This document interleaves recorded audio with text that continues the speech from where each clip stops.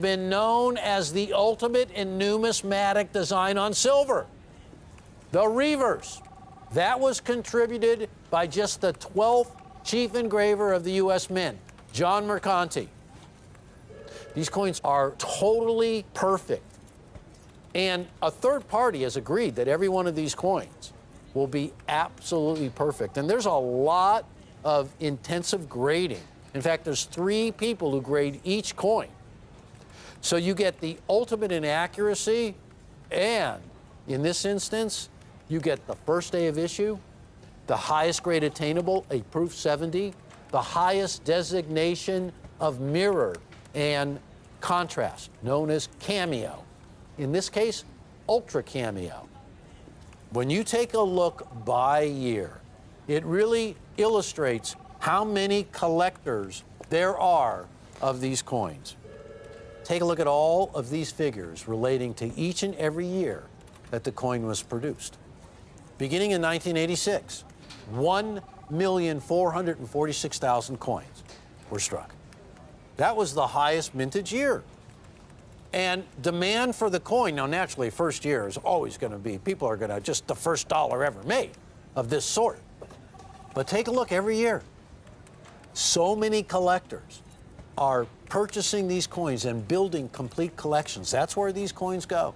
The dream is to get a perfect graded coin, a perfect grade. Now, it's not very often that the Mint will say, we're only going to strike 200,000 of these coins. Generally, the mintages are open until the window closes, the period of time closes that they can be sold. In this instance, a cap has been put on the mintage. There will be no more than 200,000 coins issued.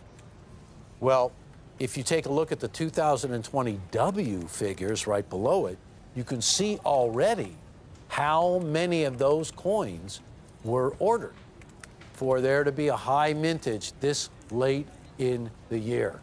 Almost impossible. I would be very, very surprised if it even reaches that maximum. But nonetheless, that's where we're at. This is a pre-sell at $229 for a very special release. First day of issue. There is a really short period of time by which your coins can be submitted to the grading service. There's only one way that it works. For you and me, it would be very difficult to do because number one, you got to get in line at the U.S. Mint. You got to buy enough Silver Eagle 2020 S's to even submit to get one in a perfect grade. So you got to buy a lot of multiples. You got to wait for them to come from the U.S. Mint. Don't forget, just started selling these.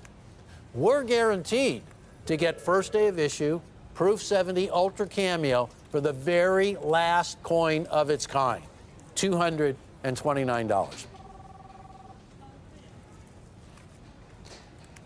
I want to let all of you know why this coin is so special. The reverse is going away, but you know what is staying? This exclusive label. Because Rare Collectibles TV own this label that we call the Reagan Mercanti label. It's exclusive to our network, and it really means a lot. Ronald Reagan was the father of the American Silver Eagle because he signed the bill into law, authorized the U.S. Treasury to start striking these coins, and that was in 1985. It was known as the Liberty Coin Act. It had 2 parts to it. The first part was not the American Silver Eagle. It was the 1986 Statue of Liberty Centennial Celebration. A silver dollar, incidentally, Mr. Mercanti was responsible for that silver dollar as well. A silver dollar was issued, and what they call a rider to the bill, an addendum, if you will, was also signed into law. And that second part of the law authorized the American Eagle program. Now, it's been going strong since 1986. The obverse is featured Adolph A. Wyman's masterpiece of the Walking Liberty half dollar, and the reverse, a tribute to the original heraldic eagle design, turn of the 19th century design on silver dollars. Well, that is all going away. And a new reverse will hit the scene in 2021. Well, you can imagine, in this year of the mint being closed, how pent up the demand for this coin is. Have you guys been watching our show? We have featured a Silver Eagle that is known as the emergency release. And what that simply means is that the U.S. Mint, because they were striking no coins, went back to their archives, to their stockpile, and they released some coins from 2017 that they were holding. Those coins have been highly sought after just because there was nothing available in 2020 from the U.S. Mint.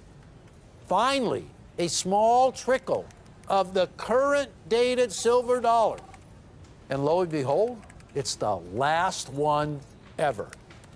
This small trickle is coming to Rare Collectibles TV in this form. Let's take one more look. $229 for a perfect Proof 70 Ultra Cameo. San Francisco strut. Very limited maximum mintage of 200,000. When you look at the 1994, that mintage was 372,000. And a 1994 in a perfect Proof 70 grade with an autograph by John Mercanti is nearly $4,000.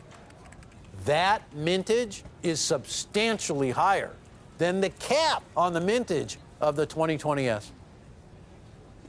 Have you guys ever heard of the term registry set or a registry coin?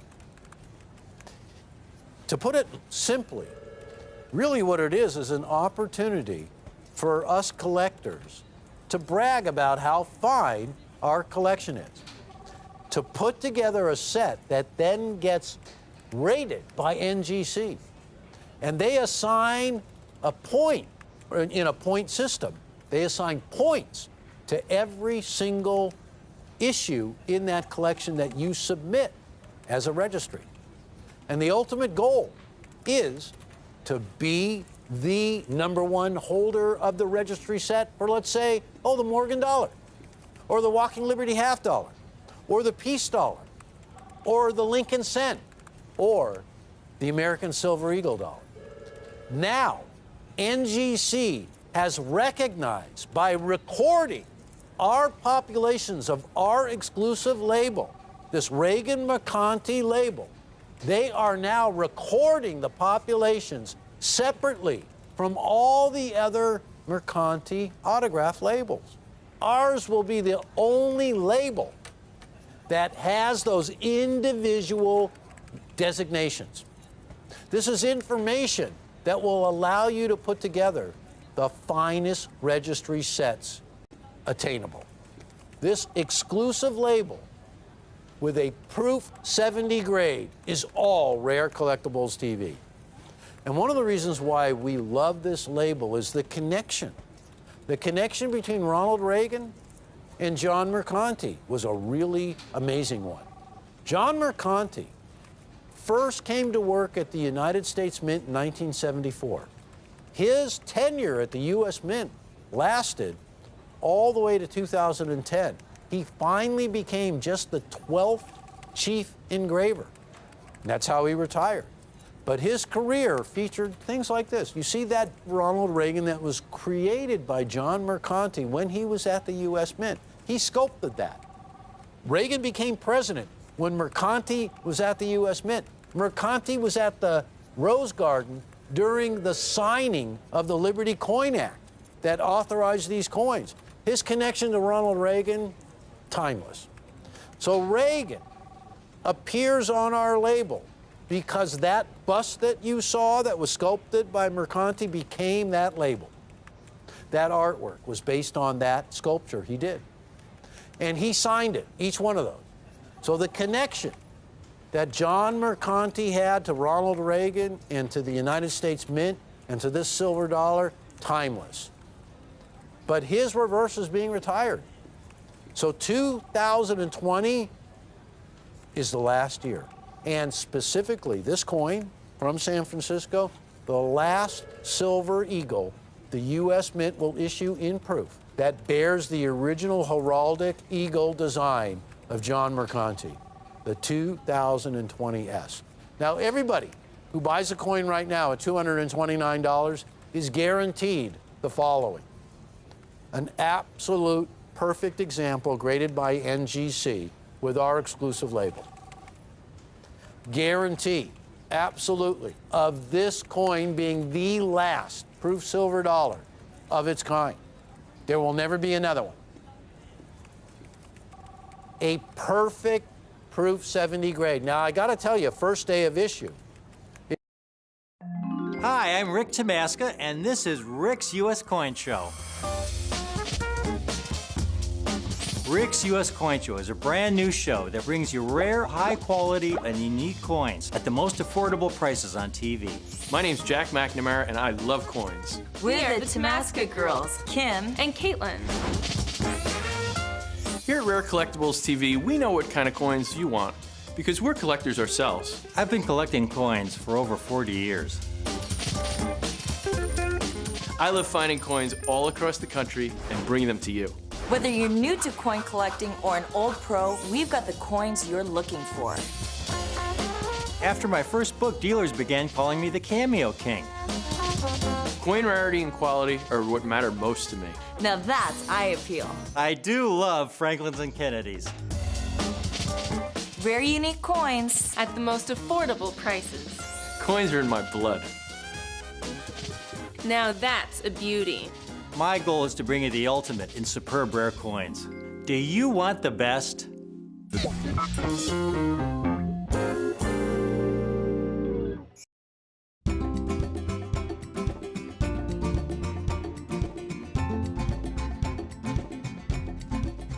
Welcome back to Rick's U.S. Coin Show. I'm Rick Tamaska, your host, and I have got an incredible introductory offer for all you folks watching today. If you're a collector or non-collector, this is a wonderful opportunity to take advantage of a series that is just exploding in popularity.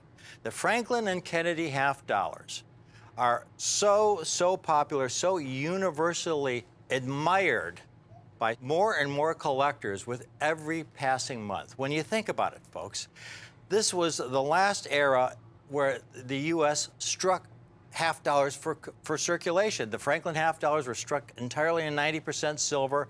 The first year the Kennedys were struck in 90% silver, and that's the largest denomination you can own. And when you look on PCGS and NGC websites, you'll see more half-dollar collectors for the Franklins and Kennedys than any other half-dollar series.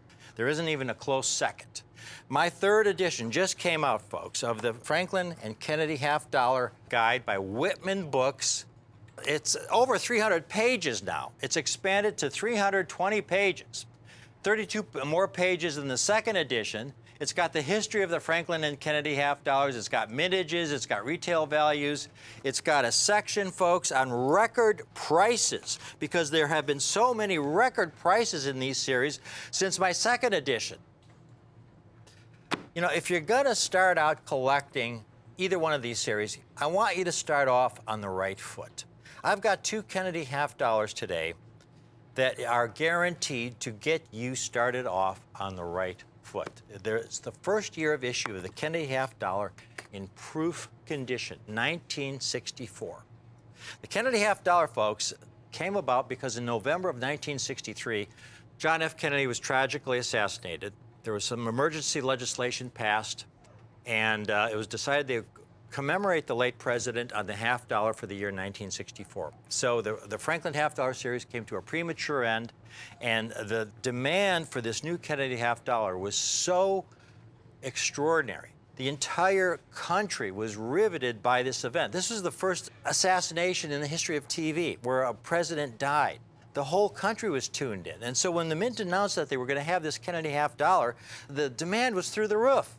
And so they were in a great rush to issue these coins in proof condition. And in January of 1964, in this very short time, they actually began to release these proof sets with the Kennedy half dollar in it. And I remember going to my local coin shop when I heard about this, the place was packed. I could barely get through the door. And the sets, well, the original issue price was about, I think it was $2.10 from the mint. Before long, the sets were selling for $20, almost 10 times the original issue price. Now, what makes the 64 Kennedy so special, it was the only issue struck in 90% silver at the old Philadelphia Mint.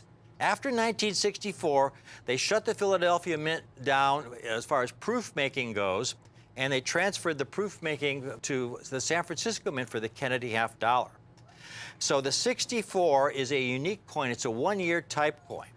And there are two very, very special coins in the 1964 Kennedy year. The Mint, in record time, began striking these 1964 proof Kennedys in January of 1964.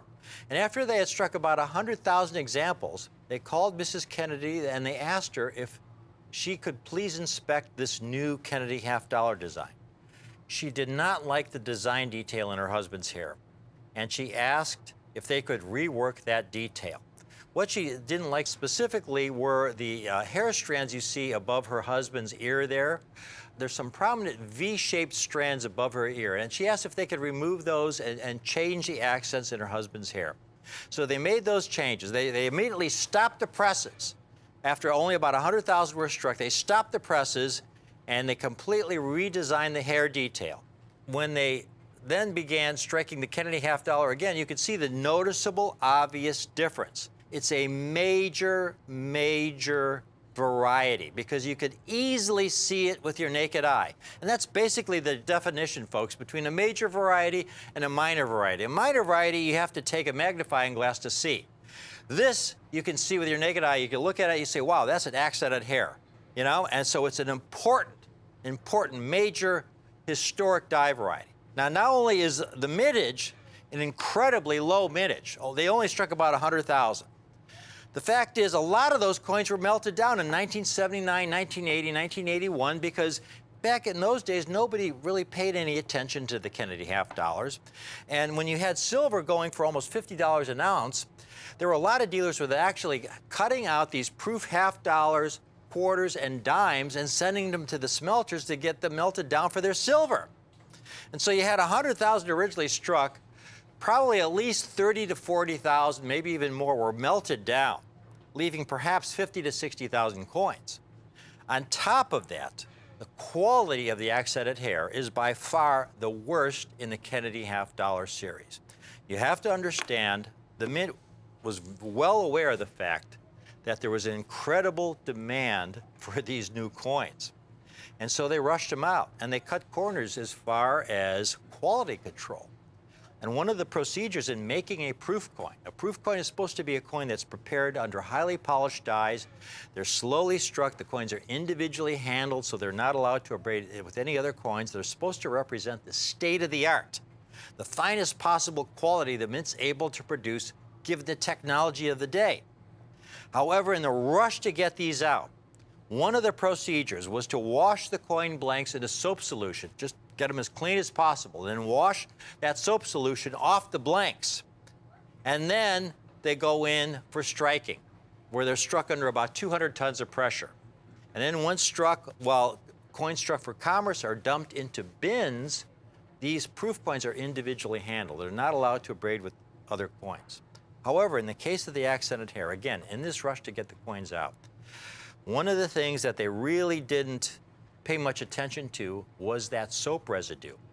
They put these blanks in the soap solution, and they typically did not wash all that soap residue off the blank. So when that blank went into the die with about 200 tons of pressure, at that point the residue was struck into the coin, became a part of the coin. You can't remove it. I've seen examples that have obvious abrasion from something like a Brillo pad where they try to just rub that spot off the coin. It's still there. I mean, the coin has all kinds of scratches on it, but the spotting is still there. I just bought this group, folks, of accented hairs, and any accented hair is worth an incredible premium. There's dealers here selling them for almost $200.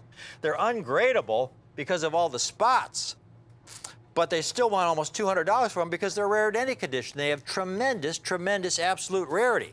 I just bought these, folks, and I paid a hefty premium for these sets that had some accented hair Kennedys in them. And I bought them, and I got to inspect them, and every one is so typical of an accented hair. Here's one. I'm just going to cut it out here, hand it to Sasha so you could see them. Here's how here's how the sets were issued. They came in these envelopes, as you see here, very simple envelopes, and they were encased in cellophane, each coin in its own compartment.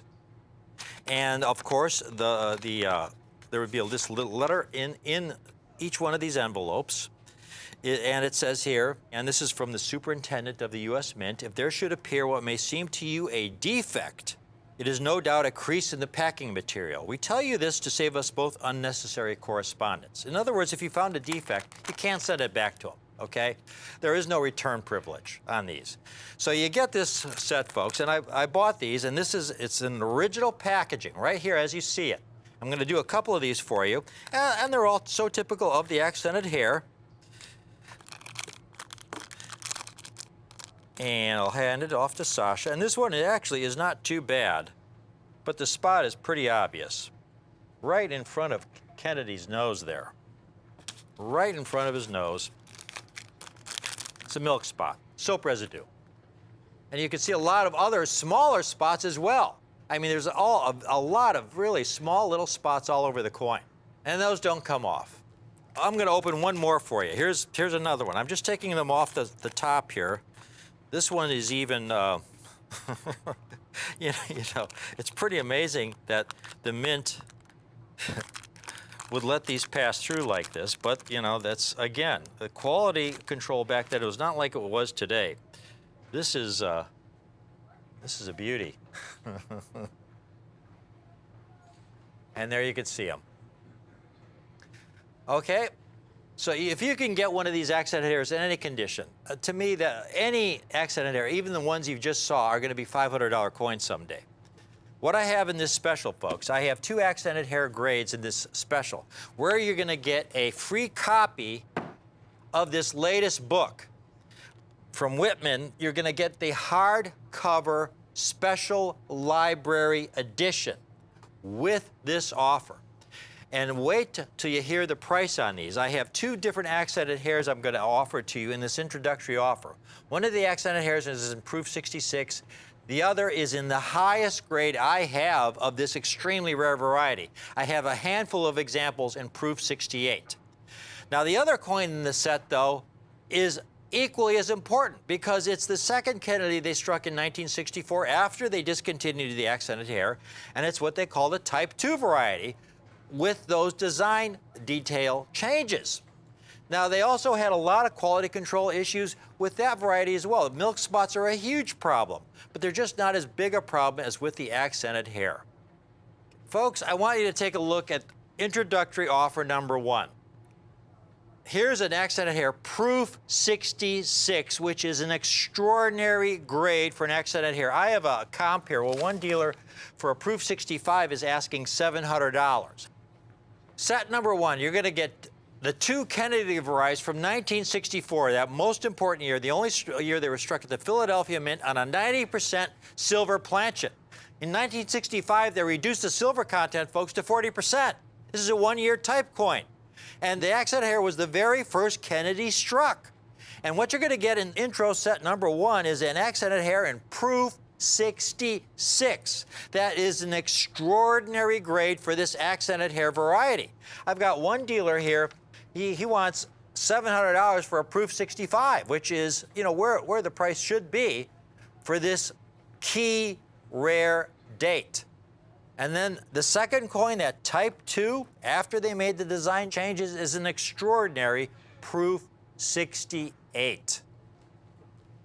Proof 68. That is set number 1. Now, set number 2 is the best I have, and I've been specializing in these coins, again, since the early 1980s. I have a limited number of these with the accented hair in proof 68 condition. This is essentially a perfect coin. There have only been a handful graded higher than Proof 68, folks. No spots, black mirrors, no hairlines. This is extraordinary. When you see the prices on these two sets, and the fact that you're getting the third edition, the limited edition, hand-signed library edition of the Franklin and Kennedy book, look at that. It is like a modern Proof. It's a jewel. And then the second variety is also a Proof 68. Flawless to the eye. Flawless to the eye. Now, the accented hair, folks, as far as putting a value on this, what I told you at the very beginning, this is a set that will get you started off on the right foot at the price I have at today. I'm a specialist in these coins. I get first crack on the best deals, and so I can pass it along to you and give you the best prices. Here's an accented hair. Again, a spotted example. It's not even gradable. It's a spotted example like the first couple you saw in our presentation. The dealer wants almost $200 for. Here's a Proof 65 that I spoke about earlier. $700 for a Proof 65. Here's a dealer for a Proof 66, a great price. A Proof 66, like you saw here, for $599, $600 for a Proof 66. That's just for the accented hair in Proof 66 condition. Now, Proof 68s, I've seen record prices now for these Proof 68s since my third edition came out. These coins are on fire, folks. Here's a dealer. He's got a Proof 68 he wants $1,300 for. Here's one, a Proof 68 that he's selling. This is a dealer, again, with 100% positive feedback, over 600 happy customers. A Proof 68 for the accented hair, $1,826. Now, the Type 2 variety, again, is not quite as rare. Not quite as rare, but here's a dealer asking for the Type 2 in Proof 68, $600 just for the Proof 68. Before I price them out, here's the total number certified of both varieties in Proof 68 condition. And there you see the total mintage of the Kennedy half dollar was 3,950,000 coins. Approximately 100,000 of those were the accented hair. Maybe 50, 60,000 have survived, meaning the Type 2 variety, about 3.8 million were struck. Now, in Proof 68 condition, the Type 2 variety, they've only graded about 13,000 examples in Proof 68. That's combined NGC and PCGS. The accented hair, folks, 2,088 coins. So you can see why dealers are asking those kinds of prices. And here you've got set number one. My hardcover limited edition will be included in this set. The accented hair Proof 66 that other dealers are asking $600 for.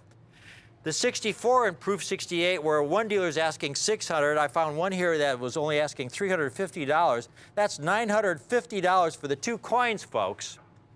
I've got these sets. Call in now.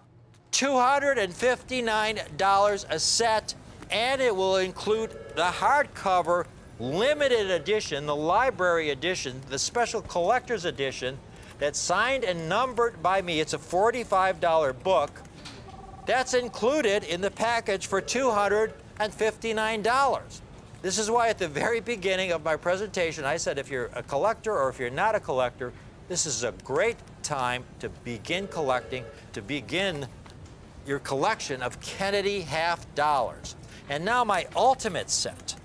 My ultimate set, where again, you have a dealer asking over $1,800 for the Proof 68. You have one dealer asking $600, another $350 for the Proof 68. So that's over $2,100, folks, on the Proof 68 set. Now again, I have a limited number of these Proof 68 accented hairs, so this presentation is going to be ending very, very shortly. I cannot offer that many of these sets because of the limited number of these Proof 68s. I should also add, I have a limited number of the Proof 66s. I've only got about 100 of those. And it's taken me about 2 years to put the 66s together. The 68s, I only have about 20 of. Now, I originally offered this set, folks, with an accented hair in Proof 65 about a month ago. We sold out of those. They're gone, okay? These are the best I have. The 68 sets, folks, the Proof 68 sets, the accented hair and the Type 2, both in Proof 68 with the book, is not going to be $2,100. It's not going to be $1,900. It's not going to be even $1,500. It's not going to be $1,095. $749 for the set with the accented hair, Proof 68, the Type 2 Kennedy, Proof 68, the limited edition, not the softcover edition. The softcover is only $19.95. The limited edition, hardcover, hand-signed and numbered, the total package, $749. We are getting a lot of folks calling in on this opportunity, this collector's opportunity. Once again, I'm going to wrap this up. What I have today are the two most important Kennedys you could possibly own, among the two most important half dollars of the 20th century. The two Kennedys struck in 1964 in proof condition. The only Kennedy struck in proof condition on 90% silver planchets at the old Philadelphia Mint using the old minting technologies in those old flat pack packaging. It's a one-year type set. They're extremely rare, and at this price, folks, they are a bargain of a lifetime in the Kennedy half-dollar series.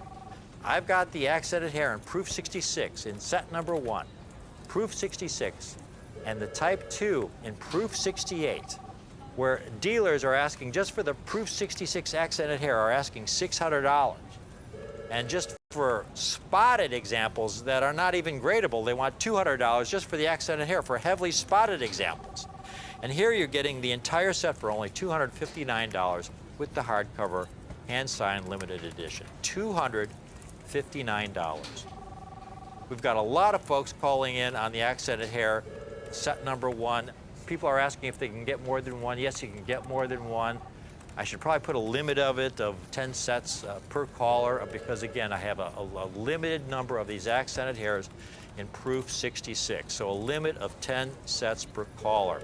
Now, on this set number 2, I think I have to put a limit of 3 sets per caller because I only have about 20 of the accented hairs in Proof 68. And at this price, folks, it's $749 for the set with the limited edition and signed hardcover. $749. This is the greatest gift you can give yourself if you're a collector who wants something really special from the 20th century. This first year of issue of this 1964 Kennedy, in the condition I have these coins, at the price I have them for, it's a collector's dream come true. If you've never collected coins before, this is getting started off on the right foot. This is what I've been doing now, folks, since the early 1980s, building the finest collections for my clients, and this is what I'd like to do for you today. Thank you for watching. I hope you take advantage of this. It's a great, great opportunity. Thank you.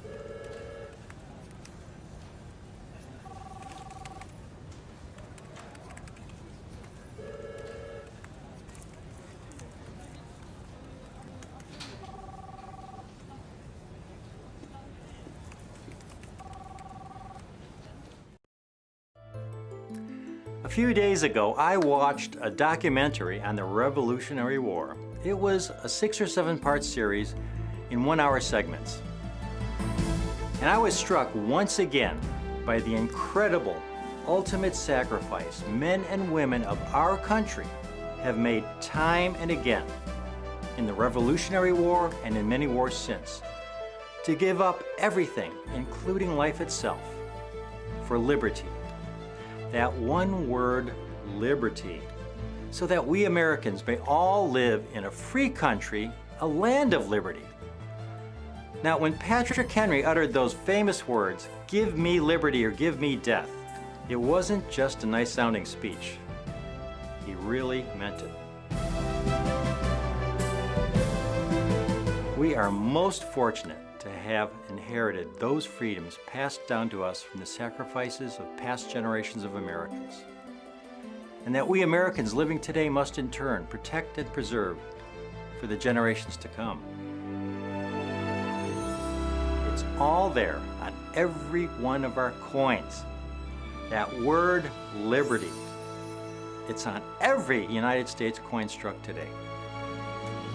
We have so much to be grateful for. And we have our coins as our inspiration, our daily reminder of who we are. There are many reasons I love United States coins, but for me personally, this is the most important reason. It is what United States coinage stands for, what our country stands for, and what we stand for. When I look at a U.S. coin, I think again how proud I am to be an American.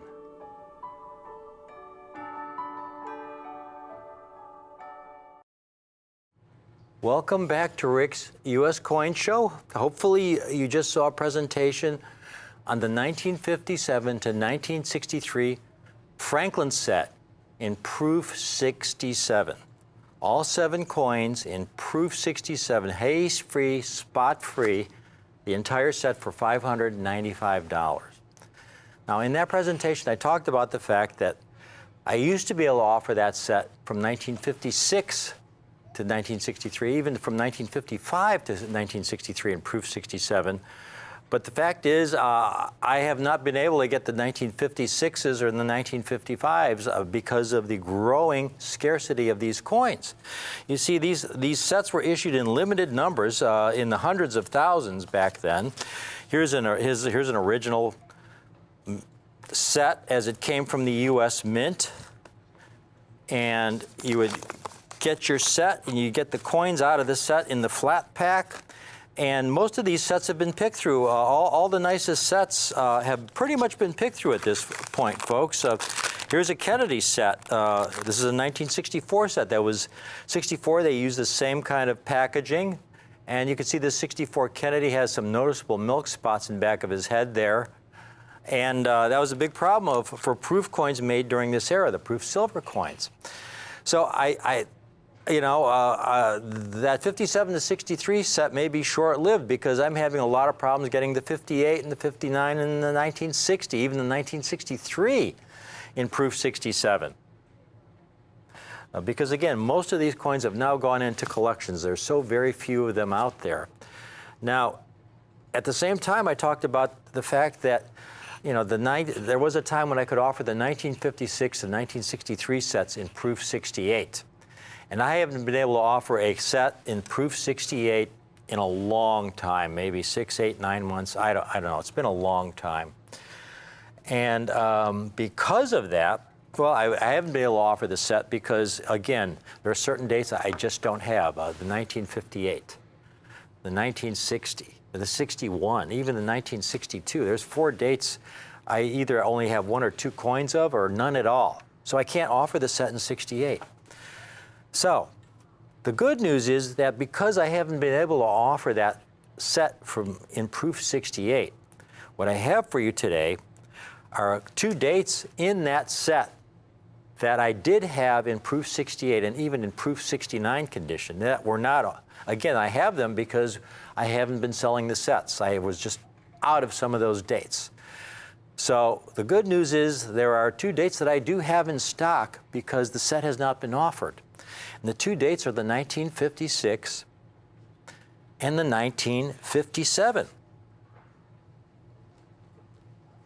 And here is, just briefly, the population charts of these 2 dates. And not only do I have these 2 dates in proof 68, folks, I even have a few examples in proof 69. That is the highest numeric grade any Franklin has ever received. Proof 69. And what I have are those 2 dates in proof 68 and proof 69 condition. I'd like you to take a look at these coins.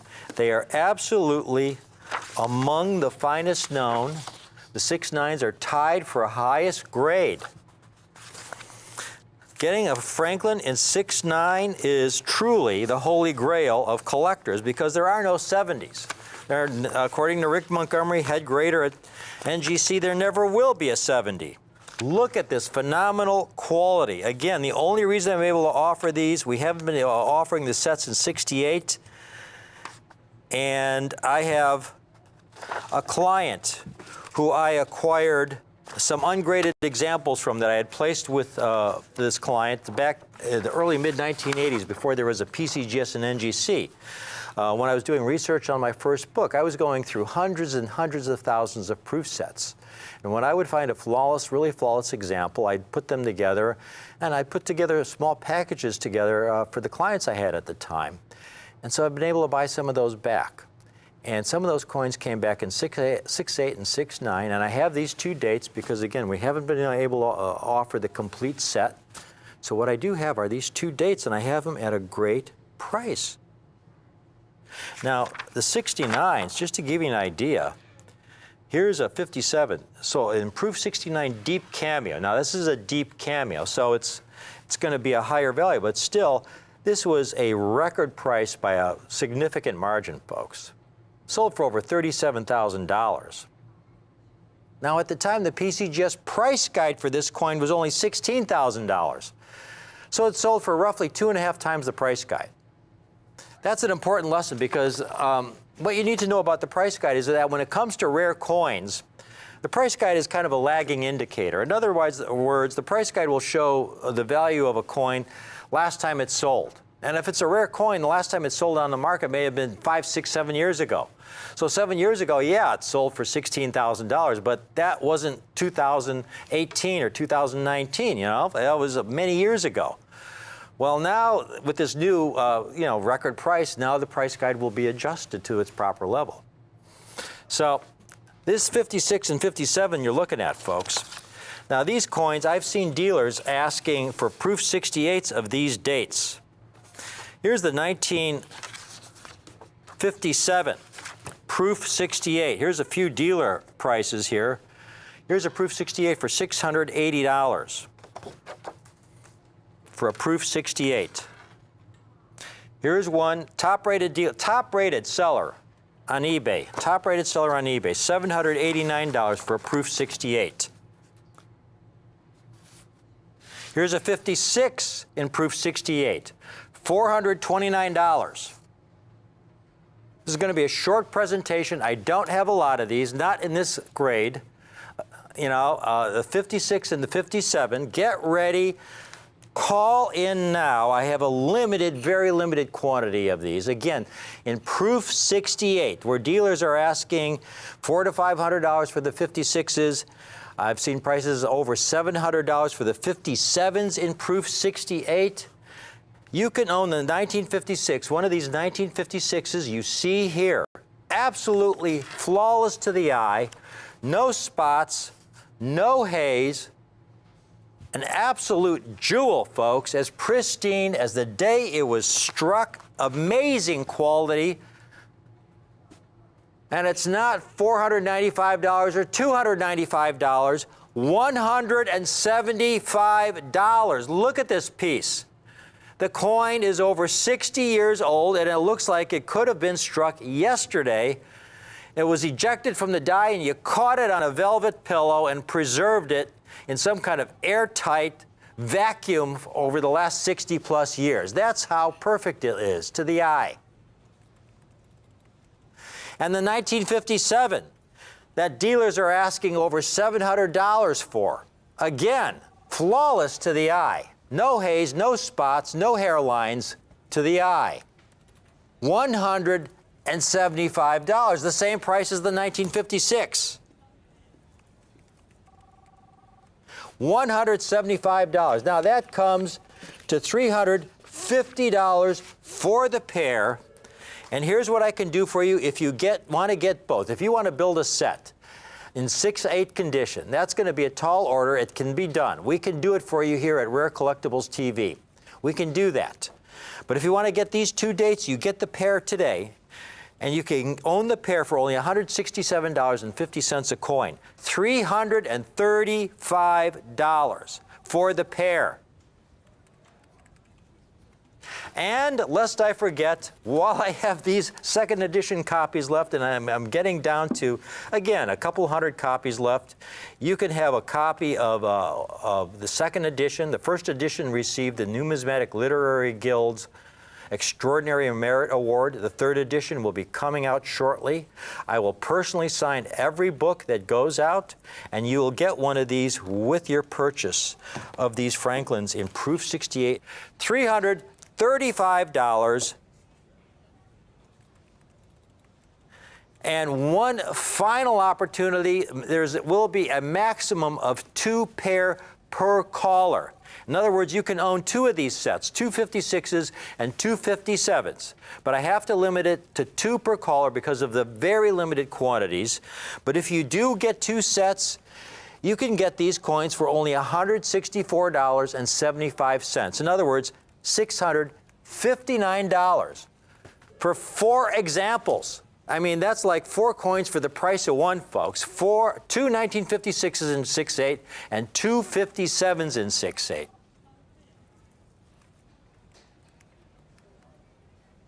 Now, what about the Proof 69s?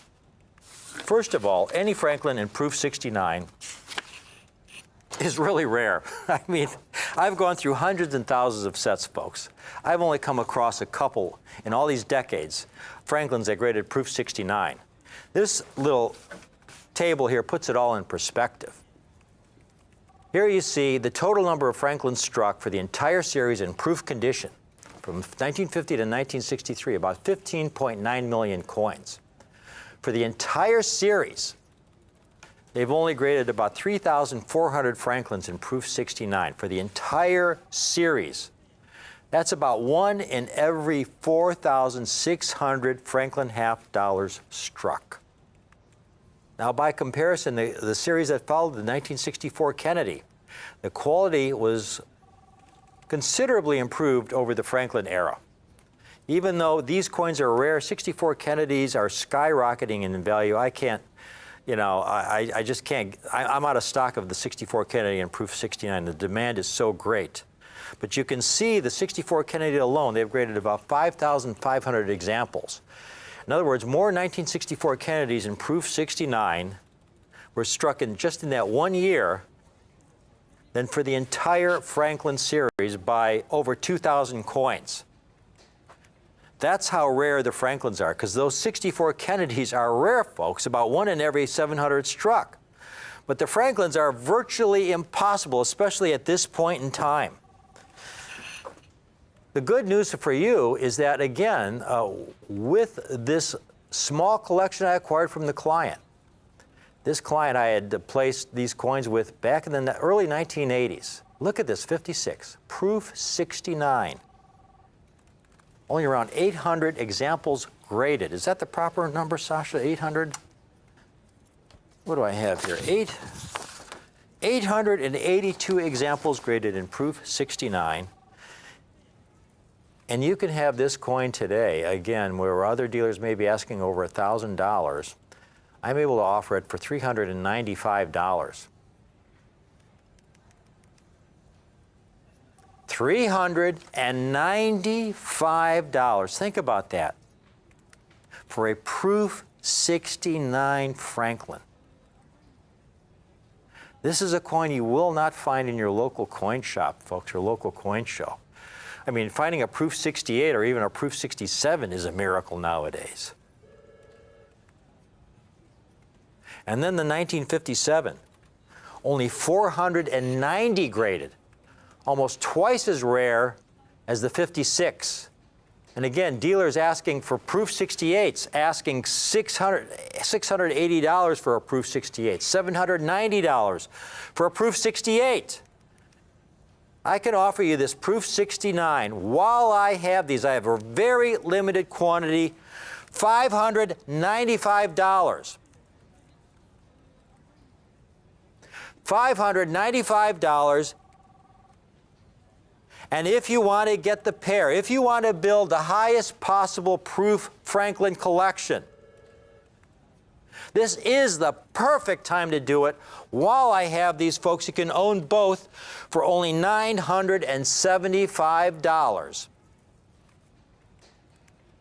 And lest I forget, I just have a couple hundred copies left. If you get either set, the 56 and 57 in proof 68 or those two dates in proof 69, you will also get a free signed copy of my second edition.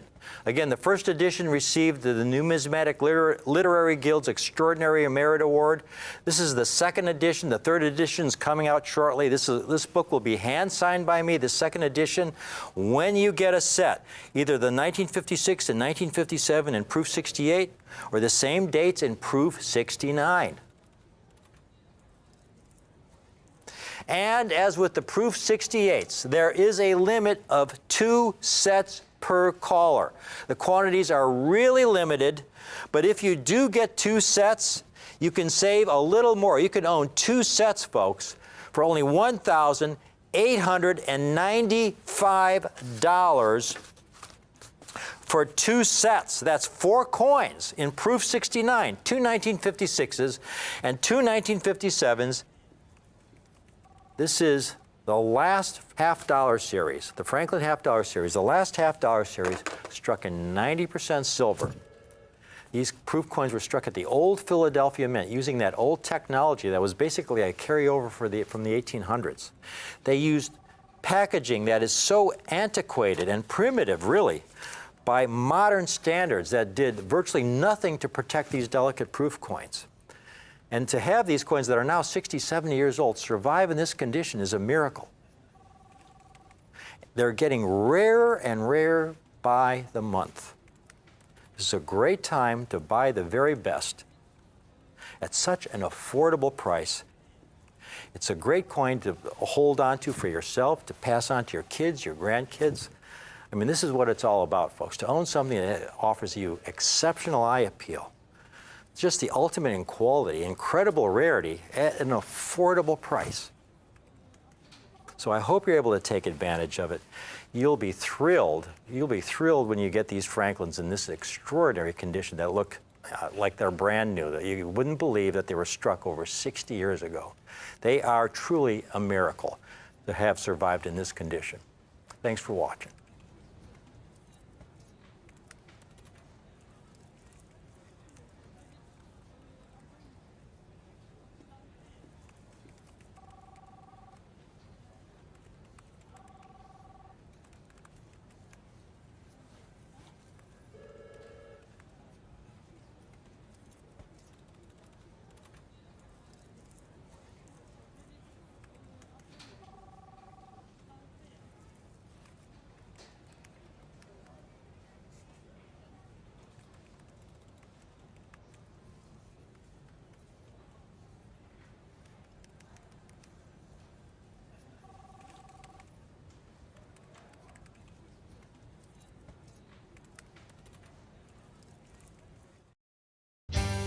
Let me tell you about all the different kinds of coins we have on Rick's U.S. Coin Show.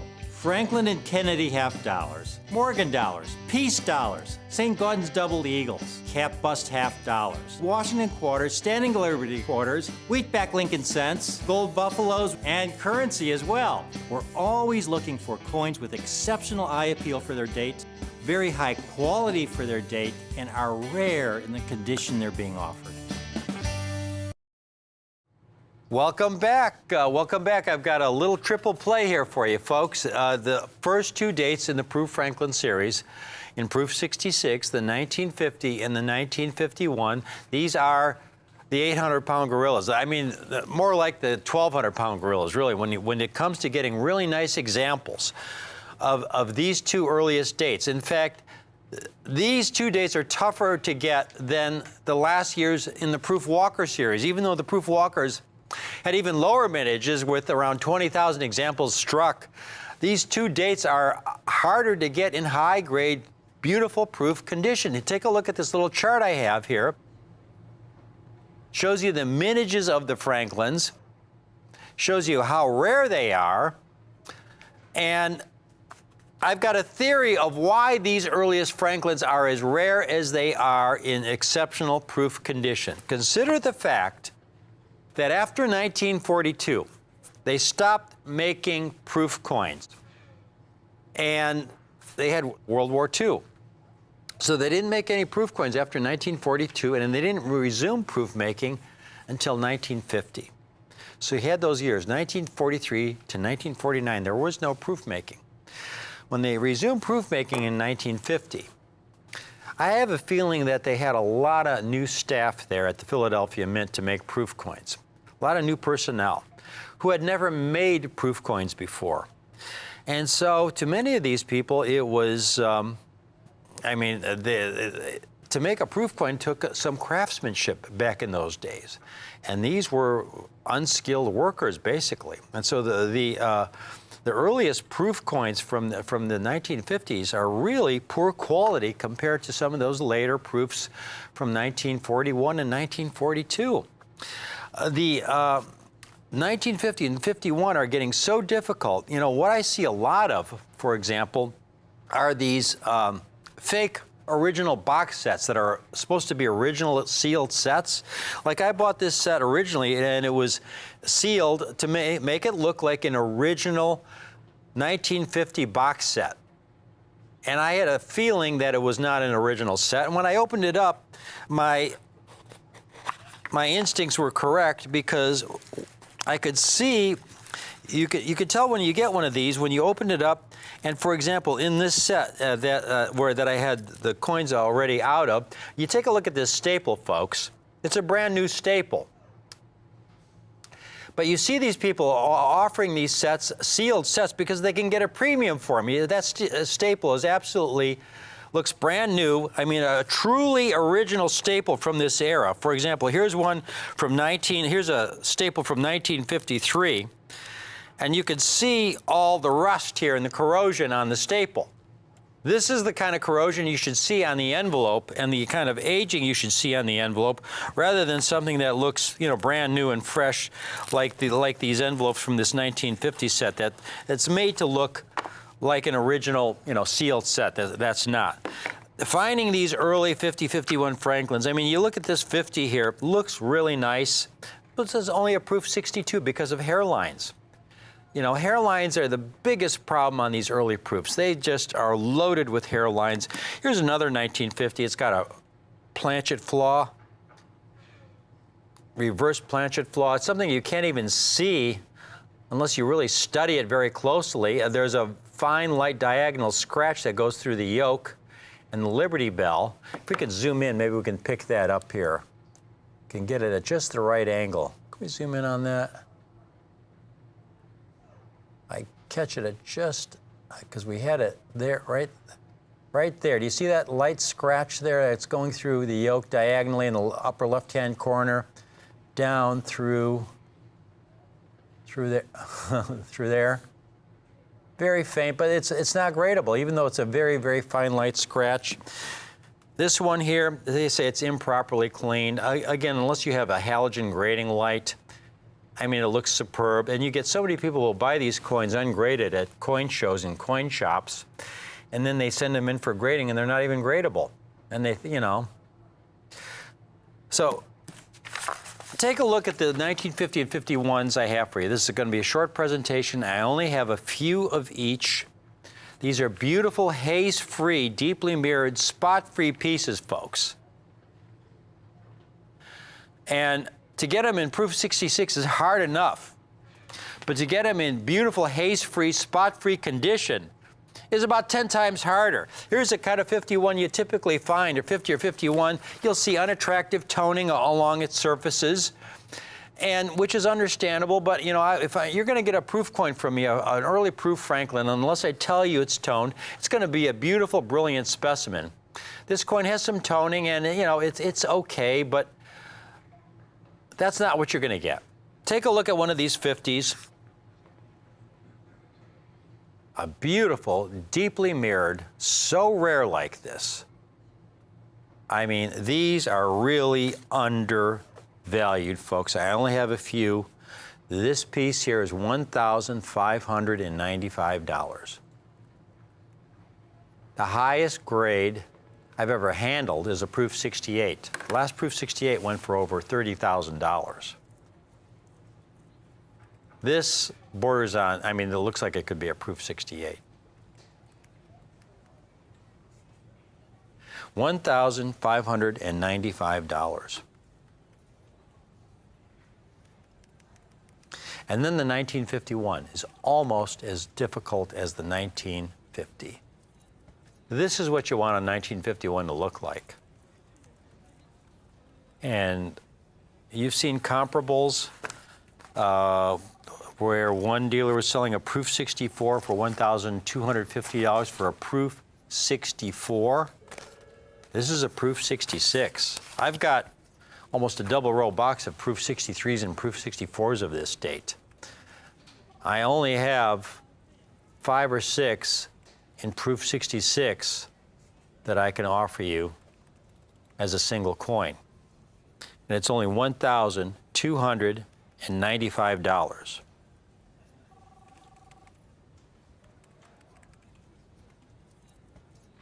Now that comes to $2,890 if you get them individually. But if you get the pair, you can own both for only $2,849. Think about that. You've got the two rarest Proof Franklins in the series. The key dates by a significant margin. The 50 and the 51 are huge stoppers in this series. And these coins are getting rarer and more difficult to locate in this condition with every passing month. I mean, there was a time, it was only about a year ago, when I had in stock about 7 1951s in Proof 67 and about 20 1951s in Proof 66. Those days are gone. I don't have any 51s in 7 right now. I don't have any 50s in 7 right now. I only have a few of these in Proof 66, folks. And there's come a point very, very shortly when I won't even have Proof 66s, and you'll see me offering Proof 65s. And that's what pushes the values up, because you have so much rarity here for so relatively little of your numismatic dollar. You're getting coins with exceptional eye appeal, exceptional quality, extraordinary rarity for a really modest price. Once again, short presentation, the 50, the rarest of all dates. They only struck 51,000 examples. Total mintage. And here's a stunning Proof 66 for only $1,595. Think about that. Total mintage, 51,000 examples. That's a lower mintage than the 1916p Standing Liberty quarter. And that coin with that mintage of 52,000 in just good condition goes for $4,000 or $5,000. Here you got a stunning 1950 Franklin Proof 66, 51,000, and I think it's like 386 examples struck.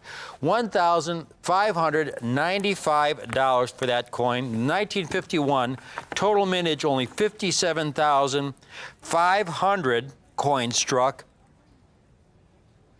Proof 66, only $1,295.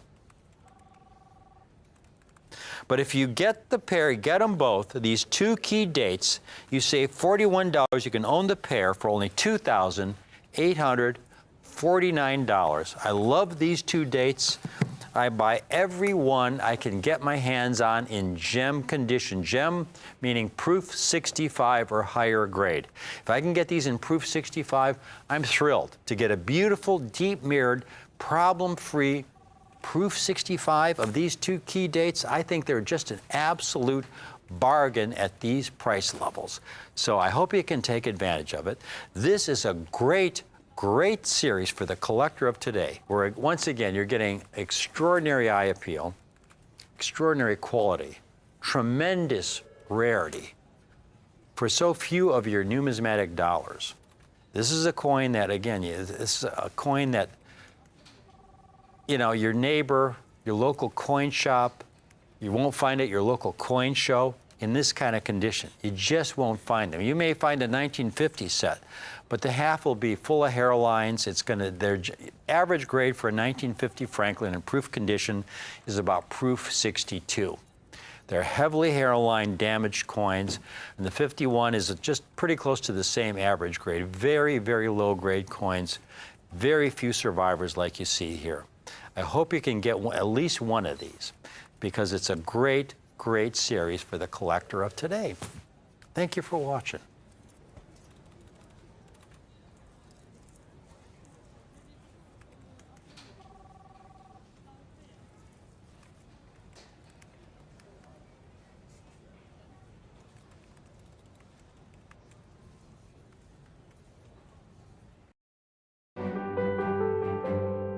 There is nothing I enjoy more than helping our clients build the coin collections of their dreams. Are you looking to assemble a complete collection of coins but are having difficulty finding the rare ones you're missing? Do you need guidance in locating and acquiring high-grade, high-quality examples of certain hard-to-find coins? That's why Rick's U.S. Coin Show has introduced the Private Advisory Coin Team. Rick and Jack deal with many high-end coins for private collections that are not shown on our regular TV show. And now you can have access to these coins too. With the collective wisdom of our team and the breadth of our relationships at Rick's U.S. Coin Show, we have access to the most prestigious private collections, coin shows, and dealer inventories across the country, all to help you build a numismatic coin collection of your dreams. The Private Advisory Coin Team is for those collectors who seek those ultra super rare and hard to find coins that you only read about in numismatic books. If you're interested in learning more about some of the rarest and most valuable coins known, call the number on your screen and tell our customer service representative you would like to be connected with a member of the Private Advisory Coin Team. And be sure to keep watching Rick, Jack, and James on Rick's U.S. Coin Show. Right now and probably forevermore, and it's not a new thing either. The coin you're about to see is the largest silver dollar the U.S. has ever issued. It's even bigger than a Morgan dollar. And if you are a follower or a collector of the American Silver Eagle, you know the silver dollar, it's been around since 1986. That's our exclusive label, of which every single one of these coins will come with. It's exclusive to Rare Collectibles TV. This is a unique period in numismatics, ladies and gentlemen. Rarely do you see an issue that is labeled or known as an emergency release or emergency production. Yet, that is what we happen to have. This is something amazing. First of all, let's go over this label. The top of the label says, "Struck at Philadelphia," which is something that just does not happen to the business-struck Silver Eagles, because we all know that they're struck at the West Point Mint. So what happened there? We'll get into that in a second. 2021, Philadelphia struck. You can see the P mint mark there in parentheses. Eagle silver dollar with the heraldic eagle reverse, known forevermore as the Type 1. Because what you're looking at right there, ladies and gentlemen, is the last heraldic eagle reverse of the eagles that were designed by John Mercanti. Since 1986, the reverse of the American Silver Eagle has featured the heraldic eagle reverse, which was John Mercanti's tribute to early American silver dollars. Well, that reverse is going away. It's being retired. What you're looking at is the very last one, and we have a special deal going right here. Yes, that reverse is giving way very shortly to a brand new reverse, which will begin the Type 2 series. Right off the bat, folks, these are in Mint State 70. The highest grade you can get is a Mint State 70. It indicates this is a flawless coin. Absolutely no imperfections whatsoever, both when it is viewed with the eye and when it is viewed under 5-time magnification. So if you don't see any imperfections whatsoever when that is magnified 5 times at the grading service, virtually with a microscope, it will not get a Mint State 70.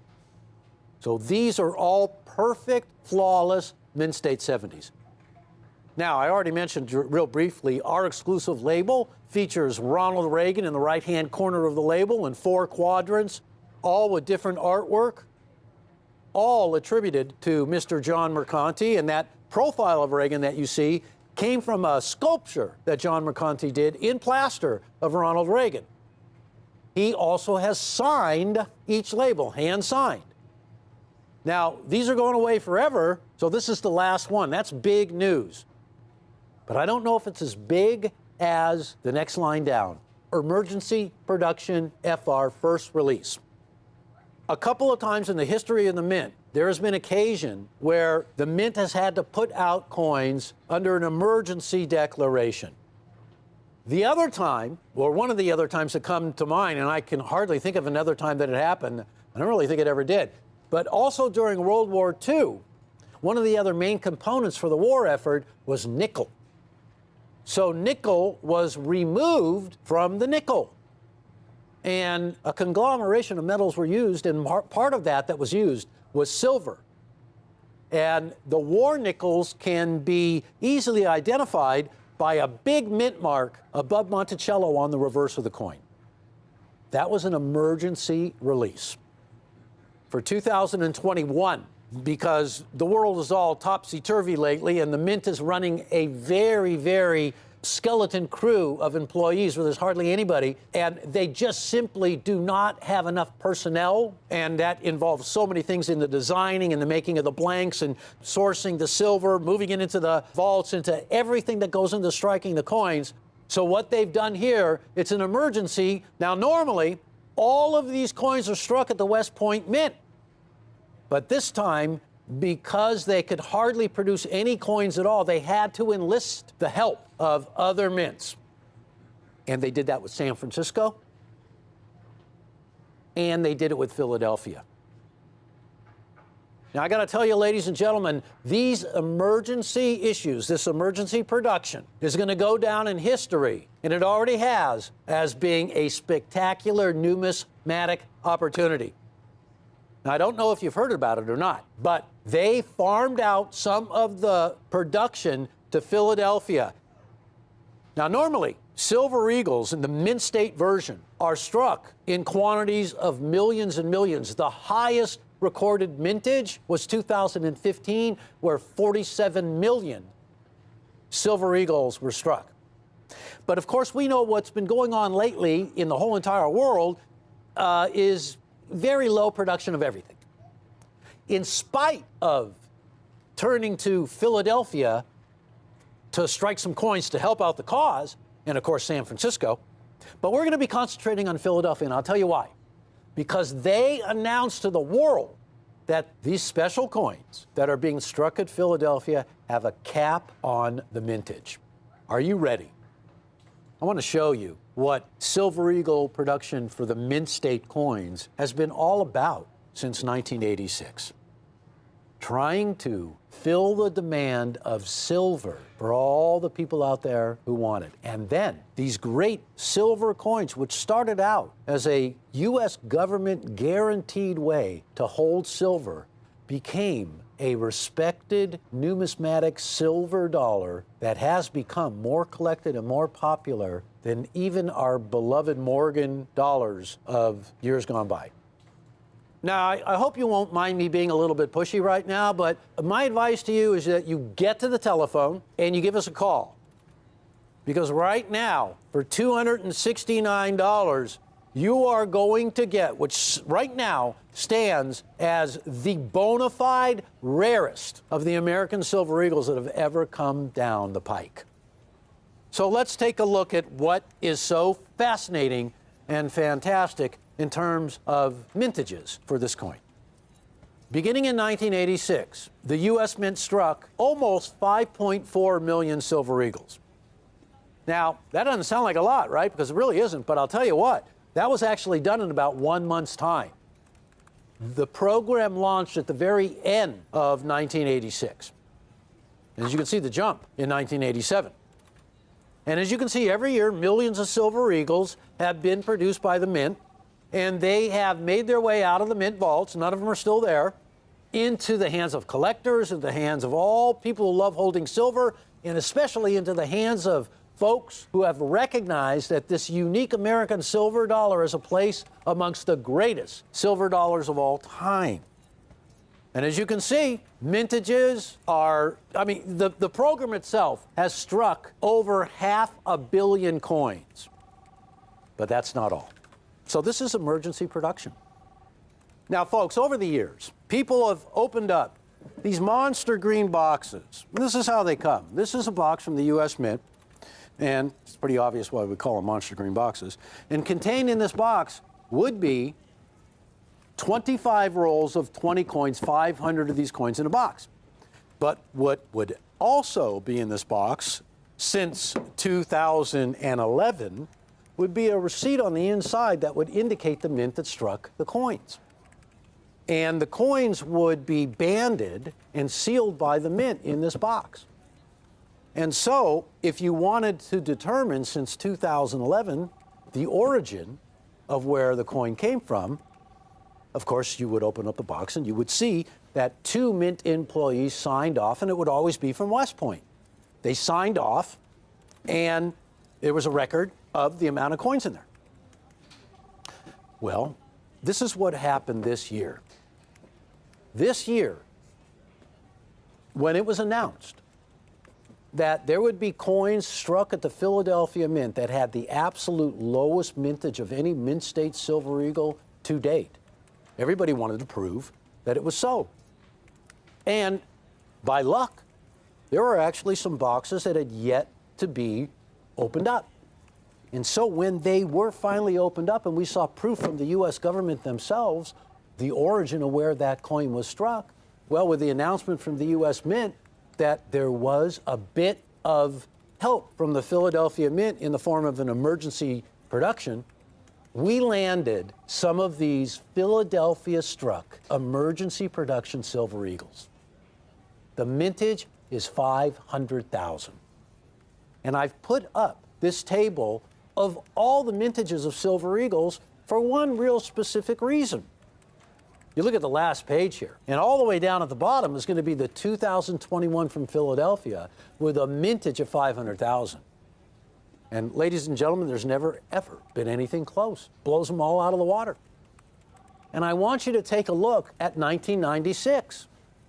Because 1996 is somewhat the holy grail when it comes to the lowest mintage of the Silver Eagle.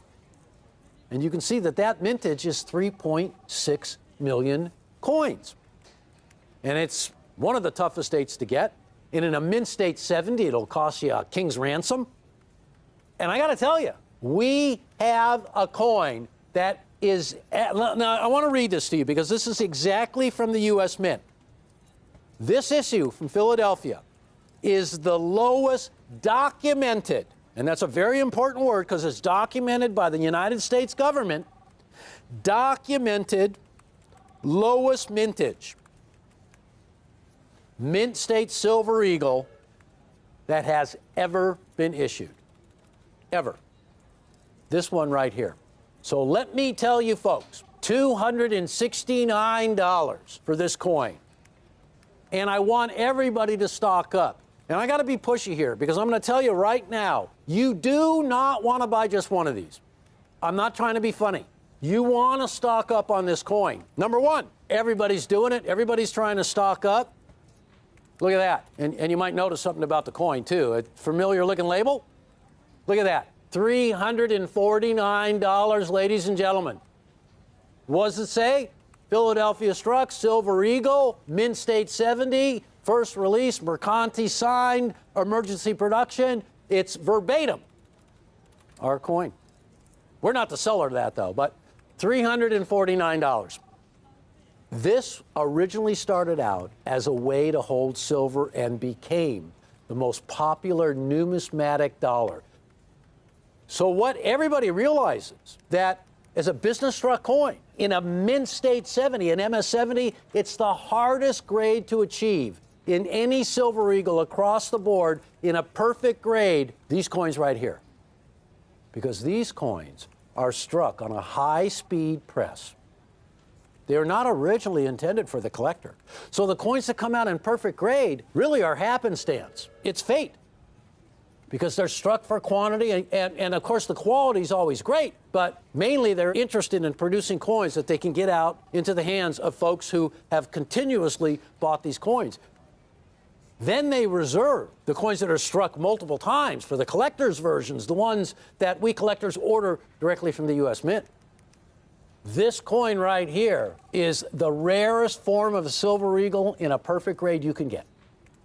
This particular 2021 struck at the Philadelphia Mint, documented by the United States government with certification on the inside and certified by NGC and our exclusive label, is 100% documented proof that this is the lowest of them all. So $269 for a single coin. I invite you to participate in an opportunity to own 5. And 5 coins, folks, $264 each, a total of $1,320. You could break that up into 2 equal payments of $660. Again, let me extend the invitation for you to acquire 10 of these coins for $259 each, for $2,590. And you could break that into 2 payments of $1,295. When we feature Morgan dollars on our show, we always talk about the mintages, and we always talk about, in a given year, the mintages from different mints. And we always say, the Mother Mint, and we always say the San Francisco Mint, the other mints that we point out, and we point out the mintages.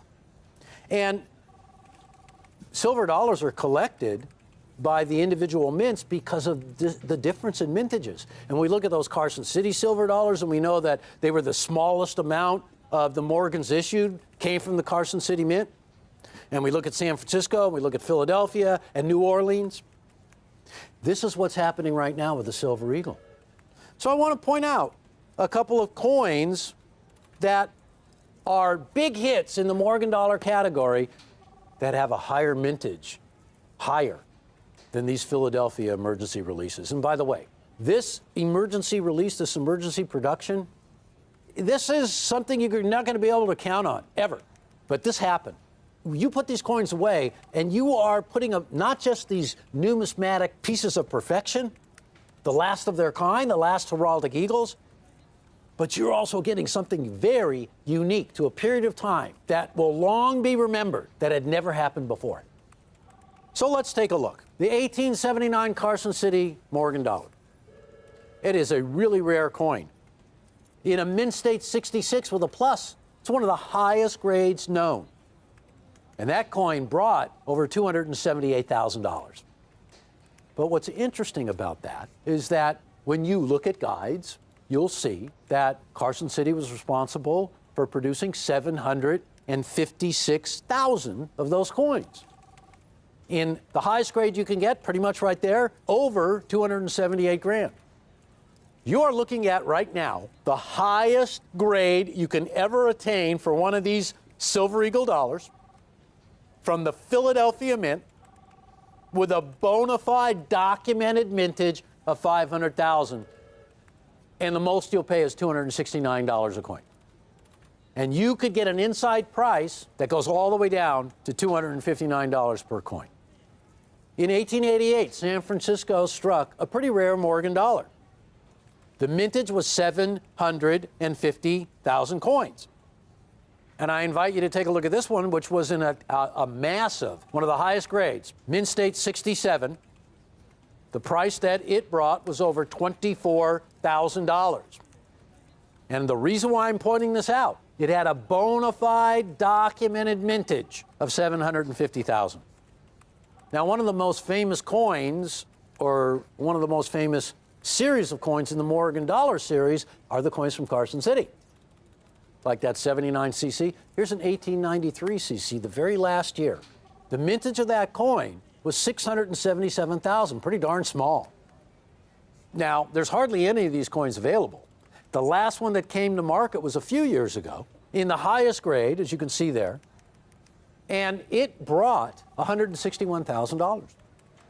So what I'm pointing out here is The world of silver dollars oftentimes will revolve around these incredibly microscopic mintages.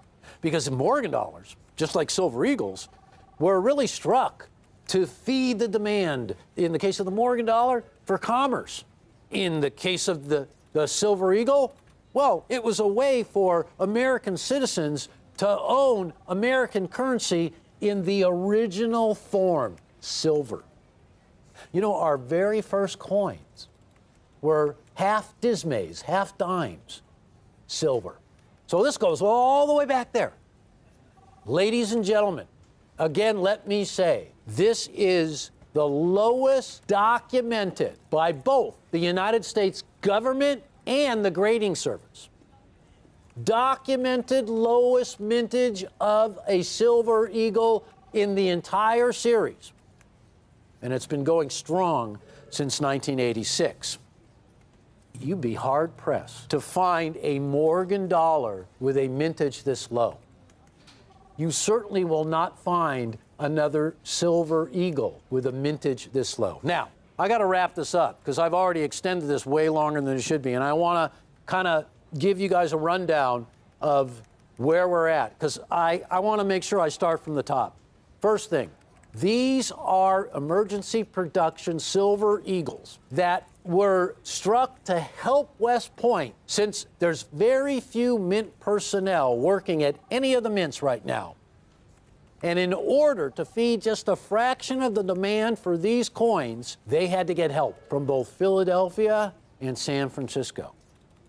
Now, it's been announced that San Francisco is going to contribute 1 million of these coins, which is amazingly low. It's a really low mintage.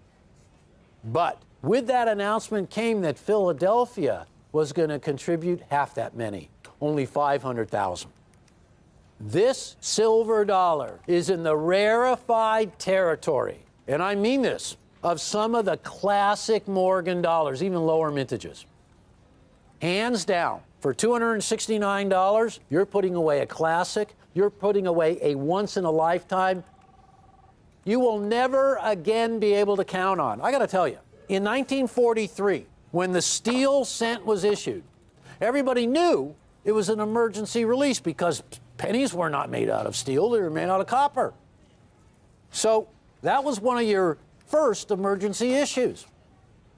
It was recognizable by the color of the coin.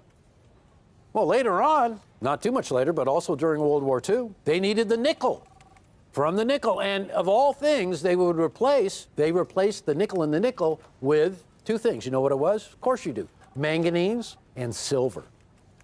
And to designate the emergency production, look at that P from Philadelphia, just like on the label of that silver eagle. And that P told everybody that that was a silver war nickel. That was produced during World War II. Okay, ladies and gentlemen, if I had a gavel right now, I'd be banging it on the table because I want to get your attention. And I don't want to scream at the top of my lungs, and nobody wants to hear that. But I want to tell you that this is no ordinary coin. Not that any one of these silver dollars are ordinary, because we coin collectors love all our silver dollars. From the first one, even the 2015s with the highest mintage ever known at 47 million, we love them all. We collect them all. This is an effort by the Philadelphia Mint to help West Point supplement the regular production of this annual release, because the Mint at West Point needed all the help they could get. This is an opportunity that has never happened before. And again, let me say, ladies and gentlemen, in order for NGC to put this on our exclusive label, and we're the only company who does this unbelievable Reagan Mercanti label, only rare collectibles, and NGC would not put all the documentation on that label if the U.S. government had not provided it. So what you get is the ultimate bona fide rarity for an amazing price. Last call, $269 for an individual coin, a single coin. A group of 5 will cost you $264 each, or $1,320. please take advantage of the opportunity to break that up into 2 equal payments of $660. There is a group of 10 that can be yours for $259 a coin, $2,590. And you can break that up into 2 payments of $1,295. Ladies and gentlemen, I trust that right now you have your phone in your hand, you are on the line, and you are getting as many of these coins as you know is good for yourself. But I want to tell you, quantity at a price like this, for this rarity, these coins, ladies and gentlemen, are spoken for. We were lucky to get a small quantity. No one is going to be able to get huge quantities of these. And what I really mean by that is, this is one time when you don't want to wait. This is, and I'll tell you, I guarantee you value. This network guarantees you value. We worked really hard to bring this deal in. There are people, and it has happened since we've been on the air, who know our quality, who know our label, and who know that they're getting such an inside price that should they choose to sell it, oftentimes they know they can. And they know they can do pretty well. This opportunity is never going to happen again. I feel it in my heart. This is your chance to get something that is way more valuable than any price that can be put on it right now. So don't forget, a one and only opportunity to get what stands, as I stand here right now, the lowest documented mintage of an American Silver Eagle. This one's produced at Philadelphia. Now, I want you to understand something. We know this coin was produced at Philadelphia because it had documentation in the box. None of these Silver Eagles that are struck as business strikes contain a mint mark. Not a West Point mint mark, not a Philadelphia mint mark, or a San Francisco mint mark. The way we know is the sealed, banded box that was sealed by the U.S. Treasury had the documentation on the inside of the mint that struck it. You're going to be doing a dance in your house when you get this coin, because you're going to see a lot more people wishing they had it, wanting to buy it, and not being able to get it. So folks, you know the price, $269 and down from there, because you can break up the lot of 5 into a 2-pay and the lot of 10. So take advantage of Rare Collectibles TV and take advantage of this point in history. And you know how they say history is always repeated, guaranteed to repeat itself? I think this is going to be the exception to the rule. So thank you so much for watching. Don't go anywhere.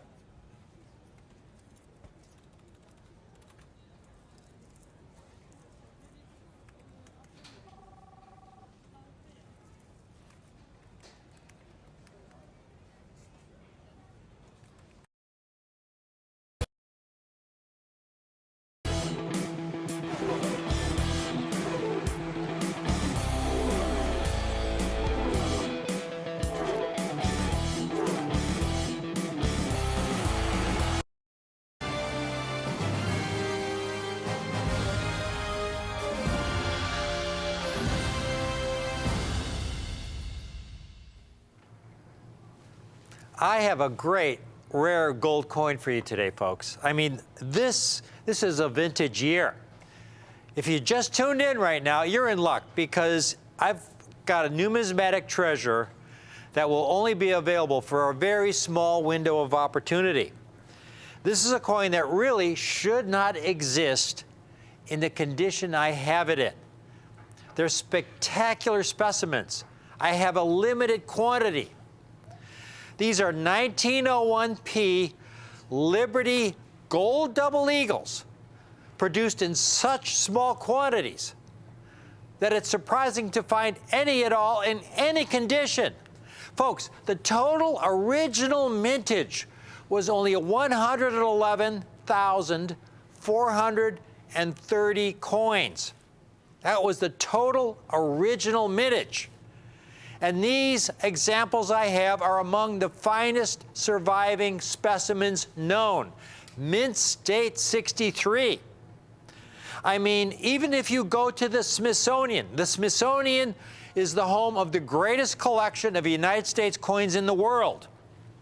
The Smithsonian specimen of the 1901P is an MS-60, fully 3 grades lower than these sensational 1901Ps that I have for you today.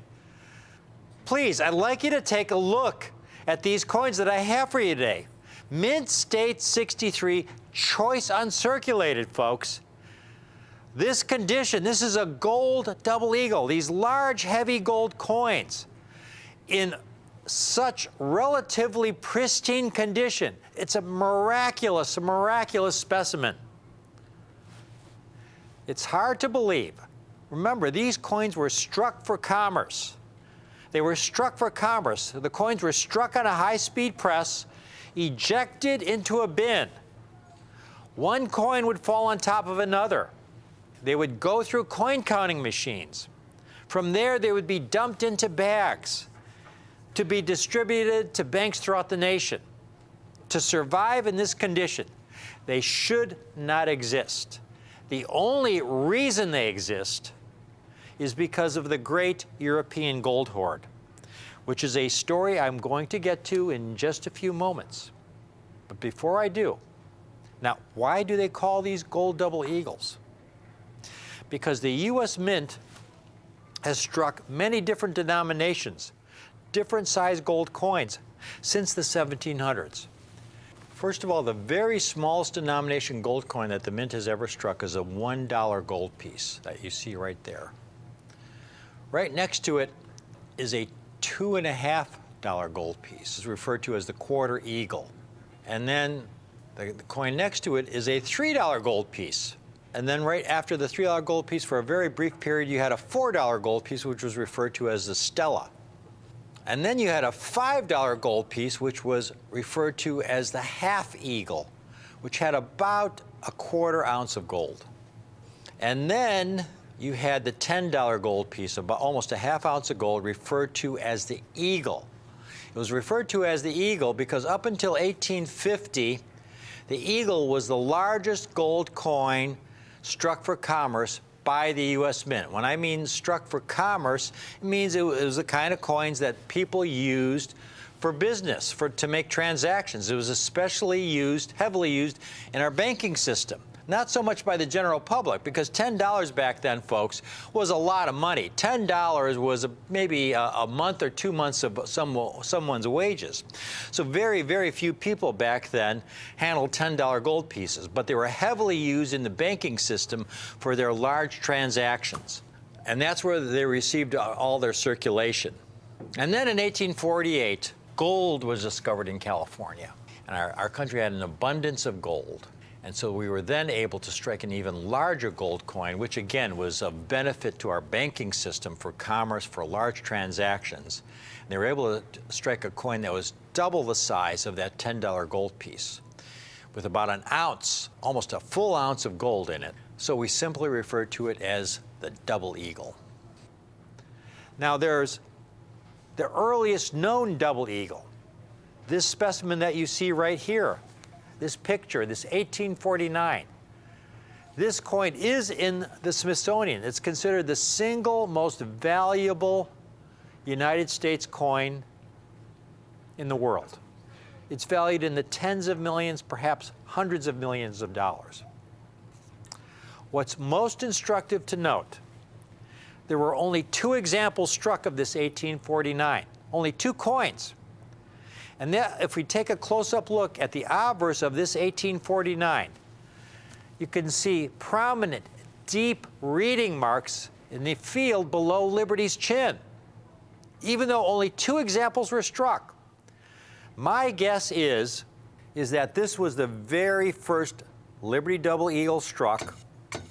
It was ejected from the die press, where it would fall into a bin, face up in this case. And then the second example struck was ejected, and The edge of that second coin landed in the obverse field where you see those deep reading marks.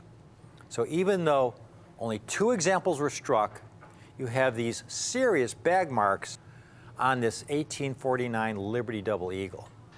Now, these gold double eagles, again, they're very, very heavy coins. It's a very soft metal. Gold, folks, a gold double eagle is a little smaller in diameter than a Morgan dollar. The Morgan dollar being the largest silver coin struck for commerce by the United States Mint. But even though it's a little bit smaller in diameter, it's about 25% heavier than a Morgan dollar. They're very heavy coins. And so most of them that have survived have deep, deep marks and gouges, like this 1903. Look at the deep cut along Liberty's cheek. This coin is ungradable, but this is typical of the surviving double eagles. Now, if you're new to numismatics, coins are graded on a 70-point scale from a low of 1 to a high of 70. The lower the number, the heavier the wear on the coin, the lower the quality of the coin. Anything 60 and above is a coin that's never been in circulation. It's uncirculated. Now, 70 is the highest possible grade. That represents perfection. Now, folks, there are no coins struck before 1960. Of the billions and billions of coins struck by the United States Mint, from cents through dollars through double eagles, billions of coins, there's never been a coin struck before 1960 that's ever graded in 70. They don't exist. Liberty had double eagles like you see these coins, folks. It means these are coins that are uncirculated with very, very few minor bag marks. These are extraordinary grades for a double eagle from this early vintage era. I have to once again emphasize I have a limited quantity of these coins. We have fewer than 100. To put it all in perspective, I've got a chart showing the mintages of some of the Liberty double eagles we've had on our show over the last several years. At the very top there, you have the 1904P, struck over 6 million examples. You have a 1904S struck over 5 million. There at the very bottom of the page, we have this 1901P, 111,430 coins. Now, what's most important, though, is how many have survived in superb Mint State 63 condition. And this is where the 1901P really shines, folks. Because when you find a Liberty double eagle in Mint State 63, most likely it's going to be a 1904P. Here's a second chart that's most instructive. You take a look at these numbers, and this is the total number of examples graded in MS63 by PCGS. And you can see there, the 1904P by far the most common issue in the Liberty double eagle series, over 66,000 graded. A distant second is the 1900P. That's the second most common. But even though it's the second most common, it's about 3 times rarer than a 04P. And then it drops down to 7,500 coins, 4,800 coins for an 1899P, which is extremely rare. And look at the 1901P, just over 2,500 coins, folks. The fact that we have approximately 100 of these is a major hoard. This is a major find. Again, these coins shouldn't exist. It's a miracle they do. The story of why they exist, it all started with the Great Depression. The Great Depression began in late 1929. It was economic devastation for countries around the world. Our country hadn't experienced anything like it since the Civil War. The stock market crashed. Unemployment was around 25%. It was catastrophic. There were an estimated 4,000 bank failures in 1933 alone. Millions of Americans had their life savings wiped out.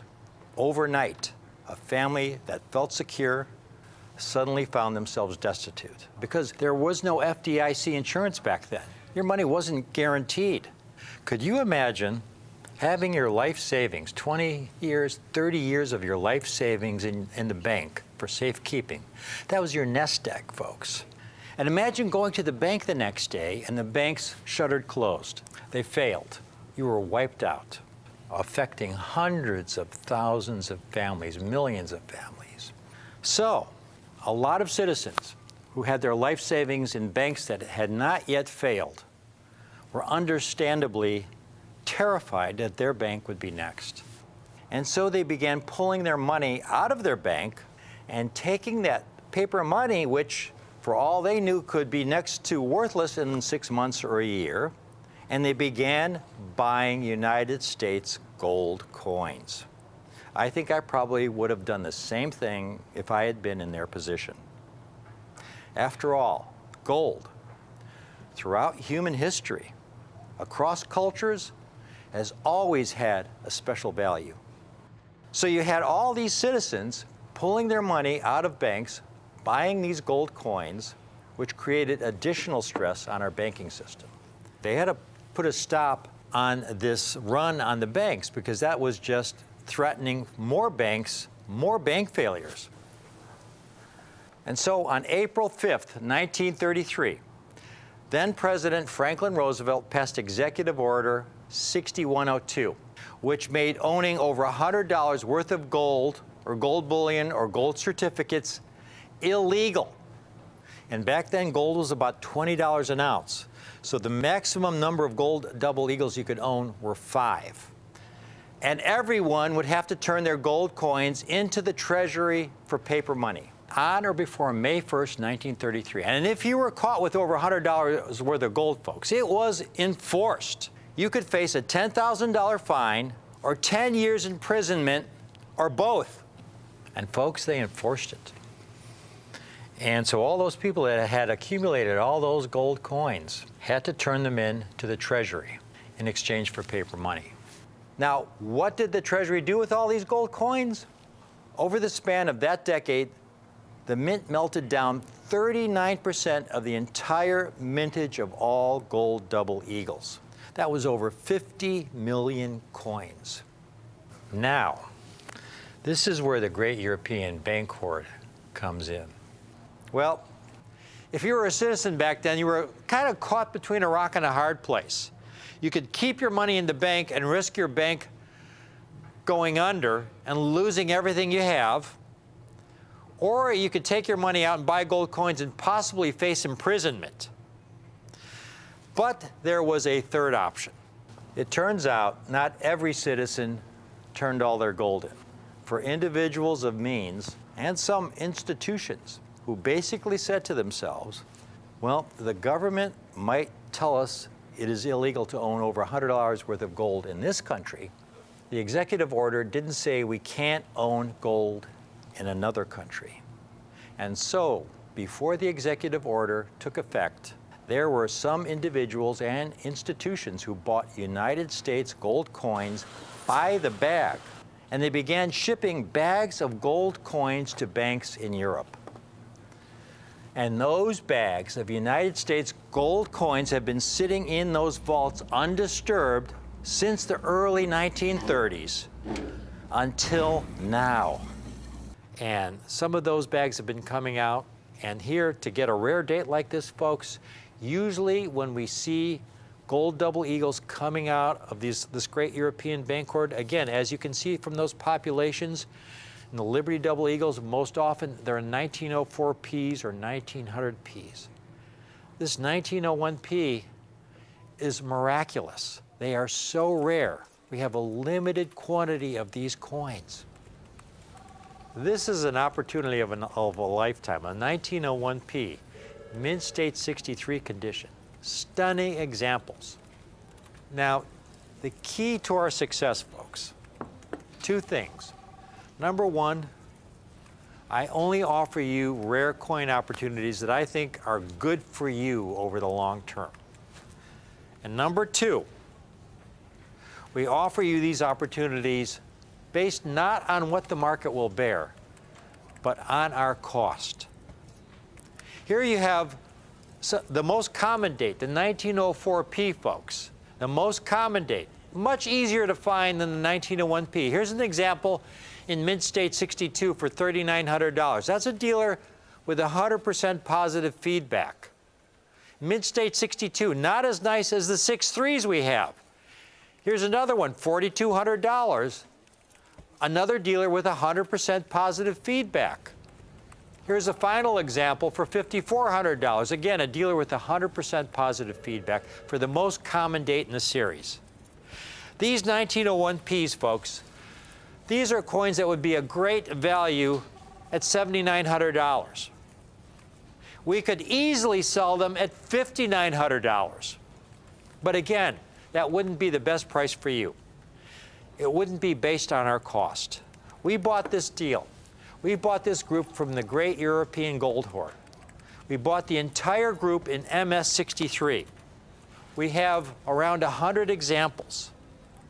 They're not $5,900 or even $4,900. While I have them, you can get one of these coins today for $3,595 a coin. $3,595 a coin. Call in now. This is such a rare coin. This is such a vintage date in the 20th century Liberty Double Eagle series in Mint State 63. I would say it's Smithsonian quality, folks, only it's far superior to the Smithsonian specimen. Now, if you can't swing the entire $35.95 today, this is an opportunity. Everybody who would like to take advantage of it, we have our 2-payment option. Just put half down today of $1,797.50, and we will hold one of these 1901Ps for you, and you pay the balance in 30 days. A coin like this, a vintage year in superb 6.3 condition, virtually irreplaceable. There was an article that came out just over a year ago. The title, "Is it time for a new perspective on generic gold?" Now, when they talk about generic gold, they're talking about the most common gold dates. For example, the 1904P Liberty Double Eagle that I referred to is a generic Liberty Double Eagle. It's the most common Liberty Double Eagle. The 1901P is not a generic Liberty Double Eagle. It's extremely rare. Here's the key sentence, though, in the article. It's something I've been telling my clients, you folks, for the last several years. There has not been a time in recent memory when pre-1933 gold coins were obtainable for so little over spot. Now, what do they mean by that? Well, I'll just recall my own experience. It was over 20 years ago. I had a Liberty Double Eagle in Mint State 63 condition. It was a common date. Gold back then was about $350 an ounce. I sold it to a dealer for around $3,500, which was about 10 times the gold value. That's what they were selling for, about 10 times the gold value. Today we have gold around $1,700, $1,800 an ounce. 10 times the gold value is $17,000, $18,000. And this is a rare date. It's not a common date. It's an extremely rare vintage date, ultra low mintage, very few survivors, superior to the Smithsonian specimen, folks. These 1901P Liberty Gold Double Eagles, and to be able to offer them for $35.95.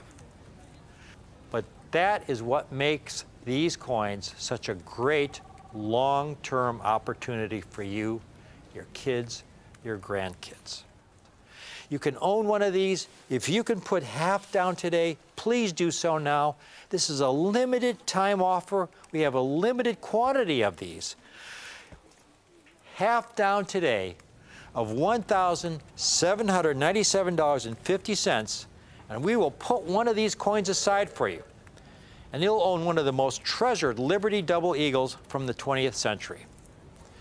This is a coin that you want to take advantage, folks, while we have them. So often we have these limited quantity offers, and we'll get customers who'll call in 1 or 2 weeks later and we're sold out, and we cannot replace the coins, at that original price. This is one of those times. I hope you can take advantage of this. Thank you for watching.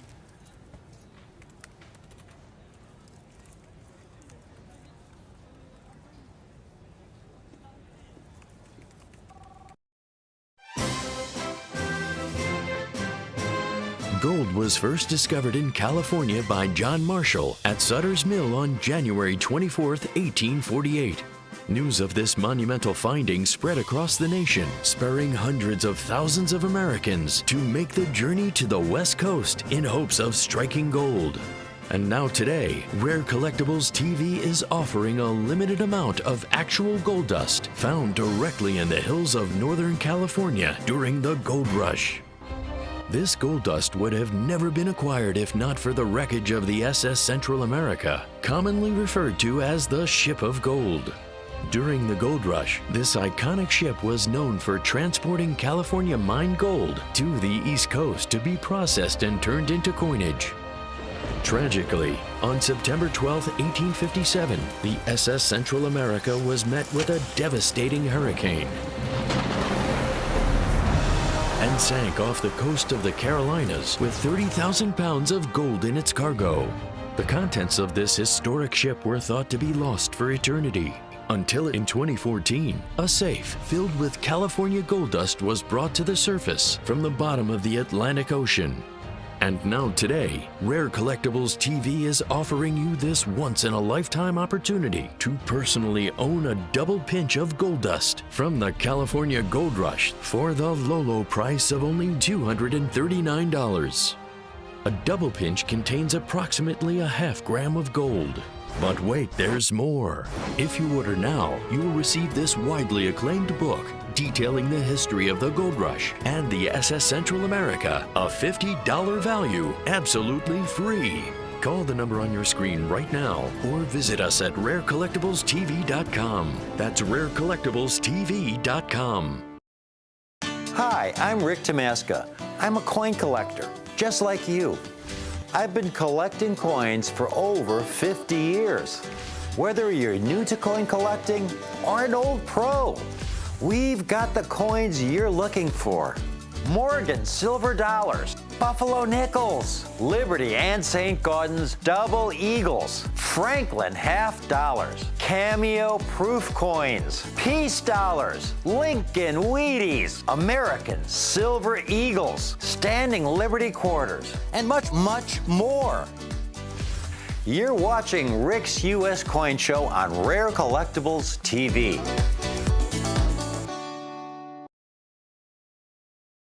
Welcome to Rick's U.S. Coin Show on Rare Collectibles TV.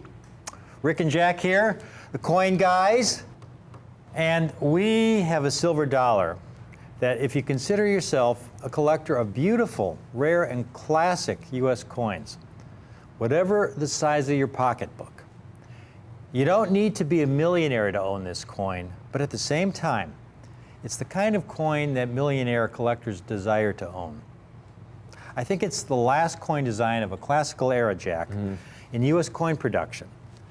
Originally initiated by Teddy Roosevelt in 1904, who desired that our coinage really be beautiful and classical. This is a mint state silver dollar that from the early 20th century struck for but a single year. That would be our #1 must-buy pick. And Jack, you found a library called called Renaissance. That highlights this coin we're talking about today. Yeah, this is great. Renaissance of American Coinage. And it's a 3-book series that goes through the whole 1905 to 1921 when we redid the designs of all of our coinage. And it's called the Renaissance because of Teddy Roosevelt and that famous letter that he wrote to the U.S. Mint where he felt our coinage should really be artistically, like Greek-inspired classics. He set the wheels in motion. And this silver dollar was kind of the culmination of that. It was probably the last coin from that Renaissance era, this 1921 peace dollar that we have. This coin was struck, folks, over 90 years ago. Again, it was only offered for a single year, after which time it was discontinued.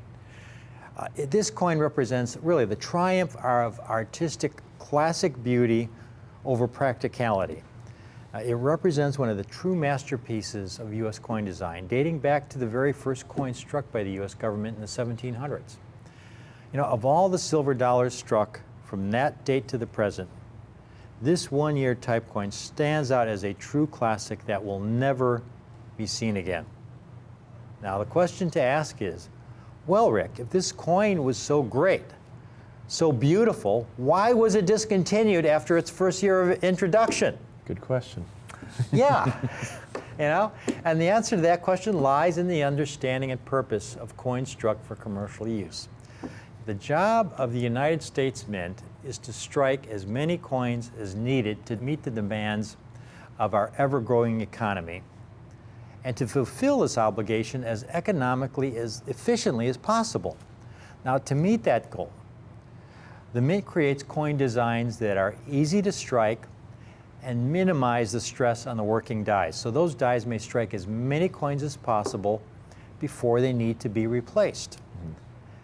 In 1921, however, the U.S. Mint gave the okay to a coin design that, while one of the most beautiful designs ever approved, would prove to be, at the same time, a very impractical design that resulted in many coins being poorly struck, but more importantly, dies breaking under the stress of having to increase the die pressure to strike this beautiful coin design. The coin we're talking about is the 1921 high relief peace dollar. Designed by Anthony, and we were going over his name earlier, DeFrancisci. I believe that's correct. It may not be DeFrancisci. This classic was selected in a competition among the nation's leading medalists. Victor D. Brenner, who designed the Lincoln Cent, Adolph Weinman, designer of the Walking Liberty Half, and many others. The portrait on the obverse is of his wife, Teresa. An interesting side note, Teresa was an immigrant who, upon arriving from Naples at the age of 5 and seeing the Statue of Liberty, posed for her parents while they were on the boat as liberty. So deeply she embraced the American ideal of liberty, even at that young age. And in fact, when she attended school in the U.S. and there was a play requiring someone to play the role of the Statue of Liberty, one of her greatest childhood disappointments was not being selected to play that role she resonated with so deeply in her heart. So she would seem to be the perfect role model for this new silver dollar. Now, this beautiful silver dollar is referred to as the high relief because of the depth of the design, much like the very well-known, desirable, and extremely valuable 1907 high relief St. Gaudens $20 double eagle. And just as the 1907 high relief double eagle is very distinct in its beauty and design to the typical St. Gaudens coin, so the 1921 high relief peace dollar is its own coin, a unique creation, quite distinct in appearance and beauty to the peace dollar struck 1922 and beyond. In fact, I've got a little quote here in a book by Wayne Miller, one of my favorite authors. He wrote one, in my opinion, was one of the best Morgan and Peace dollar books ever. And he notes here on the 1921 peace dollar, when they were having such problems at the Mint with this high relief peace dollar, they modified the design to a low relief. And this was over the objections of DeFrancisci, because he feared that it would really render the portrait very lifeless and not very attractive. Right. Let's just put it that way. And that's what happened. The subsequent designs, as he had feared, rendered the designs lifeless and barren. Artistry had been subordinated to utility. And that's a low relief struck from 1922 and later. If you tilt it around, you see kind of the flatness in the cheek there, Jack. And it's just not design elements are not raised very high above the fields. It's, right. It's just a much flatter right. design. Exactly. Well, perfectly put. And you also don't see that the high relief it looks so dramatic also because you have that like dishing of the fields, the way they right. come up to the rims. Right. It's like sunk in the middle and it raises up to the rims. You can look at how rounded her cheek is on the high relief and her neck. And you can see what Jack was referring to. The fields had to be dished to make room for that high relief design. I mean, it's really stunning. It's really a beautiful coin. And this is a circulated XFAU specimen, folks. And we're offering this coin in 2 grades today, this XFAU and MS63. And we're offering it in the XFAU grade because it's a perfect price point for this coin, because it's very low price for what you're getting. And in an XFAU, as this coin is, you're getting virtually all the detail as originally struck. I mean, it's all right there. Caitlin, if you want to show them, for example, a Warren, the 21, you know, this is what we don't want to offer because this is a high relief, but at this point, you know, the beauty is gone. You know, it's very low relief at this point. Yeah, it used to be high relief. It used to be high relief. It's, you know, it's a high relief peace dollar, but it's been in circulation for a long time. And this is what's most interesting as well, the BU, because most of even our XFAU coins and our MS63s are so free of any heavy bag marks. Now that 23P, Jack, that's a Mint State coin. Yeah, oh yeah, it's a nice BU coin. It's a nice BU coin, but you look at all the abrasion on it.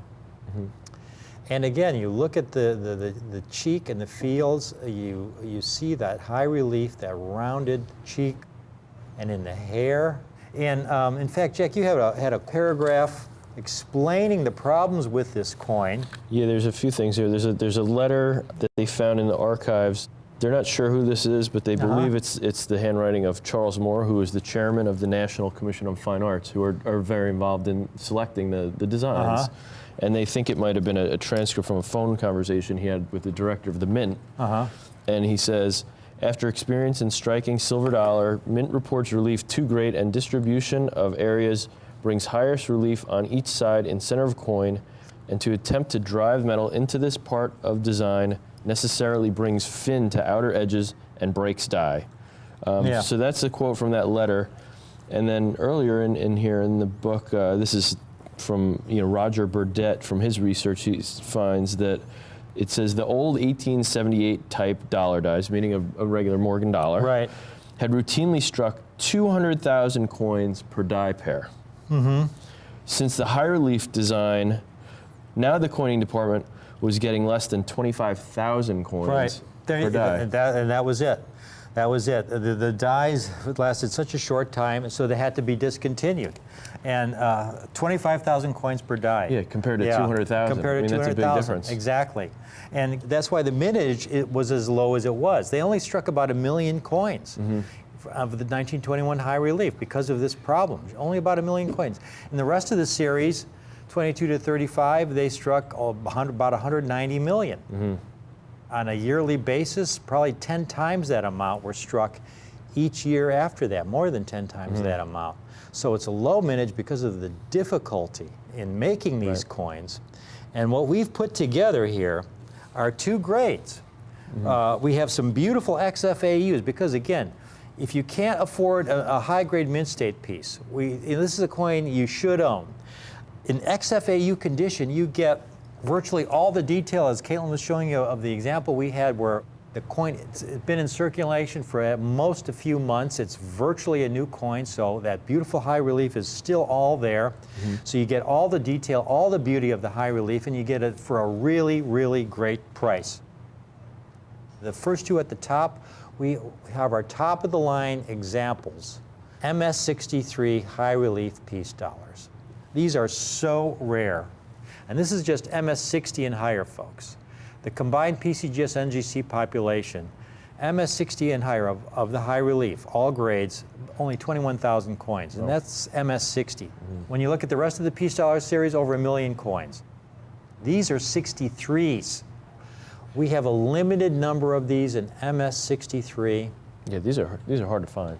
You know, the one thing I've always noticed about the high relief is that they do seem to have fewer bag marks for the grade than the low relief peace dollars, you know, which is a really cool part of this coin because they look like they could be gems. I mean, they're really super clean coins.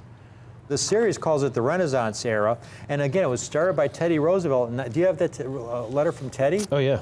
And this is what started it all, folks. This is why we have the high relief peace dollar.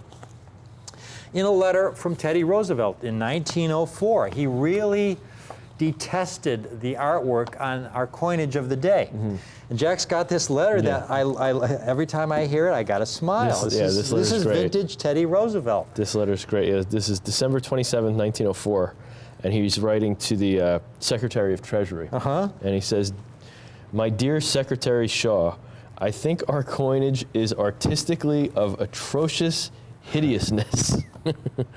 Would it be possible, without asking the permission of Congress, to employ a man like St. Gaudens to give us a coinage that would have some beauty?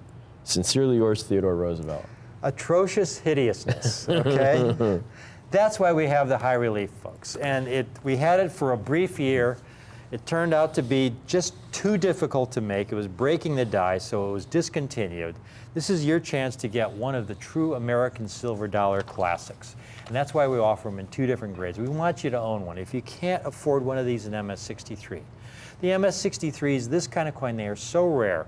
They should be $4,000 or $5,000 coins. It's, when you consider it's a 1-year type coin of one of the most beautiful silver dollars ever made by the U.S. Mint. Beautiful high relief. We've got a limited number for only $879 in MS-63. And if you want 2 of them, we'll be taking $29 off. You can get 2 for only $1,729. That's the lowest we can go on these. They are so difficult to get. We have a very limited number. We have even a very limited number of the XFAU coins. But if you want an XFAU, you know, there's so many coins out there. Here's a couple, Jack. Here's one. This one looks like it's about a very fine. I wouldn't even call it XF. It's a very fine. It's cleaned. Most of them, folks, that are circulated are clean, and this is the big problem. Yeah, a lot of They them. won't grade them. PCGS puts on their genuine piece, but they won't grade it. They won't grade it XF40 or anything like that, or V, in this case, maybe a VF25, because it's been cleaned. So they just write genuine. And still, the individual wants $150 for a coin that's been cleaned. Now, we don't, unless we tell you otherwise, we're not going to sell you cleaned coins. Here's another one. This is from a top-rated seller. Another one, genuine cleaning. I don't know if they mean genuine cleaning or it's genuine and there's cleaning. But this is a top-rated seller. But there you go. It reminds me of that story you told about the guy when you were working at Stax. And he came in with an early silver dollar. Right. And he was only offered a percentage of Red Book. And he said, that's way below Red Book. And what was the comment? Yeah, he's arguing up and down. He thinks he's not being offered anywhere near what it's worth. And Right. And my friend says to him, he's like, "Sir, there's a hole in your coin." Because a lot of times people back, this is an early silver dollar, they used to put a hole in it to hang it as a medallion or something. Right. But the thing is, and with these high relief peace dollars, you know, and I did this as a kid. I remember having my Washington quarter set, and I would find the different dates in circulation, but they were all dirty. Right. And well, how do I make them shiny? And I got this book on cleaning coins, and it said to use baking soda. So I used baking soda on all my coins, and they were beautiful, bright, shiny coins, but they were cleaned at that point and ungradable. And that's the problem with most of these peace dollars that are circulated in high grade. Ours, this is a beautiful original piece that hasn't been cleaned in XFAU condition, where people are selling cleaned examples in lower grade for a couple $100. Okay, we can't sell you one of these for $150. That's below our cost, all right?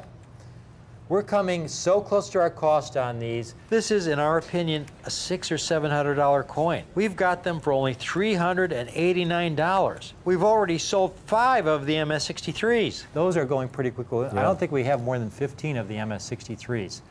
These are only $389 a coin. If you want 2 of them, they're $749. Now you notice it does have some toning on those. If they're original coins, expect a little toning. That's not a bad thing. These are nice original pieces. In fact, I might have a few more here. Some have even some attractive gold color. This is kind of a pretty golden patina on this one. If you could show this one to him, Caitlin. Beautiful luster.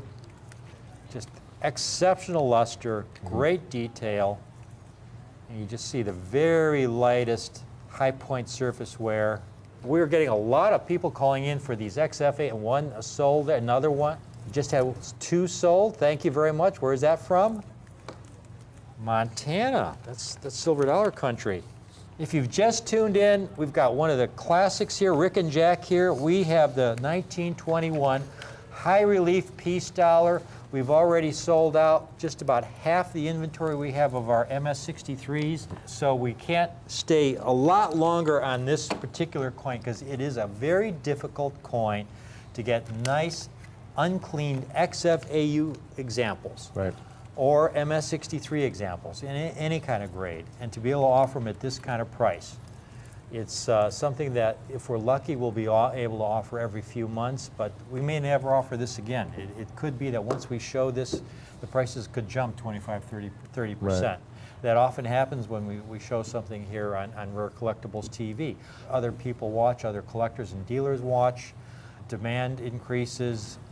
When you have something that's this rare, this difficult to come by, that demand can increase the price 50% virtually within weeks.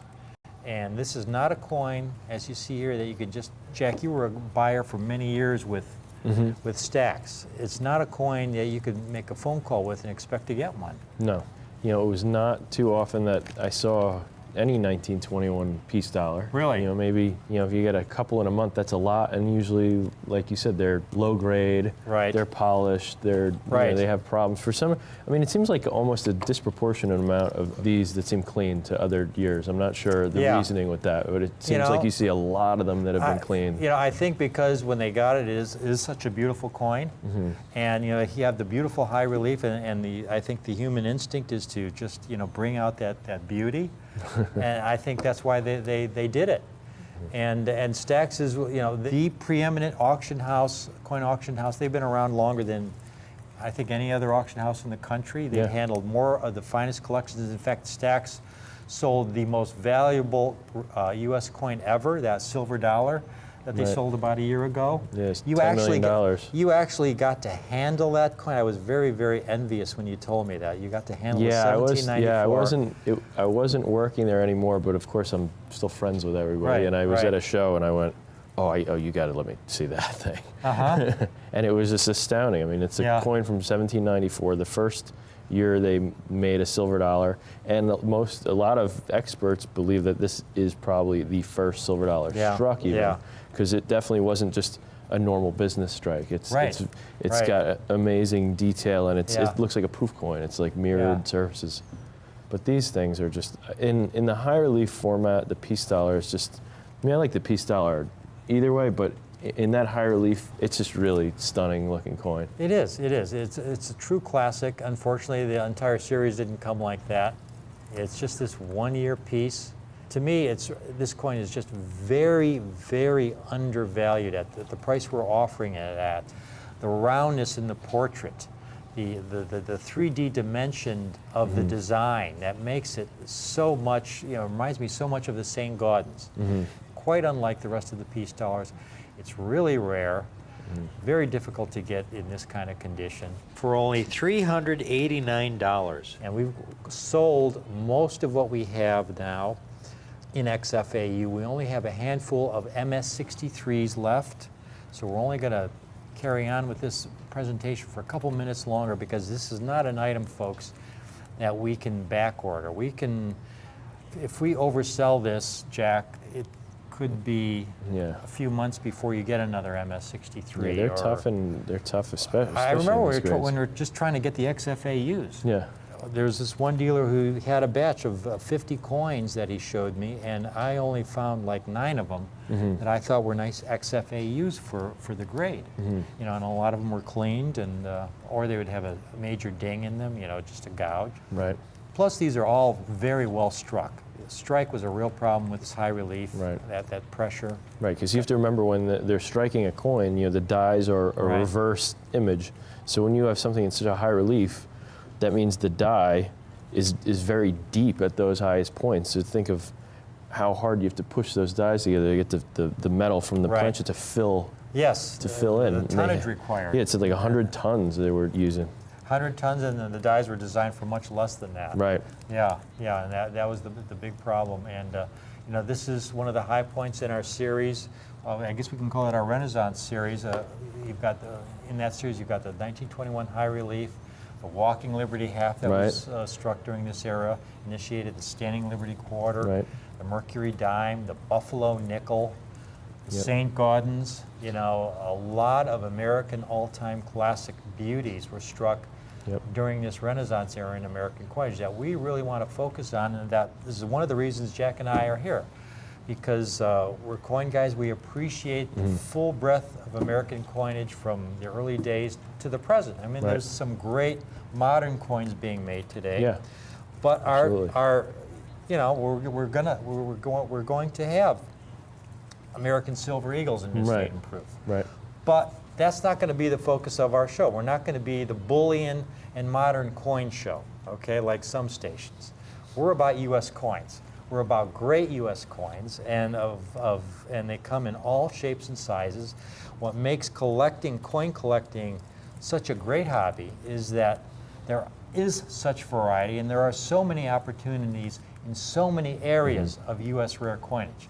And I'm going to stress U.S. rare coinage because, again, the symbolism, the artistry of our coins are unique. And you look at every U.S. coin, every one has the word Liberty on it. Yep. It stands for something. Our coins stand for something. So that's my bias, that's Jack's bias. Doesn't mean we won't have pandas once in a while, but that's not going to be the focus of what this show is about. Our focus of this show is on the great American coins, from Kennedy, Franklin half dollars to these beautiful piece dollars. A while back, we offered some bust halves. Oh yeah, that was fun. Fantastic coin. Beautiful coin. So we're getting really low on these, so we're going to do a last call, because again, we cannot order or back order any of these kind of coins in this kind of condition. And this is what we don't want to sell. This is a high relief that's now a very, very low relief. Right. We want to sell you a high relief. It's going to be circulated, one that has minimal wear, so that you still have the beauty of that original design. Right. That's the point of the XFAU grade. One of the things actually I found interesting, you know, some of these early dollars, even prior to this, Morgans, there were bags and treasury hoards, and that's why Right. you can get these high grade Right, ones. right. I was reading a bunch of different places. That's right. They asked Remember, all yeah. these dealers, Yeah. like tons of dealers, Yeah. what's the biggest hoard you've ever seen of 1921s? Yeah. One guy saw a roll. Yeah. Original roll. I remember that. That was it. Never a bag. I remember Nobody's that. ever seen a bag. Nobody's ever found a bag Nope. of 1921 high relief piece dollars. Exactly. I remember that. Yeah. This is one of those coins that there are no hoards of, you know. Right. Exactly. And, I think the only thing we might add in the future is one day we hope to be able to offer one of these at MS65, but it's been so difficult getting they're the tough coins to 63s. find. I mean, Really these limited number of 63s we had, it took us many, many months to put together. So I want to thank everybody once again Rick, on Rick's U.S. Coin Show on Rare Collectibles TV. Thank you for tuning in. I hope you enjoyed the presentation. Even if you don't buy one of these coins, hope you learned something that you find worthwhile. We really appreciate having you tune in.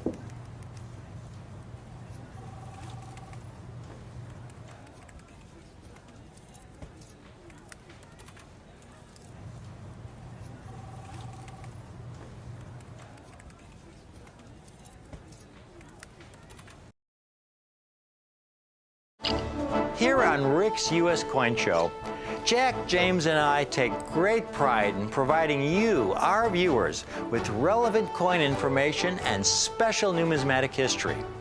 We enjoy creating short documentaries on important people in the coin community, like John Mercanti,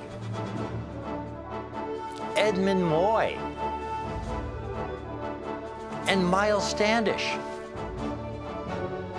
We have also produced film shorts on historical numismatic landmarks, like the Granite Lady in San Francisco, the famed Carson City Mint in Nevada, and Sutter's Mill, home of the California Gold Rush. To watch all these great documentaries and learn more about the wonderful world of numismatics, go to the Rare Collectibles TV YouTube page.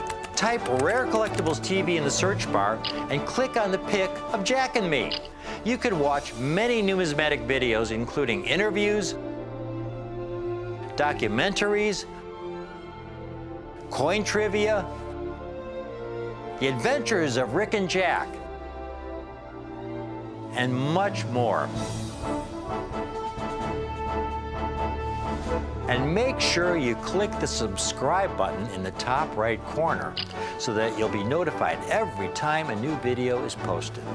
Where else can you get so much numismatic info and fun all in one place?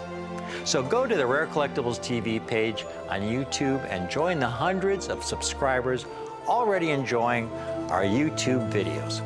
Thanks for watching Rick's U.S. Coin Show.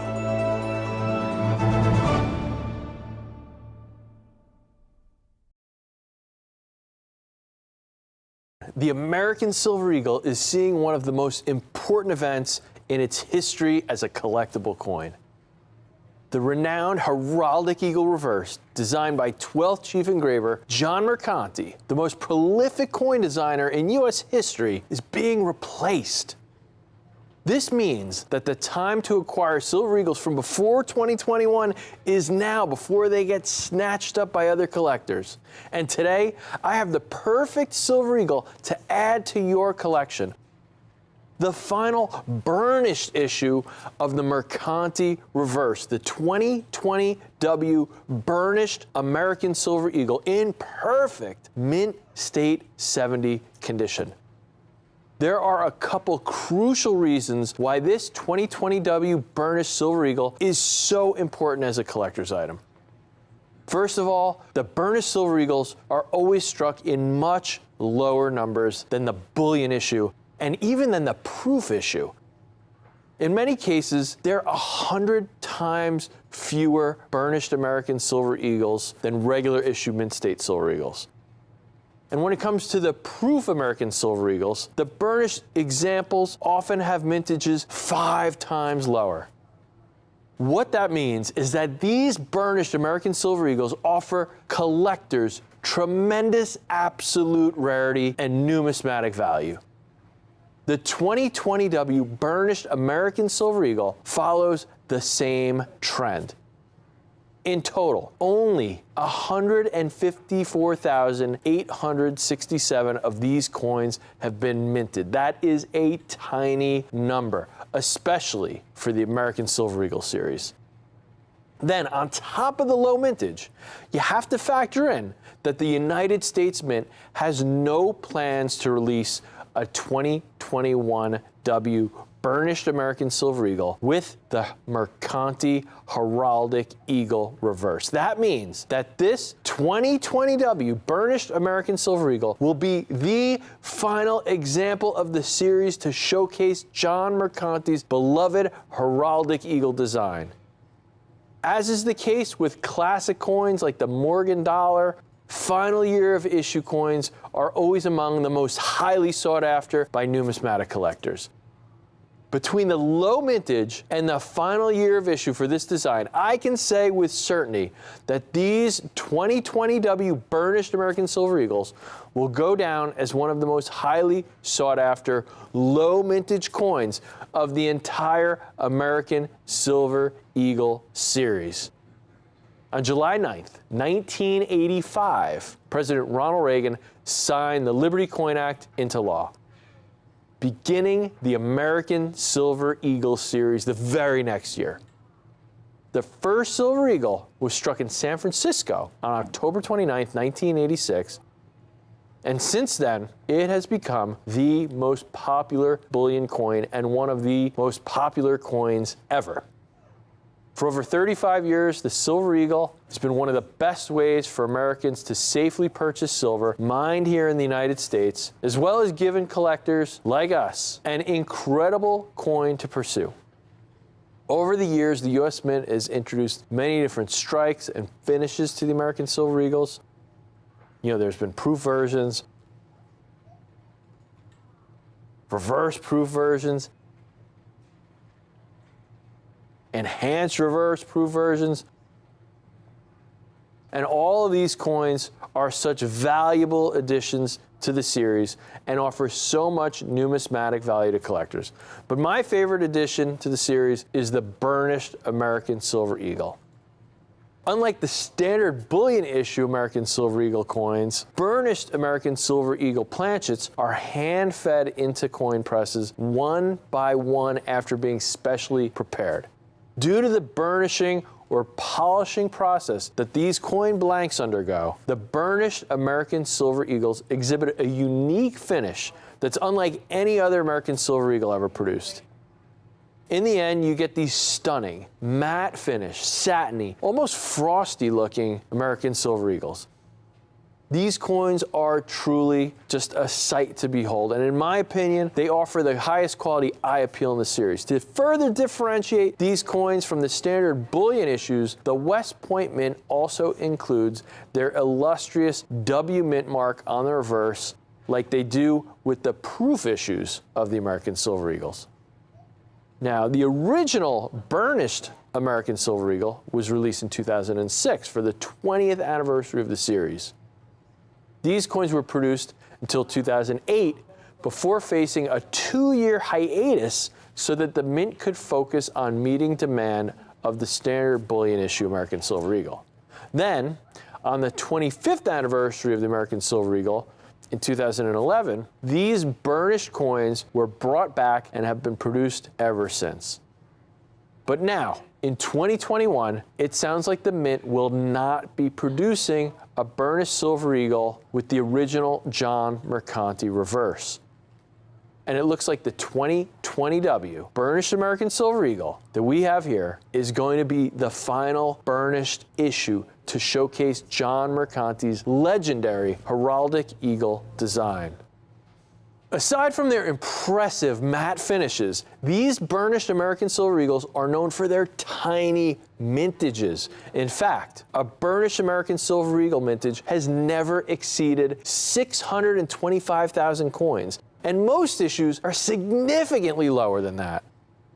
This 2020W has a mintage of only 154,867 coins. And that is incredibly small, especially for the American Silver Eagle series.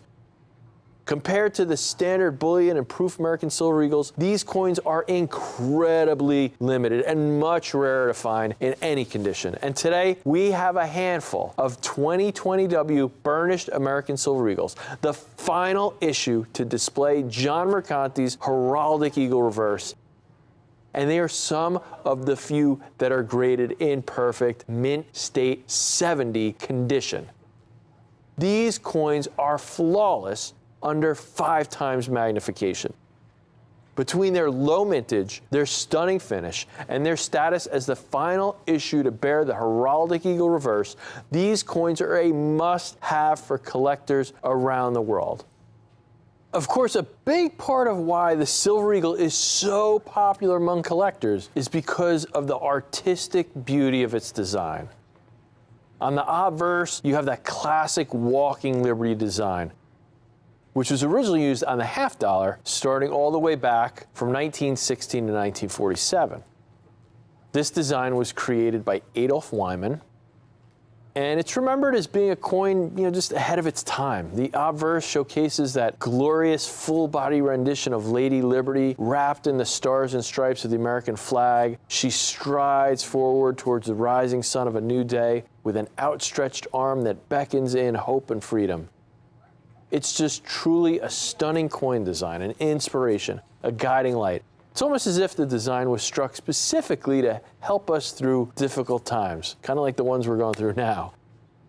Remember, this coin was used during World War I, the Great Depression, World War II, some of the most challenging ordeals our country had ever endured.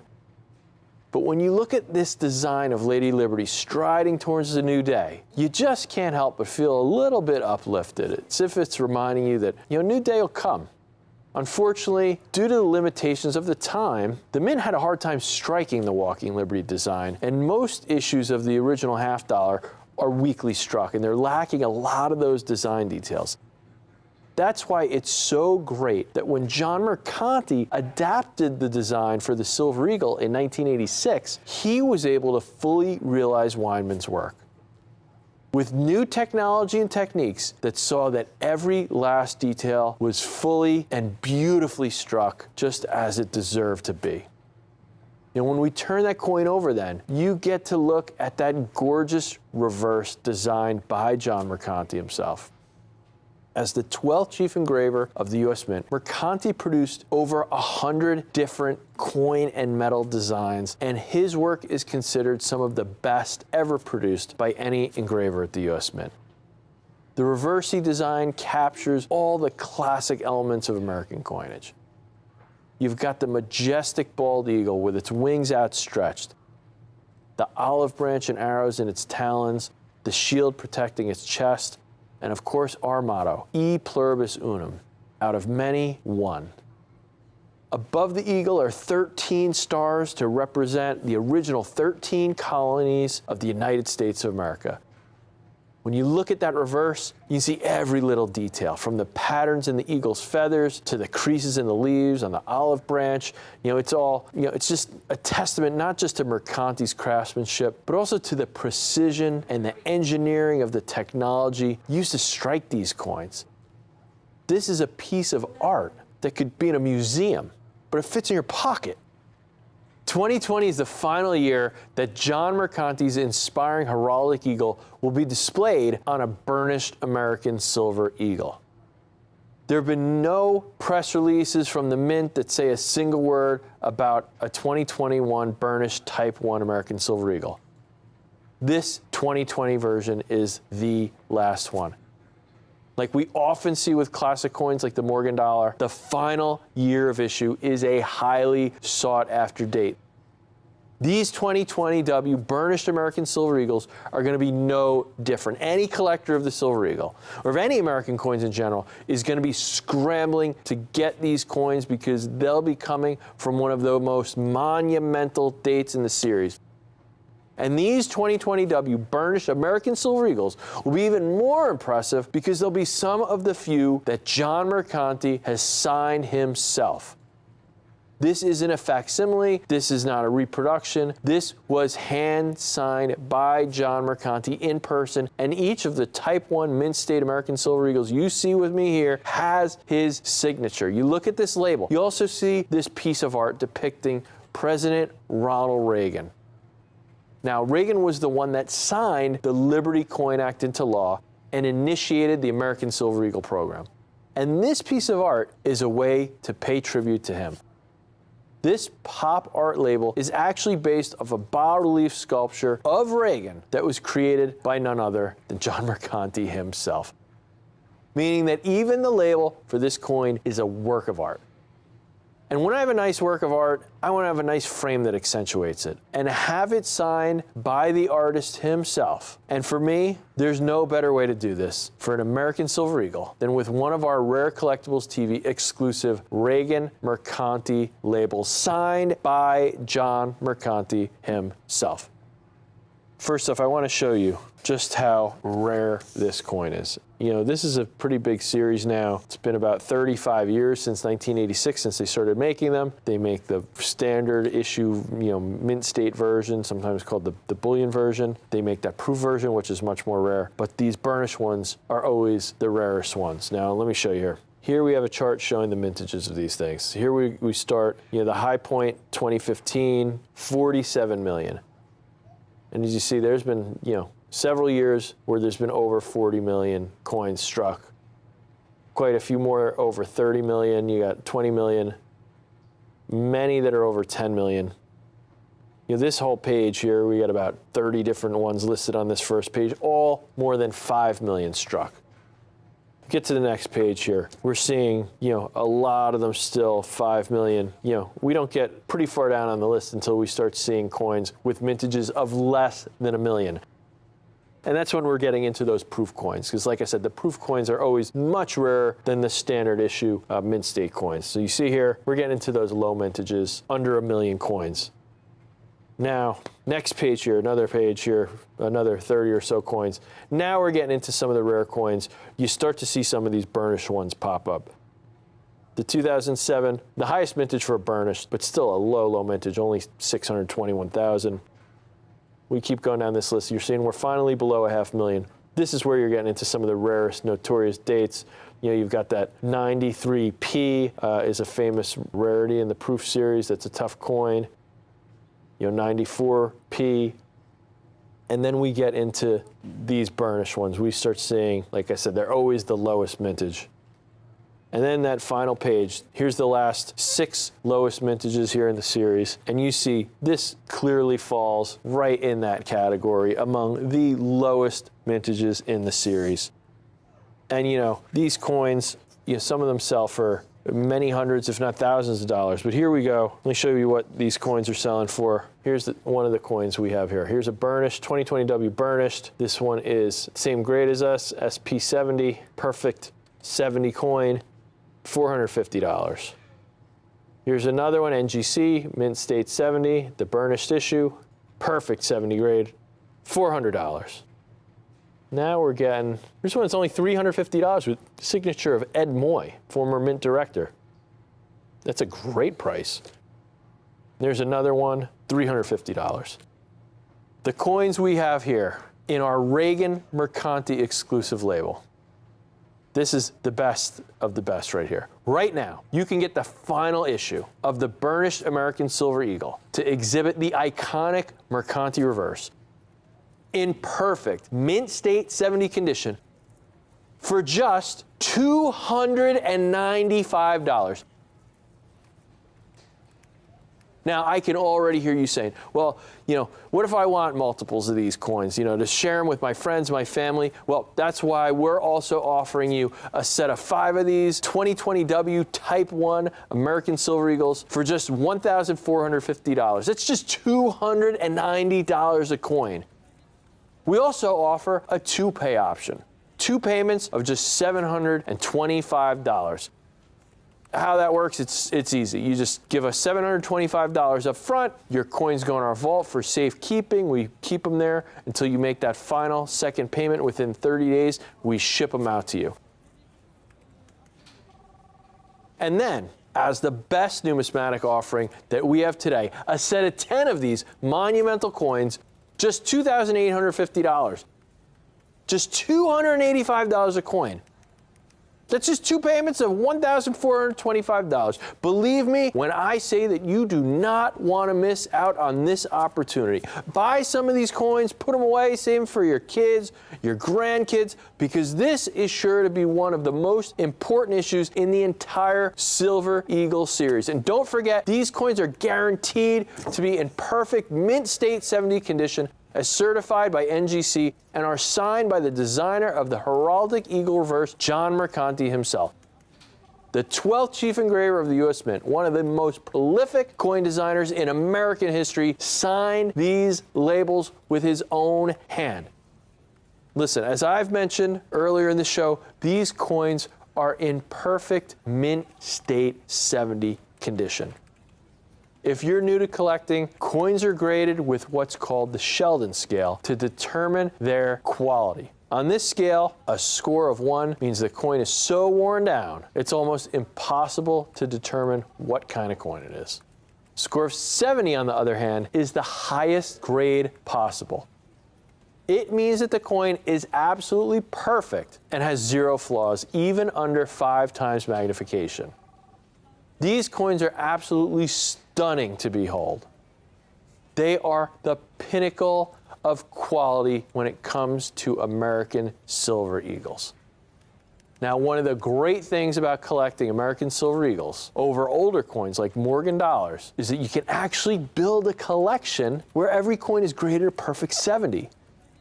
I mean, if you have the patience and the desire and the means to do so, but you can do it. It's possible. You look back at classic coins like the Morgan dollar or the St. Gaudens Gold Double Eagle, perfect 70 examples don't even exist. I mean, the technology hadn't been perfected to produce a flawless strike yet. On top of these coins being in a perfect mint state 70 condition, you also need to remember that these are from the burnished issue. If you've caught other presentations we've done, you may have seen us talk about proof versus mint state issues and how proof coins are always much rarer than their mint state counterparts. Burnished coins are actually struck in even lower numbers than the proof issue. For example, in 2013, say, the mint struck a total of 934,812 proof Silver Eagles at the West Point Mint. By comparison, the same year, only 222,091 burnished Silver Eagles were struck. It's almost 5 times rarer than the proof mintage. And the coins we have today have an even lower mintage than that 2013 example I'm talking about. 154,867 coins minted for this 2020 W. And it's the final year of the issue for the Mercanti Heraldic Eagle Reverse. Like I said before, this issue is going to stand the test of time as one of the most important American Silver Eagles to be produced in the entire series. With the new reverse coming out for the Silver Eagle in 2021, now is the time to acquire rare issues with the Mercanti Heraldic Eagle Reverse. If I had to suggest a starting point, I would recommend the Burnished American Silver Eagle series. These coins are known for their low mintages. If we compare burnished American Silver Eagles to mint state American Silver Eagles, their mintage is sometimes 100 times less. We compare it, burnished Silver Eagles, to the proof Silver Eagles even. The mintage is often 4 or 5 times less. These coins are truly the absolute rarities of the American Silver Eagle series. And if I had to pick one burnished American Silver Eagle that I truly believe in, that I thought would be a great addition to any collection, I would advise you get one of these 2020 W examples with a low mintage, just 154,867 coins, less than 155,000 coins. This issue is among the lowest production American Silver Eagles to ever be produced, and these are perfectly graded, spotless, pristine. Even under 5 times magnification, they are just flawless. And today, you can get one of these coins for just $295. A truly phenomenal price. If you want 5 of these coins, we can knock that price down a little bit. That's $1,450, 2 payments of $725. That comes to just $290 a coin for 5 of these stunning coins. And of course, we have the best numismatic offering of the day. The best price we could possibly offer for a coin of this magnitude, $2,850. Or 2 easy payments, just $1,425. That's only $285 a coin. Look, grab a few of these. I personally recommend getting at least 5. Put them away. Give them to your grandchildren, your children as a gift. These coins offer so much potential. Not only do these coins have a minuscule mintage, but they're also going to be the final year of the issue for the burnished Silver Eagle to display Mercanti's Heraldic Eagle Reverse. This 2020 W burnished American Silver Eagle is the end of an era for this series. And like I said before, final year of issue coins are always popular among collectors. If you don't get one of these coins now, then I don't know when you're going to be able to find these, because collectors will definitely be looking for these coins and buying them up. There's no doubt these coins will be some of the hottest, most sought-after Silver Eagles in the entire series. When you combine the historical value of being the final year of issue for their type with that low burnished mintage, you get a coin that collectors will be hunting after for decades to come. So please don't ignore the opportunity in front of you today. The time to add these coins to your collection is right now. I'm Jack McNamara. Thank you so much for joining me today. And for all you numismatists out there, keep collecting.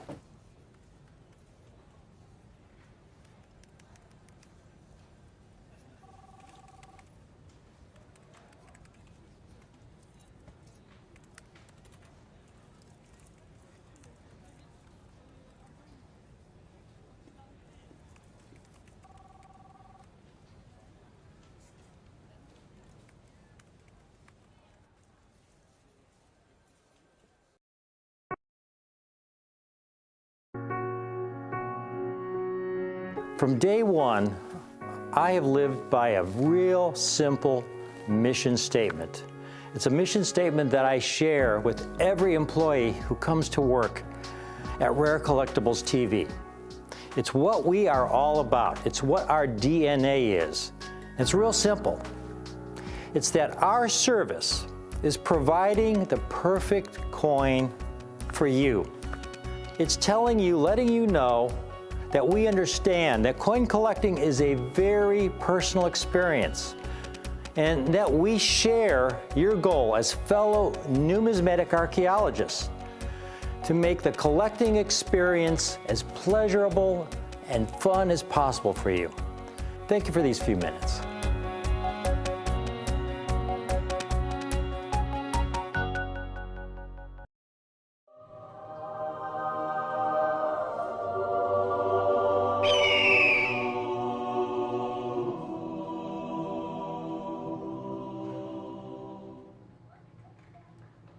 Welcome to Rick's U.S. Coin Show. Hey, folks, from day one as a collector, from day one, I was always attracted to coins that offered the most eye appeal possible, the greatest quality possible, and the greatest rarity possible for my numismatic dollar. I mean, I remember the very first coins I bought as a kid. I was 10 years old, went to the coin shop. I bought a 1962 proof set I had saved up for with my lawnmower money. It was $7, right? I bicycled over to the coin shop, bought this 1962 proof set. I brought it home and I showed it to my dad, and very proud. Look what I got, Dad! A 1962 proof set. You had the half, quarter, dime, nickel, cent. That was 91 cents face value, and he's looking at it from the perspective of a non-collector. And he said, well, how much did you pay for it? I said, well, $7, Dad. And he looked at me like I was crazy or something, right? Well, that was my passion. And that was my study. And proof coins have always attracted me. I love the beauty, the quality, and the rarity you can get in proof coins. And the set I have today it's an Everest set of Lincoln cents. Now, I've offered a part of this set in the past. It's a very difficult set to put together, but what I have today are some of the earlier dates as well in this Everest set of Lincoln cents. Now, these Everest coins, folks, are the finest known. They're proof 70 ultra cameos that I took the time. I mean, this is truly a labor of love, going through tens of thousands of the finest proof sets to hand select these finest examples that graded proof 70 ultra cameo. They all have my Everest seal, meaning it's just the ultimate eye appeal and quality for the date. And the best part is because, there are no middlemen in this. We did all the work, and we're passing the savings on to you. The first set I've offered once before. It's from 1987 to 2008. The 22 coin set of Lincoln cents in proof 70 ultra cameo. Now, I love this set because of the rarity issues. In this era, when we're in the 1980s and the early 1990s, we still had problems at the mint as far as quality control issues. We had problems with packaging. Here, for example, is a 1990 set. This is an original government issue proof set. And you could see a lot of haze on the $half, but you look at the cent as well. There's a lot of haze on that cent because of the packaging. You see that fogginess in the fields there? Why don't you show them the 1999 that we have in the set here? This is the highest possible grade, folks. 1999 proof 70 ultra cameo. Look at this coin. What I love about this set is that, again, because of these quality control issues, these proof 70s are really elusive. NGC has graded 594 examples of the 1999 in proof 70 ultra cameo. As far as Everest selections, it's a small percentage of that. But 594 coins is not a lot of coins. And when you see these coins offered in this kind of condition on the internet, typically dealers and collectors ask a lot more than what they list for on the NGC price guide. Here are the coins that I have today. They're highlighted in red. I've got a couple different sets to offer. The earliest years I have are the 1983. I have a few of those 1983s and a few 1984s and a few 1985s. And you could see the pops on those 10 coins of the 1983. The price guide is $1,800 for that coin alone. The 84, the Pop 31 price guide is $600. You go down there, the first coin in the big set that starts in 1987, that first coin, only 47 coins graded. The price guide, $475. Well, then you've got coins where there's only 100 or 200 graded, and the price guide is $100 to $200 on those earliest dates. But the fact is, if you go shopping for those dates that you see down at the bottom there where the price guide says $195, $100, well, here's a 1992 in a PCGS 70D cam. Even though the price guide may be $195 or whatever, this individual is asking $350 for his coin. Here's a 1993, $350. Here's a few more. $320. $245 for a 2000. $235 for a 2003. $235 for 2006. Those are just 6 dates. The 6 dates that I was able to locate comes to $1,735. Okay? $1,735. Going back to our price guide sheet here, again, you see the last of those dates, 1992 and 93. You see the pops down there. Then we go to the second page, and we continue on. 100 to 200, 300 coins certified. 1999, 2000, you start seeing more 70s as quality control slowly began to improve. Then you really saw a blossoming in quality control when you get to the mid-2000s. 2005, 2006, 1,500 coins graded in 70 Ultra Cameo. The quality control, the packaging improved in those years. You had a slight dip in 2007 and 2008. But now you look at the most recent Lincoln Cents issued in 2018. They've already graded 13,500 examples in Proof 70 Ultra Cameo. Because that's how much the Mint has progressed in terms of their technology, in terms of their packaging, so that when you buy a proof set today, the chances are they're going to be flawless 70 coins. Not so in these earlier sets, folks. Not so in these earlier sets. Now, this set I have from 1987 to 2008, you look at these 22 coins.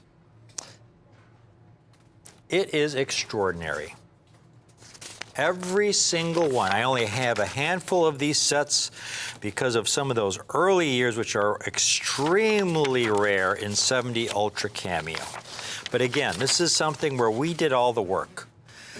We're passing the savings on to you. The Lincoln Cent series is such a great, great collector series, especially in proof condition. You have these coins struck from copper planchets. Unless they're perfectly preserved and stored, they easily tarnish and tone. To find these coins in this original as-struck state, in flawless condition, with outstanding cameo contrast, folks. If you were to attempt to assemble a set like this on your own, let's say you took the trouble and you went through a couple hundred 1999 sets to try and locate a Proof 70 Ultra Cameo, and you picked out 3 or 4 coins that you thought were 70 Ultra Cameo. And you sent them to NGC for grading. And 3 of them came back 6.9 and 1 came back 70. Well, you think, well, that worked out good. But here's what it costs you. Submitting a coin to NGC, their minimum grading fee is $20. They have a $10 handling fee for the coin. They ship everything registered mail. That's $24 shipping. So your service fees are $54 right there. That doesn't include the cost of you shipping the coin to them. It doesn't include the cost of the coin. It doesn't include your time. You get done, you're talking about $125, $200, $300 for a Proof 70 in terms of your grading fees, etc. Here's what I have. That 1987 to 2008 set. 22 coins, folks. I got to make this real short. I have a very limited number of these sets. I only have, I believe we have 14 sets, 1987 to 2008. I've got these sets priced to you at $1,295 for all 22 coins. That's $58.86 a coin. Now, again, when I showed you those earlier comps from another dealer, just 6 of those comps, and they were the more common dates, came to $1,735 for just six dates out of this set. And here I have the entire 22 coin set for $1,295. Limited number of those coins. And now, we're going to wrap it up with this little set at the top, those earliest dates. First time I've ever offered these. Now, the 1983 to the 1986, and these are rare, folks. I only have a few of these sets. As of this writing, in 1983, yes, only 10 certified. NGC price guide just for that one coin is $1,800. I couldn't find one anywhere offered for sale. 84S, so only 31 graded, price guide is $600. You add those 4 dates up, folks, it comes to $3,375. I've got the 4 coin set for $995. Now, finally, if you want the big set, if you want all of them, an incredibly popular series in the finest known condition, folks, this is a perfect time to start collecting Proof Lincoln cents. Here you've got this amazing set with so many extremely conditionally rare dates, 26 coins. 26 coins. At $200 a coin, that's $5,200. I've got the entire set that includes that 1983, that alone, which is an $1,800 coin on the price guide. The entire set for $2,195. We have a lot of people calling in on this, but I have to cut it right here because, again, I have very, very limited quantities of most of those dates in the 1980s and early 1990s. First time ever I've been able to offer all of these Lincoln cents in this condition. I've offered them in Proof 69 Ultra Cameo before for just about the same price, folks. I've offered these Proof 69s for just about the same price. The premium you're paying for these Proof 70s, really, we did all the work. There's no middlemen here. We put in all the work. I looked through tens of thousands of sets to handpick these finest examples, so we could pass the savings on to you. This is what truly is a ground floor opportunity. If you really want to collect something with extraordinary eye appeal, quality, and rarity, tremendous numismatic bang for your dollar, you got it right here in this phenomenal, phenomenal Lincoln cent collection. Thanks for watching.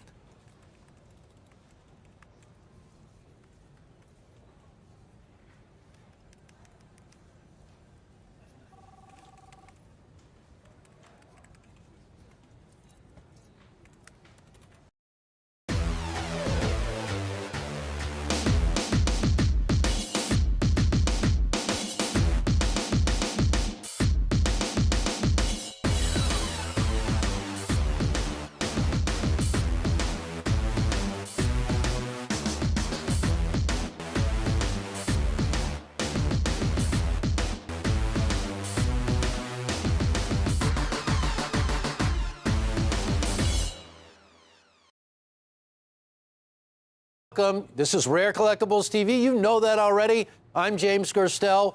Ladies and gentlemen, you may not realize it, but there's an opportunity that is about to go away forever for everybody who loves to collect the first ever issue of any coin.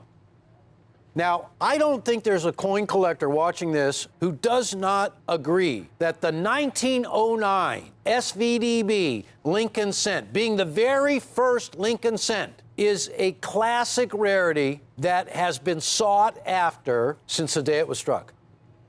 The Lincoln cent is the single longest running coin series in American history. It has been continuously struck since 1909. The obverse, which bears the portrait of Lincoln, has never been changed.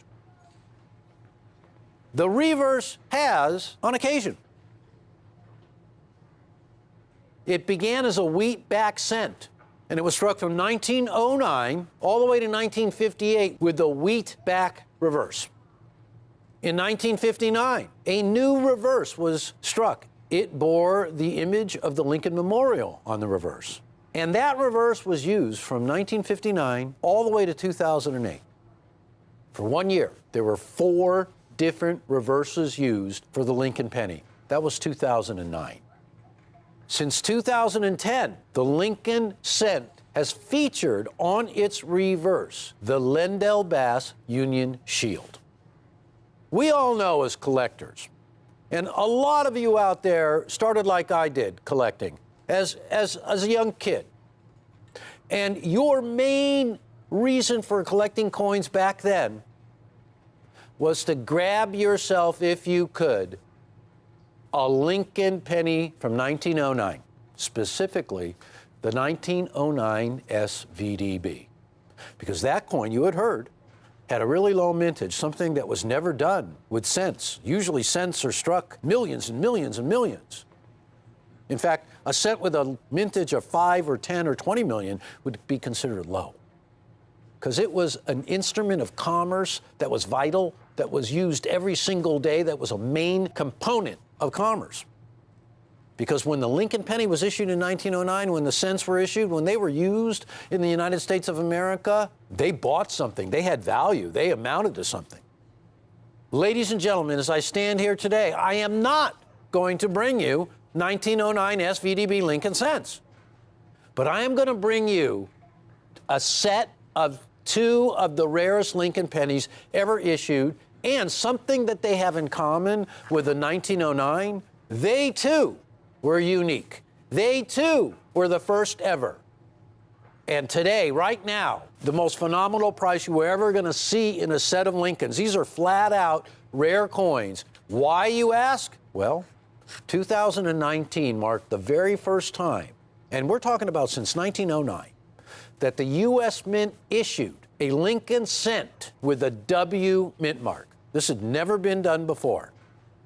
And there were instances, ladies and gentlemen, where before the West Point Mint was officially granted mint status, where coins were struck at the mint to augment production for the other mints unmint marked. So the tradition, well, we can trace that all the way back to the 1970s. The tradition of striking the first ever Lincoln cent with the first ever W mint mark fell upon the West Point Mint in 2019 with a lot of hoopla, with a lot of fanfare. And the result today, ladies and gentlemen, is an opportunity to buy some of the rarest Lincoln cents ever, because we are featuring as a 2-coin set a proof, first ever W mint mark with a now world famous Lendell Bass Union Shield reverse with the label autographed by Lendell herself, and the reverse proof, the first ever W mint marked Lincoln cents as a proof and a reverse proof in a proof 69 grade. That is next to the highest grade you can get. Red in color, original coins. Folks, I want to tell you right now, $99, not for one, but for the 2-coin set. Now, this is huge news. I don't think there's anywhere in the country, in fact, I know it, no place in the country where you can buy certified, authenticated, the one and only Lendell Bass label in a proof 69 red in color, the most desirable color, and a reverse proof, also red in color, the ultimate. Now, I made reference to the very first 1909 SVDB Lincoln cent. And whenever you talk Lincoln cents, you must refer to the first when you have something that's even rarer. Can you believe this? Now let's deviate for a minute to this table, because this is very important, folks. These are key date Lincoln cents. So one of the first things you're going to notice, the two coins in red have immediately joined the ranks of the key dates. The first ever W proof has a really low mintage. It's almost akin to that mintage of the 09 SVDB.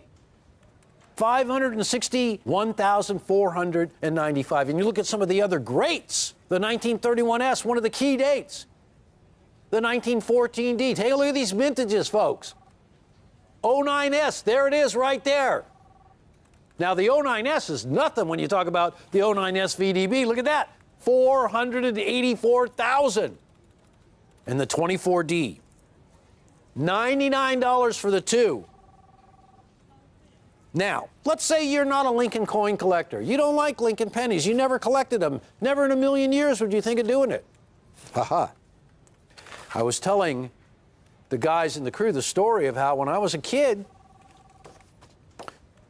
Lincoln pennies, as a coin collector, were, 5 cents, 3 cents. If you found a really good one, it might be 10 cents or 15 cents. And then you would come to the price wherever you went. If it was on a bid board, at a coin shop, for the 09 SVDB. Well, when everything else was 10 cents, the 09 SVDB would be $15. $15. And you could never scrape up enough change out of your allowance money to buy one of those coins. And you would dream. And later on, in Mint State, when you'd find one of these coins, I'm talking about when I first started in the business, folks, 40 years ago, they'd be $50 for a Mint State coin. And you look at the other Mint State Lincolns, they'd be just $1. So you knew there was something special going on with that coin. Well, the lore, the legend of the 09 SVDB correlates directly to the 2019 W. Both are the first ever. This is what's become of the 09 SVDB. There's a circulated coin, $1,437.50. That's an auction price. Another circulated, 99% of all the Lincoln Penny 09 SVDBs and most of all the collector Lincolns are going to be circulated. Not the ones that come out of proof sets. That's right. That coin right there, almost $1,400.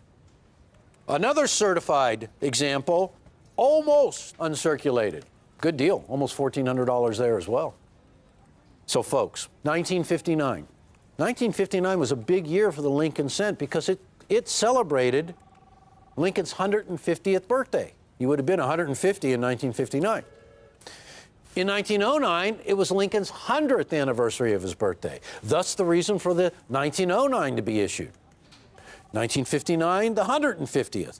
The 1959 was the first one of the new series of Lincoln cent designs with the memorial back. This happened again in 2019. Ladies and gentlemen, Lincoln's legend was born in 1858 during the 7 Lincoln-Douglas debates. Now, what was interesting about the Lincoln-Douglas debates was that Lincoln wanted to be a member of Congress. And at that time, the senators were chosen by the state legislature of the state they were from. Up until 1913, that was the way it was. So in 1858, when Lincoln challenged Douglas to the series of 7 debates that all took place in Illinois, in every jurisdiction where they'd be running, when he challenged him to those debates, it was in an effort to bring notice to the whole entire country of what was going on and to establish himself as the leading Republican candidate. The first debate didn't go well for Lincoln, but from the second on, people began to see the true Lincoln. And let's not forget, huge audiences came to see these debates, thousands of people. By the last debate, number 7, 25,000 people were there to watch this debate. And it was clear that Lincoln's standing politically after these debates, because of his deep breadth of knowledge of all subjects, and because of his sense of humor as well, and because, this is something crazy, right? Because of the stately way that Abraham Lincoln looked. Because here is an image of Lincoln from that time frame, before he had grown the beard and looked rather haggard and aged from all the ravages of the Civil War. This is the Lincoln who posed at Matthew Brady's photography studio for this picture that became world famous. This was the legacy. And this was the reason why the 1909 Lincoln penny, how's that for a leap, guys? It really is a short walk, actually. Because of Lincoln's legend, he was honored for the 100th anniversary of his birthday. Originally in 1909, when the Lincoln penny was issued, it was to honor his 100th birthday. It was to be just a one-year type. Just for that 1 year, they were going to return to the Indian head cent after this commemorative issue was released. But it was so popular, its image so powerful, that today when you think of Lincoln, you think of that Brady image. You think of that Lincoln penny, the very first one.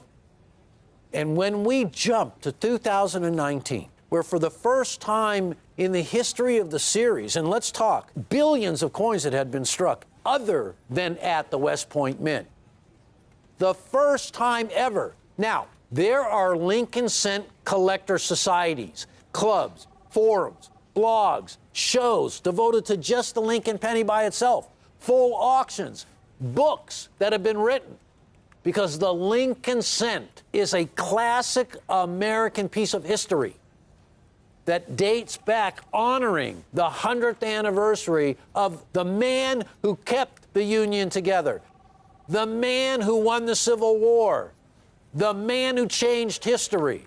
And when we bring it to 2019, it's honoring that original legacy at a price that will never be seen again. You have more in grading fees for these two coins than $99.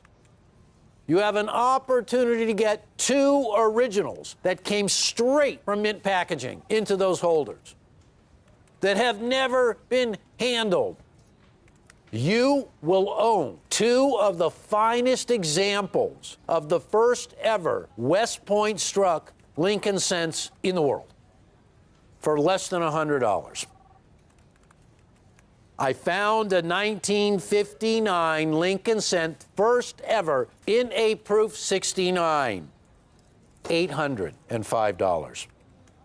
This is an opportunity, ladies and gentlemen, even if you have never in your life collected one Lincoln cent, to own two of the rarest ones ever issued, both by mintage. I mean, one of the coins in this set, the reverse proof, has a lower mintage than the 1909 SVDB. And the proof coin is in the top of all of the rarest Lincoln pennies in terms of mintage. A classic set of two rare Lincoln pennies that were the first issues from West Point. $99. That's Rare Collectibles TV. You got to call now because these are going to go away. An amazing price, never to be seen again. Thanks for watching.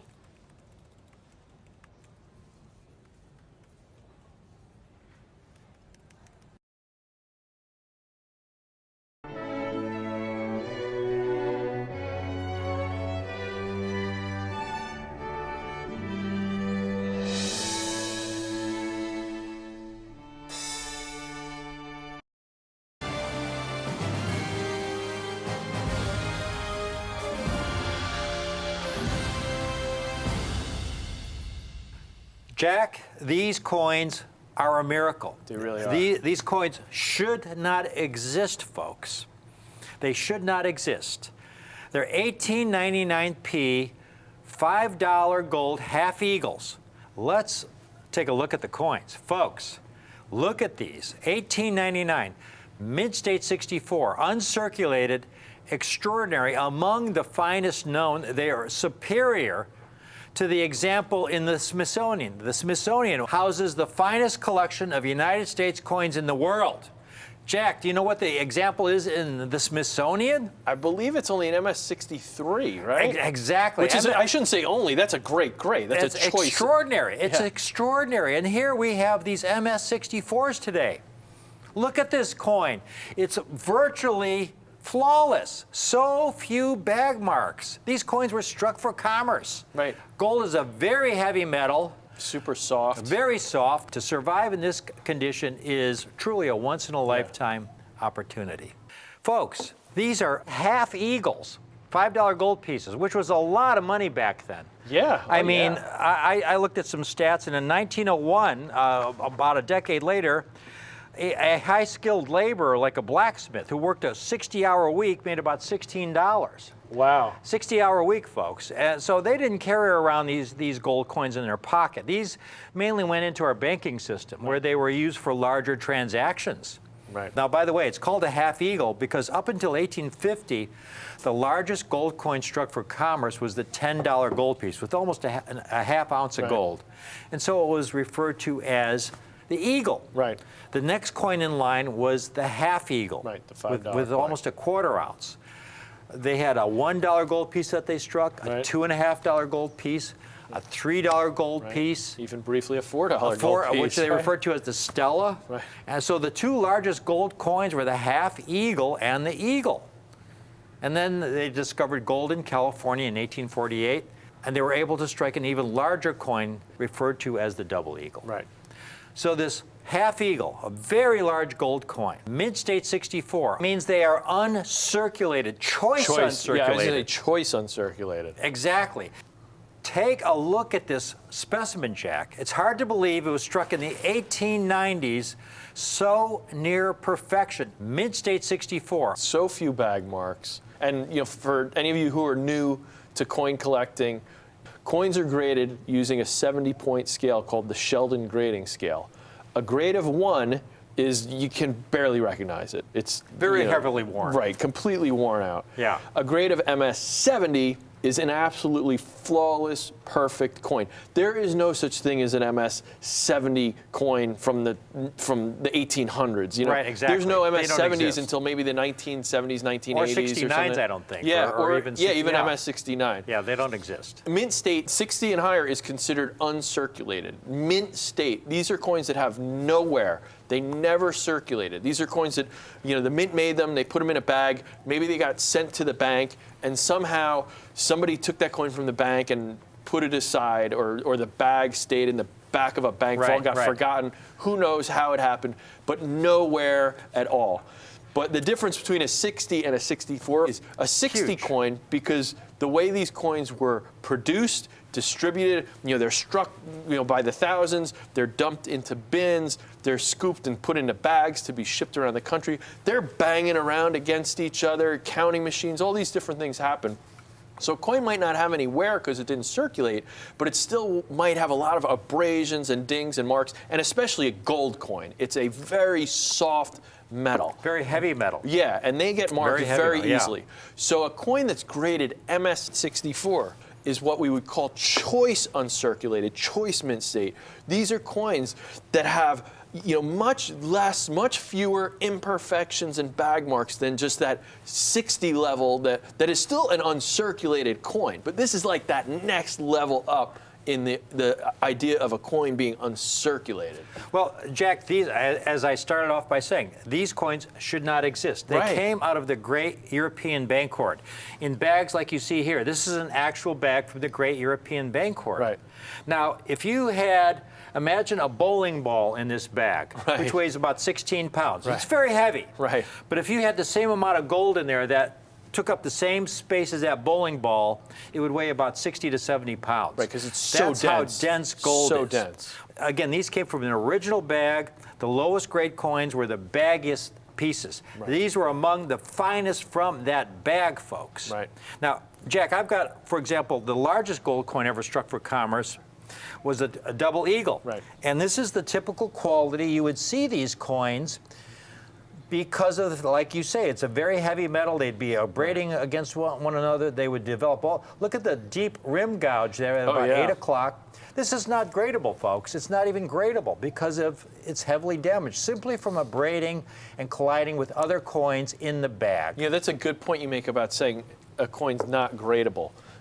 For those of you, again, who are newer to collecting and this concept of certified coins and this Sheldon grading scale, these grading services, when they put a grade on the coin, if a coin's been damaged, cleaned, altered, even if it's an authentic coin, they won't give it a numeric grade. And so many of these $5 gold pieces, and Rick, you can attest, so many of these were used in jewelry, this size coin. right, Even right. if they managed to somehow still survive, 127 years later after they're produced, they're usually cleaned, damaged Right, coins that right. were in jewelry. They have solder, and those are coins. Not only will they not grade MS60, they won't grade them at all. They'll just say genuine, authentic. Exactly. So it's really important not only Yeah. that the coins have a numeric grade, but this 64 grade is a really elite grade. Right. To put it in perspective, the single most valuable United States coin, which is in the Smithsonian, Right.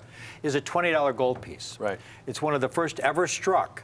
They only struck 2, but even this coin has deep, deep reading marks, deep digs in Right, the another obverse coin field. When fell you look on at top this, of it, yeah, right. when you look at this coin, folks, in the picture, this is the coin that's in the Smithsonian. Right. And you can see the deep reading marks in the field Yep. of the coin Or there. another coin just- So it's and like you said, you actually got to see the I coin did. in person. Yeah. It was lightly cleaned at some point. You're probably a little wiped or something, like hairlines. So if it were graded today, it might grade MS 62, 61. 61, something. and yet it's the single most valuable United States coin, valued in the tens of millions, maybe the hundreds of millions of dollars. Yeah, I mean, we just saw the record for a gold coin in auction recently sold for $9.3 million. The doubloon. And that's a very Right. important historical Right. coin. $9.3 million. But there's 7 of those. That's a great point.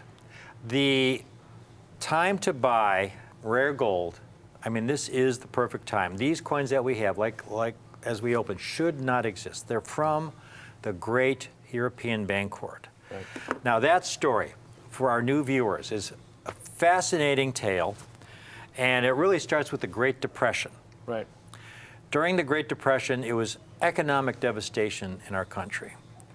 In 1933 alone, it was estimated that there were 4,000 bank failures. Wow. And there was no federal deposit insurance back then. If you could imagine your life savings, 20, 30 years of your life savings in the bank, and you go to the bank the next day, and it's boarded shut, the bank had failed. Right. You were wiped out. Right, your life savings just went up in smoke. This was happening to millions and millions of Americans. So there were those Americans whose banks had not yet failed, who were understandably scared Right. and terrified that their bank would be next. Right. So they began pulling their money out of the bank and buying gold coins. Right. They're holding all their life savings in And, gold. you know, if I had been around back then, I would have done the same thing. Right. Because throughout human history, going back to Egyptian times, the ancient Egyptians, folks, going back to 3000 BC, thought gold was indestructible, that it was from the flesh of their sun god Ra. Right. So across cultures, throughout human history, gold has always had tremendous value. And so Americans were buying gold coins. This was their security. Whatever happens to the economy, they knew the gold would have some value. Right. Now, this created additional stress on the banking system, obviously. So then President Franklin Roosevelt had to somehow put a stop on that. So he passed Executive Order 6102, which made the ownership of over $100 worth of gold or gold coins or gold certificates illegal. And if you were caught with over $100 worth of gold, There are major you faced, implications. this is back in 1933, folks, you faced a $10,000 fine Right. or 10 years imprisonment or Or both. Right. So you had people who were stuck between a rock and a hard place. They leave their money in the bank, and their bank could fail tomorrow. They buy gold, and they can get arrested and spend their next 10 years in prison. Right. Well, there was a third option. Right. And so a lot of these people took this third option, and a lot of institutions as well. Yeah. Before this executive order was enacted, they were buying gold coins, and having them shipped to banks in Europe. Right. And they've been in those banks since 1933, sitting in bags in a vault, not moving, stationary. Right. You know, it would be one thing if you had a bag from 1933 and it went from one owner to the next. Each time it gets shipped and moves to the next owner, it gets jostled around and the coins get abraded. These were sitting in a bank since 1933, about 90 years. Yeah. And so this bag from 1899 came out. We got these coins, among the finest examples from this bag, folks. And once these are gone, that's it. Right. This truly is a Halley's Comet event, the Great European Bancorp, except the Halley's Comet comes by every 70-plus years. Right.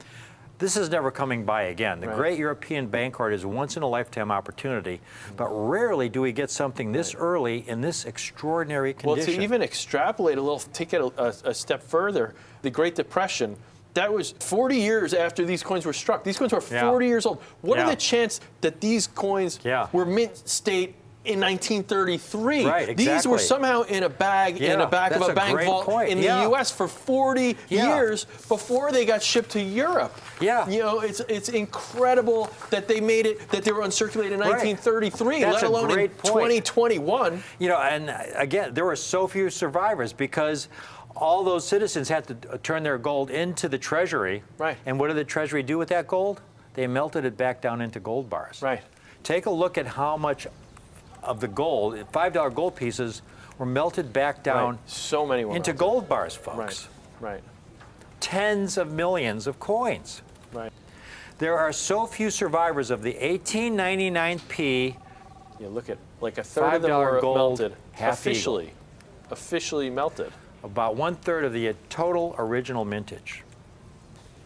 Take a look at this chart, folks, that we have for you. It compares the Liberty Double Eagle, struck from 1850 to 1907, the total mintage, total graded in uncirculated condition, 675,000 coins. And then you have the St. Gaudens Double Eagle, struck from 1907 to 1933. They've graded a little over 1 million coins in uncirculated condition. But then you look at the Half Eagle. The Half Eagle, only 200,000 coins for the entire series, far less than 1%. And that's in all mint state grades, that's Jack, like MS-60 and above. They were making those coins for almost 70 years, you know, and you know, Yeah. so that's a lot of different coins, and there's still only 200,000 coins that are mint state. Exactly. Yeah, that's only 3 out of every 1,000 coins. And there are so few in MS-64. Now take a look at how few have been certified in Mint State 64 by PCGS, folks. 1,900 coins. Minuscule. There are so many other coins that are far easier to locate in this high grade than the 1899p. I mean, one of the most common coins coming out of the Great European Bancorp was the 1924p St. Gaudens, over 100,000 certified in 6.4. Just 1,900 examples of this 1899p. And there's some rare coins on this list, Rick. I mean, look, 1907 St. Gaudens, the first year of the St. Gaudens. The 1907 is one of my favorites, as you know. The first year of the St. Gaudens series, incredibly rare in 6.4. Right. We rarely get to offer the 1907 in Mint State 64. Right. Maybe once a year we might get a couple dozen pieces. Right. And that's At it. best, yeah, at that's best. it, folks. And there you have 5,400 certified. That's a really rare coin. Yeah, more than double, way more than double. To have this 99p, extraordinarily rare, especially in this extremely high-grade condition, folks.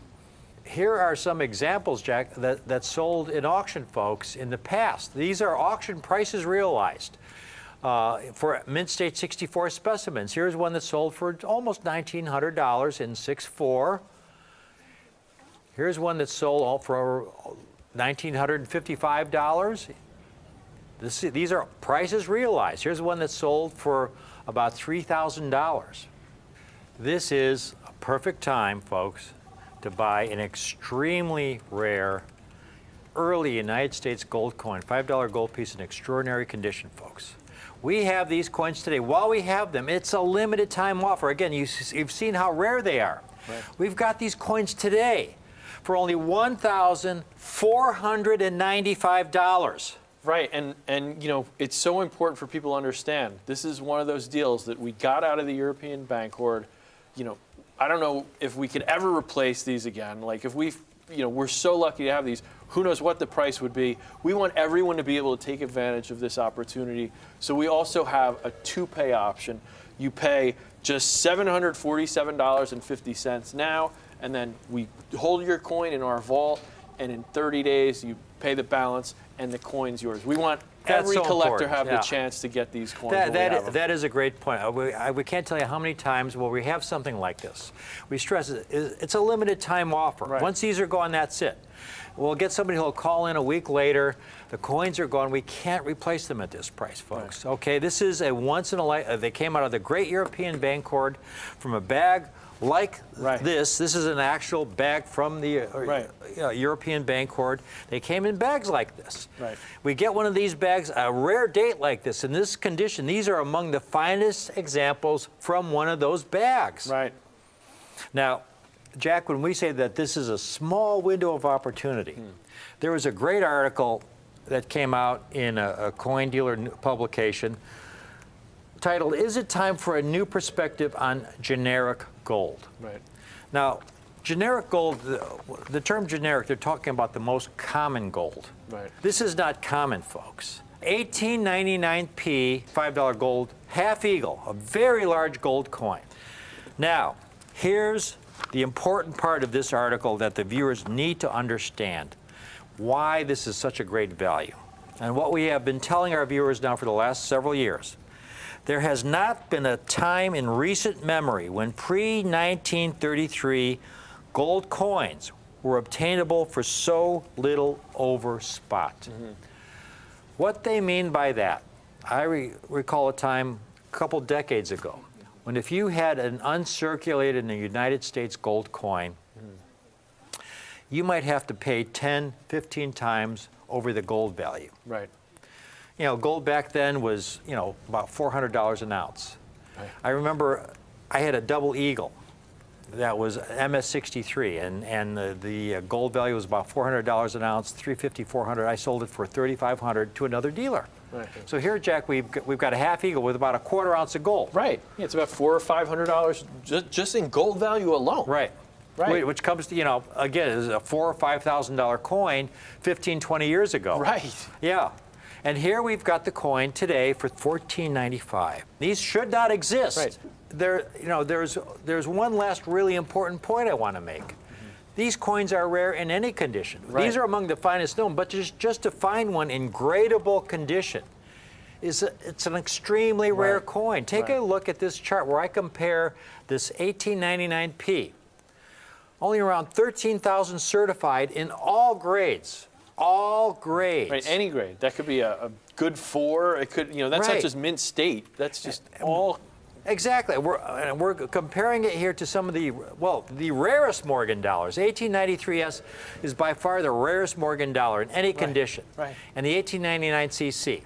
In terms of condition rarity, okay, this 1899p, only 13,000 certified. If you go to try and buy an 1889CC or a 93S, even in circulated condition, take a look at these prices, folks. Here's an 1889CC in circulated condition.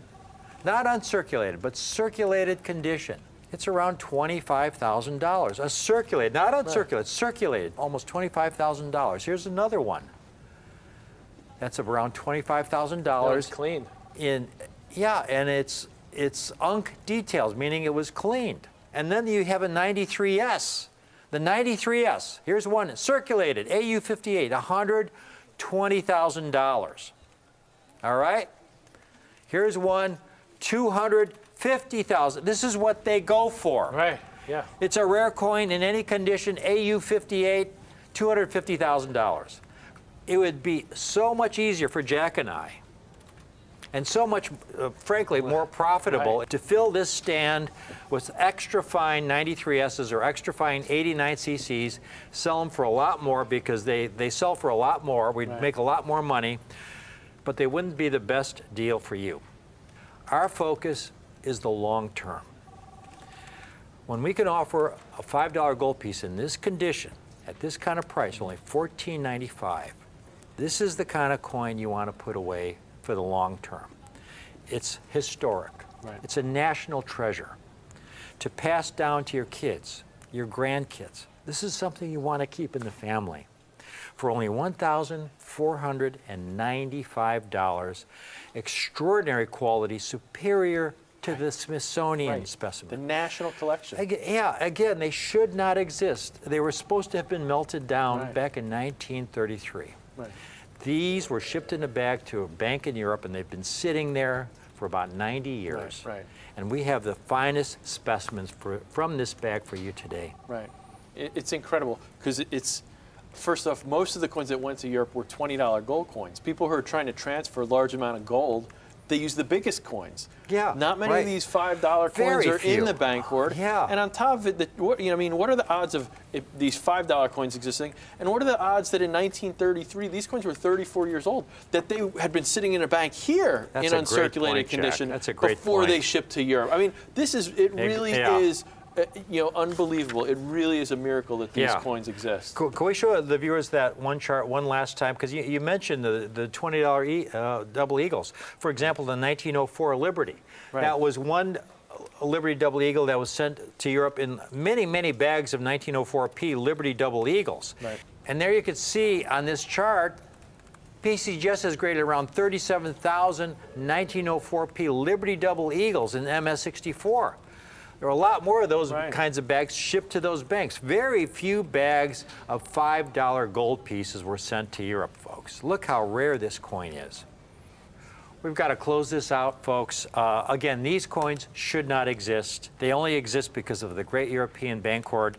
These are among the finest specimens from a bag, from that hoard, in mid-state 64. Right, for just two You know. easy payments, $747.50.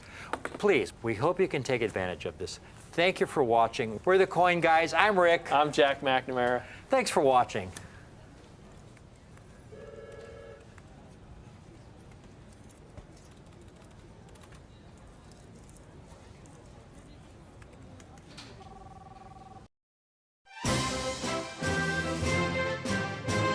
Gold was first discovered in California by John Marshall at Sutter's Mill on January 24, 1848. News of this monumental finding spread across the nation, spurring hundreds of thousands of Americans to make the journey to the West Coast in hopes of striking gold. And now today, Rare Collectibles TV is offering a limited amount of actual gold dust found directly in the hills of Northern California during the gold rush. This gold dust would have never been acquired if not for the wreckage of the SS Central America, commonly referred to as the Ship of Gold. During the gold rush, this iconic ship was known for transporting California mined gold to the East Coast to be processed and turned into coinage. Tragically, on September 12, 1857, the SS Central America was met with a devastating hurricane and sank off the coast of the Carolinas with 30,000 pounds of gold in its cargo. The contents of this historic ship were thought to be lost for eternity, until in 2014, a safe filled with California gold dust was brought to the surface from the bottom of the Atlantic Ocean. And now today, Rare Collectibles TV is offering you this once-in-a-lifetime opportunity to personally own a double pinch of gold dust from the California Gold Rush for the low price of only $239. A double pinch contains approximately a half gram of gold. But wait, there's more. If you order now, you will receive this widely acclaimed book detailing the history of the gold rush and the SS Central America, a $50 value, absolutely free. Call the number on your screen right now or visit us at rarecollectiblestv.com. That's rarecollectiblestv.com. Collectors, I want to welcome you into this presentation of some very, very valuable silver dollars. These coins are in the ultimate grade of Mint State 70. They bear the labeling. They are certified. And by the way, Mint State 70, an absolutely flawless, perfect condition coin. They also contain on the labeling 3 magic letters, FDI, first day of issue. Now, probably the most special attribute of the labeling of this coin are two words. This simple phrase here, emergency production, is indicative of some of the rarest silver eagles the Mint has ever issued. And we're going to get into that in a big way, but I want to let you all know it is rare that you will have an emergency production of a coin. It's only happened a couple of times in the history of the United States Mint that it's happened before. And you have to go all the way back to World War II for just a couple of examples. All Jefferson nickels that were struck during World War II bore the mint mark on the reverse in a very prominent location, and they were made of silver. And this was an emergency production, removing the nickel from the nickel and replacing it with silver. In addition, during World War II, copper Lincoln pennies were, well, they were no longer made of copper for the 1 year, 1943.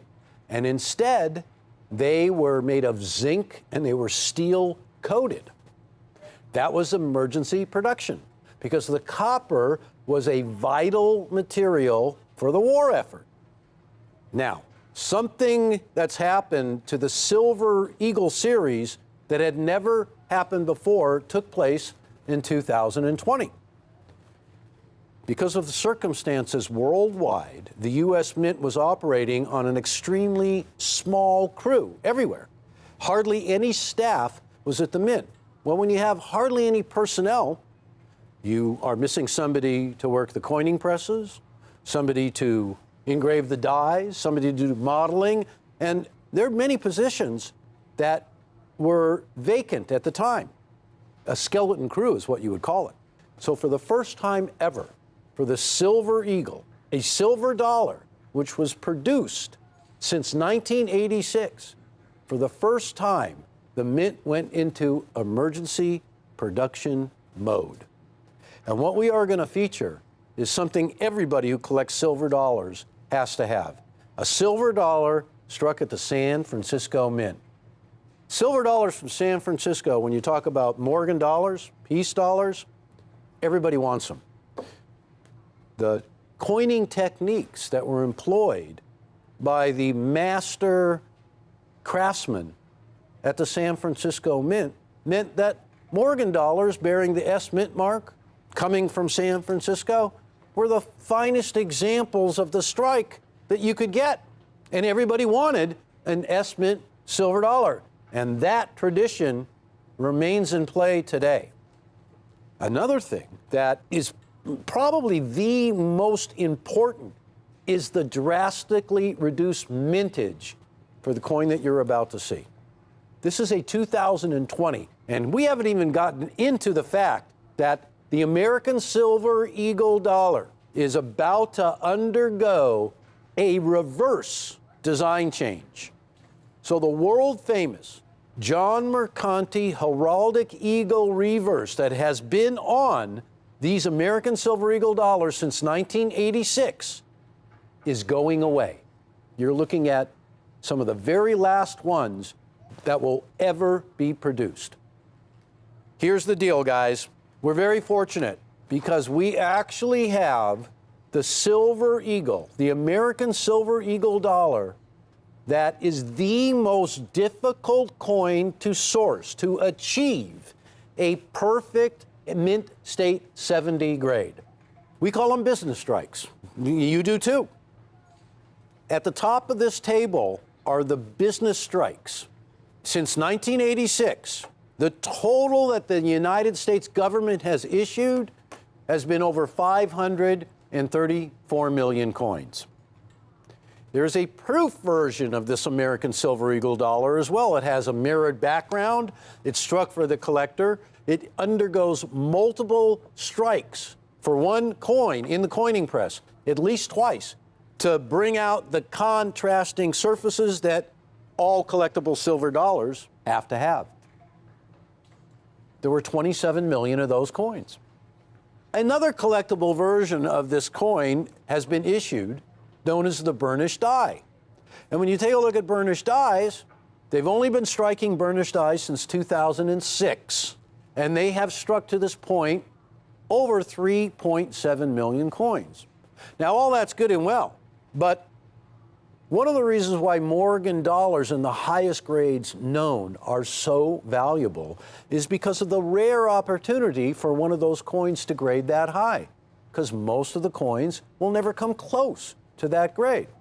This is exactly the case with these business-struck American Silver Eagles. And for the first time ever, the San Francisco Mint has had to contribute to the annual production of the business strike Silver Eagles.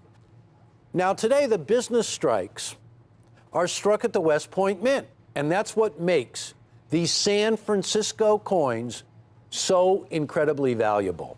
In order to augment the production of West Point, the San Francisco Mint agreed that they would begin striking coins. Now here's the difference. West Point will strike millions and millions of coins to feed all the demand. In one year, 2015, they struck over 47 million coins. This particular time of history that we're in is all about shortages of everything, and that goes right to coins. So San Francisco has agreed that for 2020, they will strike this silver dollar to the tune of only 1 million coins. Now that's big news, because this is also the very first emergency issue from the San Francisco Mint. Now most of the time when these coins are struck, they're struck to the tune of millions and millions of coins. In fact, I want to give you a little rundown of year production. Now these are all for the business strikes. 1986 was the first year of the American Silver Eagle. The figure of 5.3 million in production is pretty misleading, because they really only struck the coin for 1 month at the end of 1986. And they managed to strike almost 5.4 million coins. But something really, really important, more important than the mintages, is the far column. I want you to take a look at the percentage by which any of these coins from 1986 certify in a perfect mint state 70 grade. And as you can see, not one year is over 1%. Minuscule percentages of these silver dollars will grade a perfect mint state 70.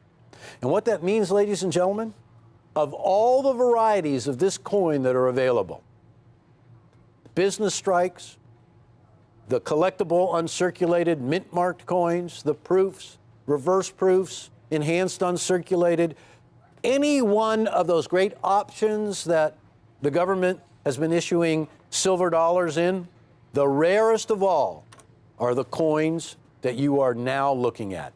They occur in a perfect grade 70 the fewest amount of times. In fact, as a series, it has been just about 1/3 of 1%. This is important. So then you get to thinking, how many of these coins would I have to submit to the grading service to get one back in a perfect grade mint state 70?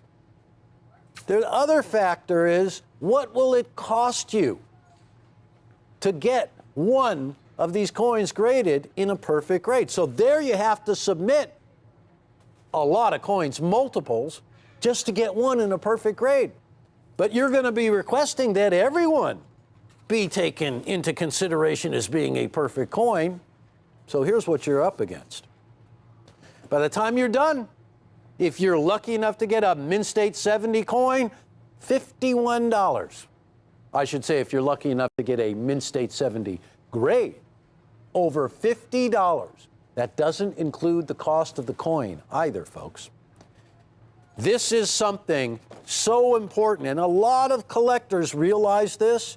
That's why this is one of the hottest silver dollars you can get your hands on today. Just in thinking back on the silver dollars from San Francisco, whether they be Morgans or Peace dollars, I cannot think of too many coins that have a mintage below 1 million. 1884S, if you want to use that as a great example, the mintage of the 1884S is 3.2 million coins. Now, we all know that an 1884S in a high mint state grade is a six-figure coin. There's countless other dates from the San Francisco Mint where this one beats them in terms of mintage hands down. And most of the other mints can't compete with a mintage of 1 million. In fact, it's pretty much an exclusive club when you think of silver dollars that have a mintage of 1 million or less, some of the most expensive coins in any of the series of silver dollars. Ladies and gentlemen, if you haven't gotten online already, you got to do it. This is something more than special. It's unique. It's from a time that is never going to happen again. It's from a time that hadn't happened since World War II.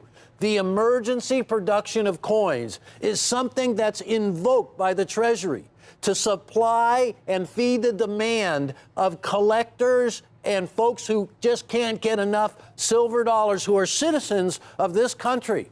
Nothing stops the U.S. Mint. They might get slowed down a whole lot, but nothing stops the production of American money. This is the first coin of its kind with a mintage of 1 million. It has never been done before, this coin, when the Mint announced ahead of time for a regular issue. The business strikes. They're out to strike quantity, ladies and gentlemen, not a small quantity, a big quantity. This is the first time this has ever happened. And they came out and announced that it's going to be 1 million mintage, and that's it. And believe me, everybody had to have one. Hardly anybody is going to be able to get a first day of issue. Hardly anybody, you can see by the figures, is going to be able to get a perfect mint state coin. And when you do find them, I don't mean to scream, but this is something worth bellowing about. When you do find them, there's one for $300, one of the hottest issues in the United States of America. Emergency production, emergency release, first day of issue. How about $169? Now, folks, we have built in a little bit of a quantity option here. This is a great opportunity to put these coins away. I'm being straight up serious here. You are not going to get another chance at this. These are 2020s. They're the first ones. It is the last of the Mercanti reverse, and we haven't even gotten into that yet, but we're going to. This is a silver dollar for the ages, ladies and gentlemen. It has been continuously issued since 1986. But very shortly, the reverse that we all know and love, the heraldic eagle, will no longer be. This is one of the last ones. First day of issue is your only opportunity. This will never happen again. $169. Now, here's where it really gets to be a lot of fun. How about 5 coins for $165 each? $825. Ladies and gentlemen, in certifying 5 coins alone, you're going to pay over $50 to get that label, to get an emergency production in a mint state 70, to get a first day of issue. So $825 for 5. The price is going to go all the way down to $159. $159, that is for 10 coins. So $159 each is what I'm saying. $1,590. That can be broken up into 2 equal payments of $795 twice. And it's really important because for those of you looking to put away quantity, you put down $795 right now. Every coin could sell out. There may never be another one minted. As far as coins go, this is the original when it comes to this emergency production from San Francisco. You got to be able to take advantage of getting in on a deal of 10 of these while you can. Now, what's happened with this coin, because of the advent of the news from the U.S. Mint, that this coming year, the year we're in right now, 2021, will see the actual end to what we call the Series 1 or Type 1 production of these coins. A new reverse will shortly hit the scene, known as the Type 2. So these Mercanti Heraldic Eagle reverses, which have been on the reverse of the American Silver Eagle since 1986, will be discontinued. Since news of that broke. Everybody's got to have them. There is a continual barrage of every collector. I got to tell you, this is one of the most amazing things I have ever seen. Well, I think a lot of it has to do with you're not paying $300 for the coin. You're paying $169. That's the highest price you can pay, because we're also giving you an opportunity to pay $165 if you buy 5, $165 each for 8 1/4, and that price can go all the way down to $159 each for a quantity of 10 for $1,590. So it's big news here. You get a perfect San Francisco struck silver dollar, documented by NGC, first day of issue, highest grade you can get, part of a really rare emergency production issue. Can you imagine? Look, let's just go back briefly to say, oh, I happen to have a lot of mintages right here. You know, and over the last few years, I don't know if you've noticed or not, the way the American Silver Eagle program has gone is that in the beginning, for instance, 1986, about 5.5 million coins were issued in a short period of time. The next year, 1987, was like almost 12 million. The mintages began to go up. The popularity of the coin began to just go crazy because collectors began to realize that, hey, this is a bona fide United States silver dollar, more silver in it than a Morgan, bigger coin, and an unbelievable design that dates back to the Walking Liberty half dollar. And most of us collectors who love the Walking Liberty half dollar has never had the opportunity to see one as detailed as the Walking Liberty half dollar design on the obverse of these coins. I mean, Adolph A. Wyman had this in his mind's eye when he designed the Walking Liberty half dollars in 1916. So bringing that design back, that design is not going away, but its reverse that was created by John Mercanti is. Now, I want you to take a look at some of these mintages, folks. This is what's been happening lately. Now, the highest year total was 2015. 47 million coins were struck by the U.S. Mint. 47 million. And again, I want to point out, it is a really rare occurrence for any of these coins to grade in a perfect Mint State 70 grade. It doesn't even happen 1% of the time with any of them. So when you factor that in to the first ever San Francisco emergency production, this is an amazing silver dollar. Now, if I was to tell you that there would be any American Silver Eagle with a mintage as low as $1 million, you would laugh. You'd say, hey, you know what I'm talking about. You're talking about the high relief peace dollar. You're talking about one of those coins from the Carson City Mint. They don't make Silver Eagles in a quantity of just $1 million. Haven't you been paying attention? But they do, ladies and gentlemen. They did. 2020 from San Francisco. This first ever emergency production from the San Francisco Mint. There's only going to be, all that were minted was $1 million. They're gone. They're gone. What we don't have on our set here right now is gone in collectors' hands everywhere. This is the most collected silver dollar in the world today. Even more collected, dare I say it, than the Morgan dollar. This coin right here affords you the opportunity to get a perfect grade Mint State 70 American silver dollar, something you could never do with any of the silver dollars from the bygone eras. Even, ladies and gentlemen, I'm going to say it, even an Ike dollar today, if you were to get an Ike dollar in a Mint State 70, is going to run you thousands and thousands of dollars. Take the opportunity right now to get a coin that is pure silver, the largest silver dollar we've ever issued, a perfect graded 70, first day of issue, emergency production. You know what? There is not enough adjectives or descriptions to put on that label. It's just not enough room for all the great qualities that this silver dollar possesses. Now, I think the coup de grace on this is that this coin is in a perfect graded Mint State 70. So, ladies and gentlemen, I got to conclude this. This silver dollar is the first emergency production from San Francisco. The heraldic eagle reverse will soon be gone. This is one of the last coins. That reverse of John Mercanti's made this coin popular. It's certainly one of the major contributing factors to the popularity of this coin. This heraldic eagle reverse was a tribute that John Mercanti thought long and hard about, how he could honor the obverse that was created by Adolph A. Weinman, and how could he marry that with a design that reached into the past, like the obverse design, paid tribute to the great heraldic eagles that made American silver dollars what they are today. And after all of that thought, looked at the design that he came up with. It was inspirational, it was inspired, but it is retiring. Now, folks, John Mercanti was just the 12th chief engraver of the U.S. Mint. He arrived at the U.S. Mint in 1974.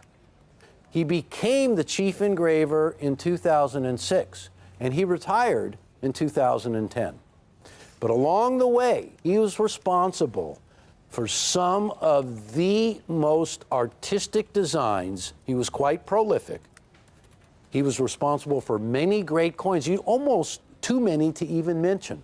I'll tell you this, 1986, he was responsible for the Statue of Liberty silver dollar. And that coin was the actual reason why the Liberty Coin Act was signed into law in 1985, for that coin to be struck. The American Silver Eagle dollar was really part two of the Liberty Coin Act that President Reagan signed into law in 1985. So this is an American silver dollar that has a longer issue time than the Morgan dollar. It's more collected. I dare say it, it's more popular. And your final opportunity for this presentation, at least, to get one from the San Francisco Mint emergency production issue, the first San Francisco emergency production, right here, right now, for $169, or if you go quantity, you can get it all the way down to $159 a coin, $1,590. This is what every collector's been waiting for. And I got to say, in closing out, that you're going to have this one as emergency production, and you're going to be able to get the next ones as well. So don't miss out on the very first one. I want to thank you so much for watching, and I'm going to be back soon, I hope, and see you again. Bye-bye.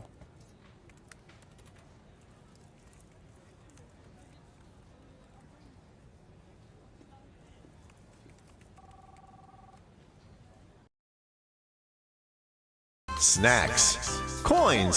Snacks. You ask, what do stunning coins and delicious snacks have in common? Need a lunch break from the weekly grind? Then join me, Jack McNamara, for Coin Snacks with Jack. Live every Wednesday at 3 p.m. Eastern Standard Time and 12 noon Pacific Time at Rare Collectibles TV on YouTube, Instagram, and Facebook. We'll talk to renowned guests as well as some of the most devoted collectors of numismatics. From mint releases to rare coins and numismatic oddities, join the conversation as we talk about everything in the world of coins. Oh, and snacks. We're going to have a lot of delicious snacks. Watch Rare Collectibles TV's new streaming show, Coin Snacks with Jack, live on YouTube, Instagram, and Facebook every Wednesday. Watch Coin Snacks with Jack at Rare Collectibles TV.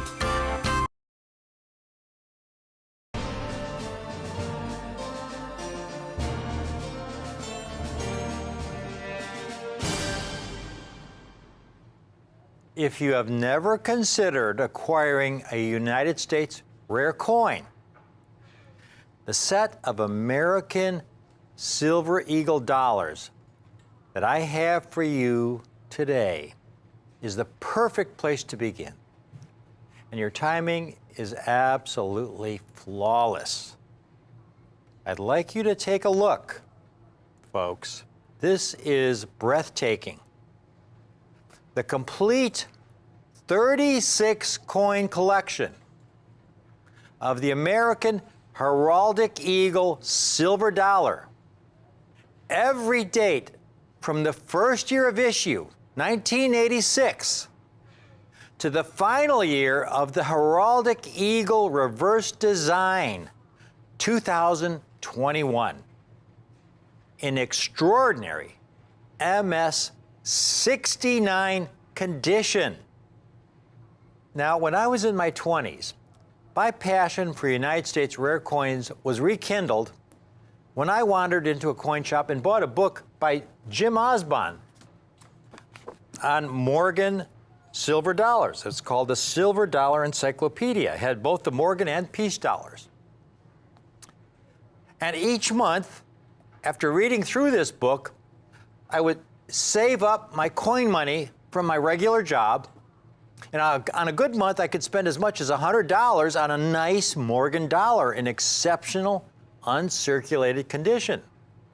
Some months my paycheck wasn't quite as good, and I only had $40 or $50. But that was enough back then to buy a very nice, high-grade, uncirculated Morgan dollar. Now, if I were to start collecting today, and I had the same kind of budget that I had back then, adjusted for inflation, I would start with silver dollars. They are the largest silver coins ever struck for commerce by the United States Mint. They are affordable, big, beautiful, rare coins struck in silver. But they wouldn't be Morgan dollars. In 1986, then President Ronald Reagan and the United States Mint gave Americans and collectors the world over a tremendous gift in a bill called the Liberty Coin Act, signed into law by then President Reagan on July 9, 1985, authorizing the production of a new silver dollar, struck only from silver mined in the United States of America, with the first coins being struck in San Francisco on October 29, 1986. Now, initially, these were thought of as bullion coins. The American Silver Eagle was the first silver dollar to be struck on a planchet with a full ounce of pure silver. The Morgan dollar, by comparison, had about 3/4 of an ounce of silver. The Morgan dollar, when you put it next to one of these American Silver Eagles, folks, almost looks like a $1/2 when you put the two side by side. And remember, the Morgan dollar is 90% silver. This American Silver Eagle is 100% pure silver. If you have never seen one of these American Silver Eagle dollars before, you can see why it is so popular. It's a gorgeous design, considered a classic, originally created by Adolph Weinman for the United States half dollar in 1916. The Walking Liberty half dollar was struck from 1916 to 1947. Here's one in 1942S. But there was a problem with the design at the Mint. Because of its high relief, most of these Walking Liberty half dollars exhibit an incomplete strike, with a lack of detail on the high points of the coin due to inadequate die pressure. And you can see on that 1942S, along the skirt and Liberty's left hand is kind of flat. You don't see her fingers, you don't see the hand detail because of a poor strike. Now, this Adolph Weinman design, folks, on the much larger silver dollar would require even more die pressure, well over 200 tons. Now, the last time the Mint tried this in 1921 on the high relief Peace dollar, it had to be discontinued after only 3 days of production, as the high die pressure required broke the dies. And so the Mint had the challenge of taking a 1 ounce blank silver planchet, the largest silver planchet ever used, to recreate one of the greatest classic works of art in the history of U.S. numismatics. And they succeeded, folks. And you take a look at one of these coins close up, every detail fully struck in high relief. It's just incredible. All the skirt lines, all the hand detail in Liberty's left hand, all those fingers, everything is fully struck as the artist intended. It's a masterpiece. It's a miracle. And these coins are Mint State 69. And I'll be getting to the importance of that Mint State 69 grade in just a minute.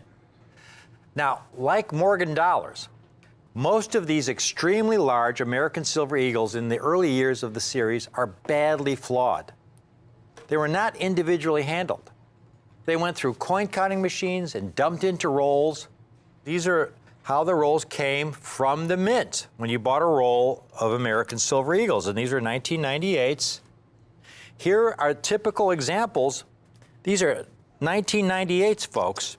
Again, they were not individually handled. They were struck, ejected into bins. One coin would fall on top of another.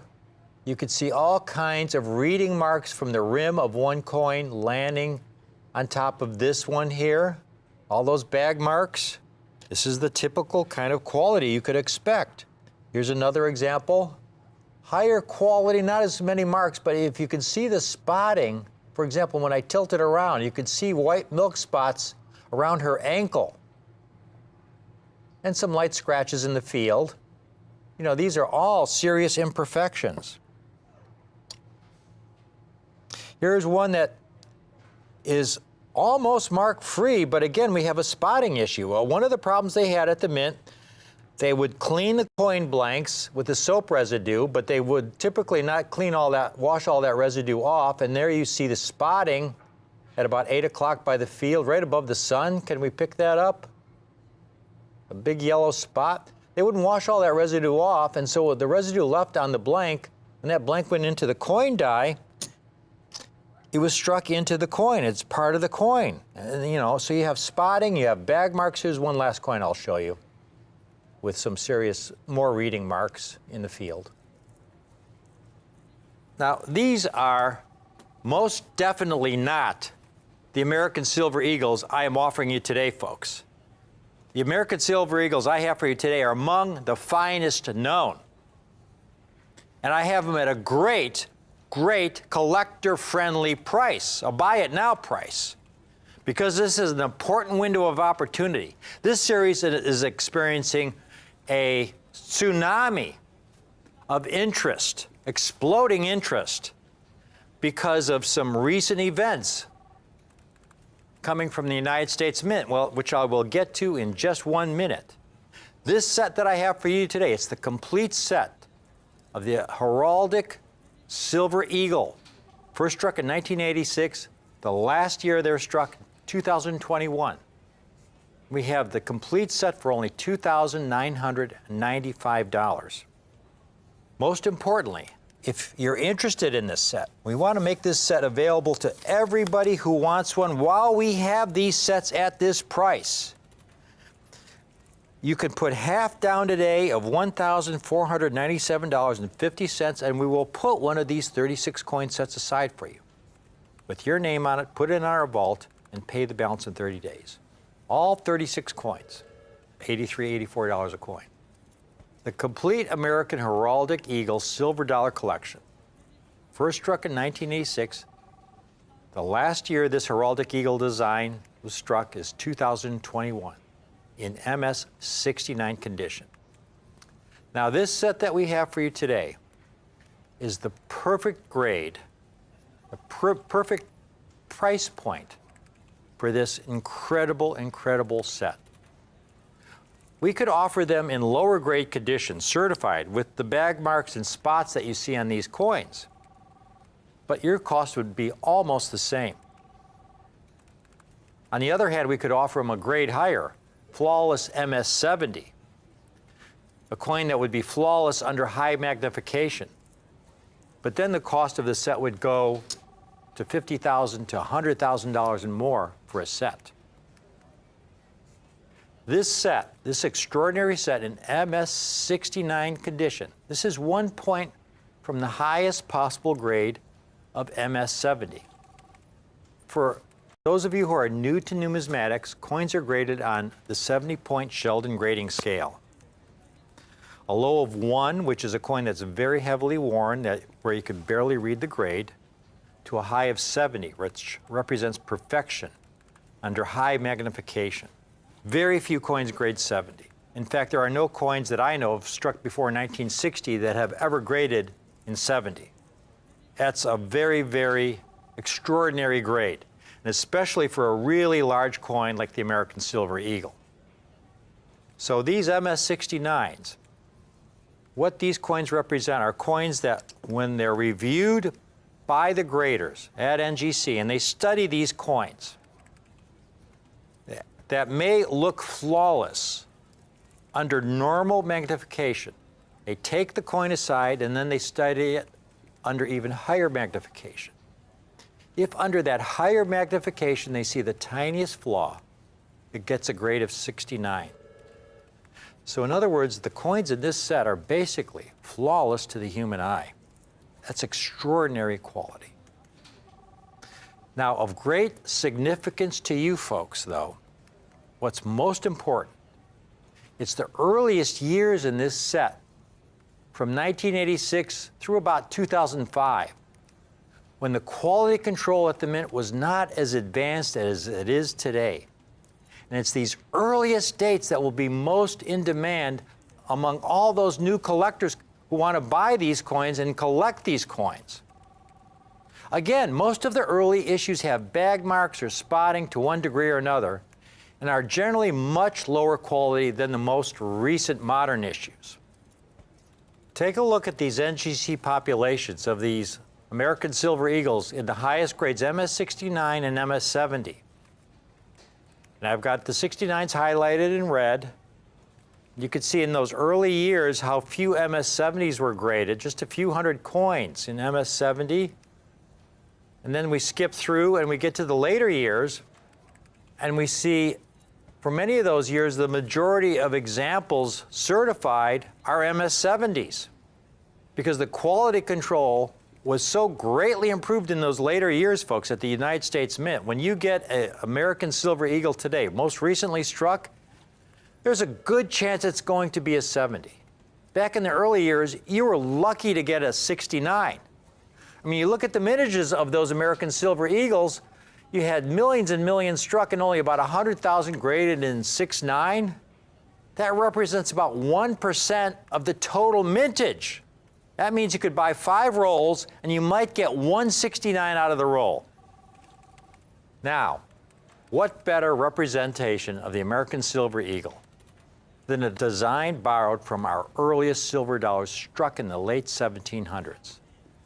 We call these earliest Silver Eagles the Heraldic Eagle Reverse because this was a design borrowed from our earliest silver dollars struck in the late 1700s. And I have an actual early silver dollar here bearing the original classic Heraldic Eagle that Chief Engraver John Mercanti used as the template for the new American Silver Eagle on these coins you see today. It's a classic, folks. Now is the time to acquire one of these sets at the lowest possible ground floor opportunity price. The American Silver Eagle series, as I speak, as popular as it already is, rivaling the Morgan Dollar series in popularity, as I said earlier, is experiencing a tsunami of new collectors into this series. Because in the year 2021, as part of its celebration of the 35-year anniversary of the American Silver Eagle series, in headlines and publications across our nation, Coin World, breaking news, Mint unveils new American Eagle reverse design. New American Gold Silver Eagle reverses coming in 2021. And here's a picture of some of the reverses. One is for the gold coin, one is for the silver coin. Mint unveils new American Silver Eagle reverses. And then they talk about here, the original American Silver Eagle design with the Heraldic Eagle, a Mercanti masterpiece, discontinued after 2021.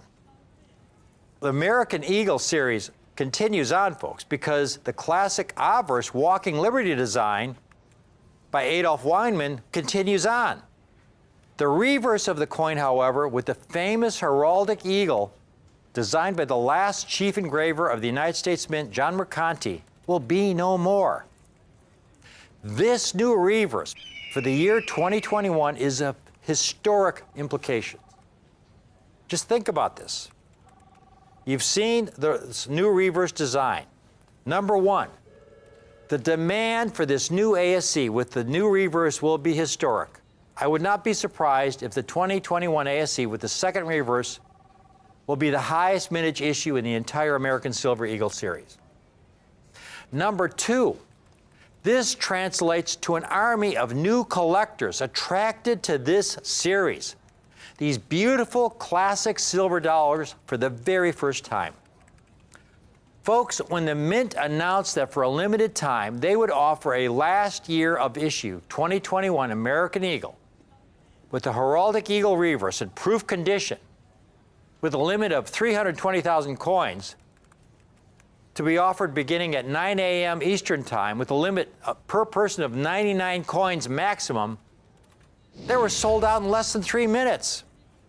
That is an all-time record for the Mint being sold out that I don't think will ever be broken.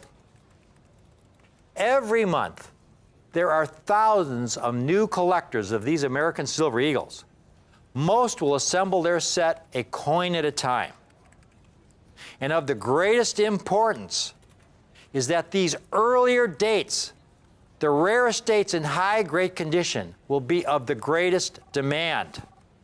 You know, many of those high grade dollars that I first bought for $50 and $100 a coin decades ago are $500, $1,000, $2,000 coins today. I have the complete 1986 to 2021 Heraldic Eagle collection for you today for $83.19 a coin. $29.95 for the entire 36 coin Heraldic Eagle collection. But what makes this collection so attractive to so many millions of collectors is that it's just not about the money. These magnificent American Silver Eagles, in their words, images, and artistry, are a reflection of what our great country is all about. What we are always striving to be, a land of liberty, with Lady Liberty draped in the American flag, her hand outstretched, offering the gift of liberty to those who share in the values that made this country great. You know, with the sun rising ahead and the heraldic eagle on the reverse, a design first used on our silver dollars in the late 1700s. George Washington was still alive to possibly handle one of those early silver dollars. This magnificent heraldic eagle collection, all 36 coins, with all those earliest key dates that will be in the greatest demand in the years and decades ahead. Because of the limited number of sets available, there is a limit of 3 sets per caller. But if you do order 3 sets, we will take $100 off the group. So you can get 3 sets, 3 equal payments of $2,961.67. Now, that $100 off the 3 sets may not seem like much, but folks, we're already giving you our best price. We've cut it to the bone. I want to just show you what the selling prices are for many of these American Silver Eagles on the market today. Now, I said this is the perfect grade at the perfect price point. If we were to go to that MS70 grade, folks, here we have this 36 coin set, MS69, coins flawless to the eye, just 1 grade higher, MS70. Here's 1 coin, 1986, over $21,000. That's what it sold in auction for. Just 1 coin, folks. Here's a 1991, over $34,000. That's what it sold for, price realized in auction. 1 coin. A third coin here, a 1992, over $16,000. Here's a 1996, over $21,000. 1 final comp. We're well over $100,000, and I've only shown you 5 or 6 comps of some of these dates, and there's 36 coins in this set. On the other hand, the MS69's out there. Here's a set being offered, and it's a partial set. It's 1986 to 2018. It doesn't cover the last 3 dates, and it's $4,000. Top-rated seller on eBay. Here's a set, MS69 as well. Partial set, missing the earliest dates and missing all the dates after 2005. And it's $3,595. That's a dealer with 100% positive feedback, folks. 100% happy customers. One final set, 1988 to 2006. A 16-coin set, $3,300. Again, a dealer with 100% positive feedback, the highest possible rating. This is a family keepsake. It's a collection to pass down to your kids, your grandkids, as a daily reminder of our great heritage, our history, and those great American values we still strive for today. Certified and encapsulated by the premier grading service in the country, NGC, Numismatic Guarantee Corporation.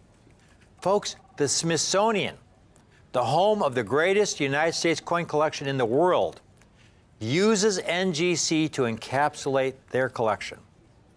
In closing, this is a small window of opportunity to be able to offer this complete 36 coin collection at the price I have for you today. It's the perfect grade, incredible, essentially flawless to the eye MS-69 at well below $100 a coin. Again, one grade higher, this set could cost you hundreds of thousands of dollars. But that's not the grade I think is best for you.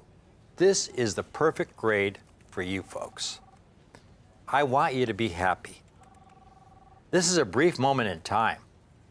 If you're recording this presentation and you're able to acquire at least one set, and you play this presentation back 10 years from now, you will be happy. You'll have a big smile on your face. Boy, that was a great price, wasn't it? Less than $100 a coin. I'm glad I took advantage of Rick's offer.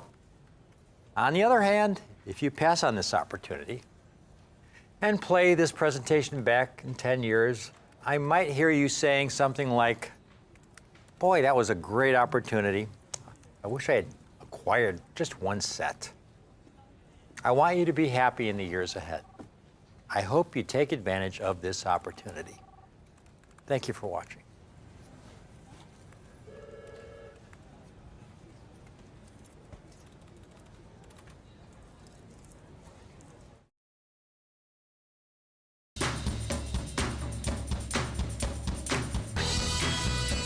You're watching Rare Collectibles TV.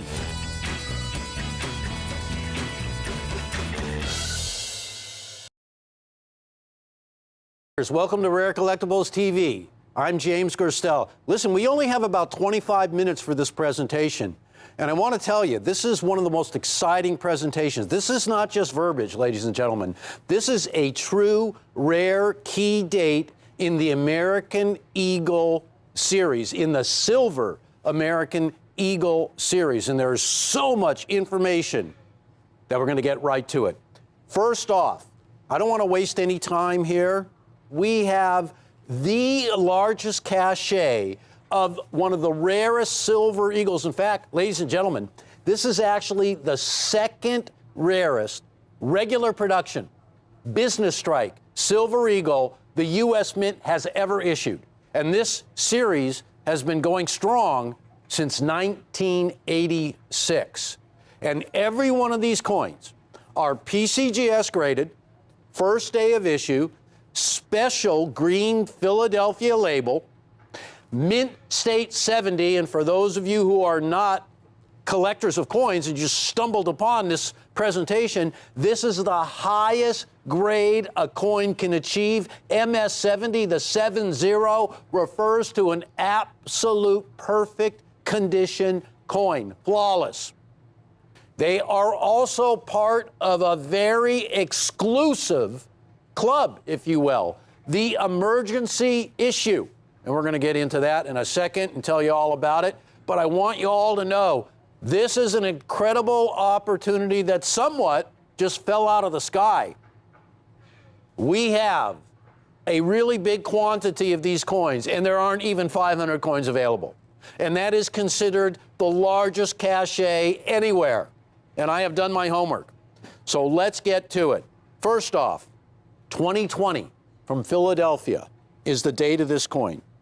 In 2020, the U.S. Mint announced that there would no longer be struck the heraldic eagle reverse from the Great Silver Eagle. This reverse was designed by the 12th chief engraver, John Mercanti. This is a coin that has been annually issued since 1986. It's more than a coin. It's an American silver dollar, authorized in 1985 with Ronald Reagan's signing of the Liberty Coin Act. And the striking began in 1986. The first year was 1986 of what would become America's most popular and longest running silver dollar series. Business strikes and proofs were struck in 1986 and continuously struck annually every year, with the exception of 2009 for the proofs. Now let's talk about emergency production. I want to bring it home in a big way to get everybody to understand what emergency production is. And to do that, we're going to go back to World War II. In World War II, the Mint had emergency production of two coins. The Jefferson nickel, this began in 1942. And the Jefferson nickels, being made of nickel, the nickel was so vital to the war effort that the nickel was removed from the coin. And to recognize an emergency production Jefferson nickel, and these were minted between 1942 and 1945, all you had to do was look for the big, gigantic mint mark above the dome of Monticello. That indicated emergency production, World War II production of the Jefferson nickel of silver. And that was only for 1942 to 1945. There was another key component to the war effort in World War II, and that was copper. And in 1943, the U.S. Mint issued the steel cent, emergency production. Now, prior to the steel cent, all the cents were made of copper, so it was pretty easy to distinguish the emergency production. Well, the last year or so have been really tough for the whole entire world, and every place has been shut down, and that included the United States minting facilities. And so, to adhere to the law of the production of these coins every year for the business strikes, Philadelphia was enlisted to assist in the production of American Silver Eagle dollars, and thus the label emergency issue. So let's just take a quick look at what's going on with American Silver Eagles as business strikes, because this is what we're talking about. And a lot of us know these as the regular issue. Now, these are the coins that are struck every year. These are the coins that are struck in great abundance. But during these times, 2020 was the beginning of this emergency production. And during this time, look at what's happened. Now, first, I want to really show you why this is so important to collectors by giving you an idea of the mintages from the beginning of the program in 1986 all the way up to the present time for business struck coins. Now, when you have this many millions of coins struck, collectors are going to be buying these coins up like crazy and having them graded in the ultimate highest grades, much like we do with Morgan dollars today, much like we've always done with silver dollars. Now, the Silver Eagle dollar is the largest silver dollar the U.S. Mint has ever struck, larger than a Morgan dollar, more silver, more diameter. They have become the most popular silver dollar in the United States of America and virtually in the world today. Now, take a good look at the second page of this table. As you can see, the mintages. Now, something takes place at the very bottom of this page that is very important to note. And you can see the emergency production. San Francisco for 2020, 1 million coins. Very low mintage. For 2020 from Philadelphia, only 240,000 coins were struck. Documented, struck coins. Now, ladies and gentlemen, this makes this coin the second rarest date of a regularly struck Silver Eagle or a business strike the Mint has ever issued. 240,000 coins is a lower mintage then almost every one of the proofs that are issued, which are for the collector, or the burnished dies, or the reverse proofs, or the enhanced uncirculated, or any one of those coins that you can think about. This is a true rarity that was born of all the recent trials and tribulations that the entire world has gone through. Now, this table refers to the seldom occurring instances of absolute perfect coins being graded by PCGS. In business strikes, of the 534 million coins that have been issued in the series from 1986 to date, not even 1/3 of all of those coins will grade a perfect mint state 70. Now, when we look at the proofs, of the 27 million that have been struck, 1.6%, and that's a really low total. It's next to nothing.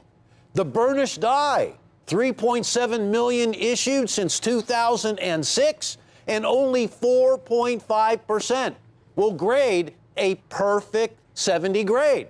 So when we look at the three options that are available, the three surfaces, the three different strikes, these regular issue, the business strike coins, occur in a perfect mint state 70 grade the least often of all of them, the hardest to get, the rarest of them all. This coin right here.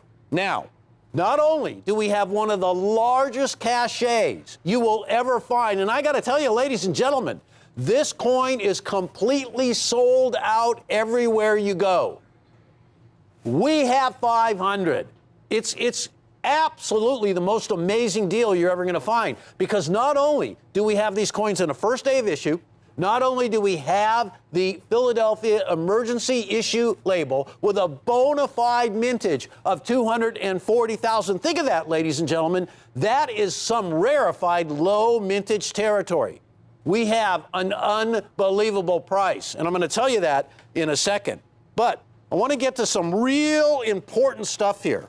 Since 2011, the Treasury Department has been keeping track of where these silver eagles are struck. Now, there's only one way that you can do it. When you get a monster box from the U.S. Mint, it's green in color, it's banded, it has a seal. Now, you cannot open this box without it being evident that it was open. And the amazing part about it is since 2011, inside each and every one of these boxes is documentation from the U.S. Mint, from the U.S. Treasury, on where those coins were struck. There's 500 in each box. So we know by doing a lot of research that only 240,000 of these coins were struck at the Philadelphia Mint. Philadelphia was enlisted to augment West Point production, where the coins are usually struck. But the crazy thing is that next to the 2015, which was not emergency production, it was augmented production, next to that 79,000 mintage, the 2020 from Philadelphia is the lowest of them all. And I want to show you why that is so important. Here is a 2015 from Philadelphia in a perfect mint state 70 grade. That coin is not a first day of issue, but that coin is a mint state 70. And the selling price of that coin is almost $4,000. That coin is a really tough coin to get. And when you can get your hands on one of them, it's going to cost you almost $4,000.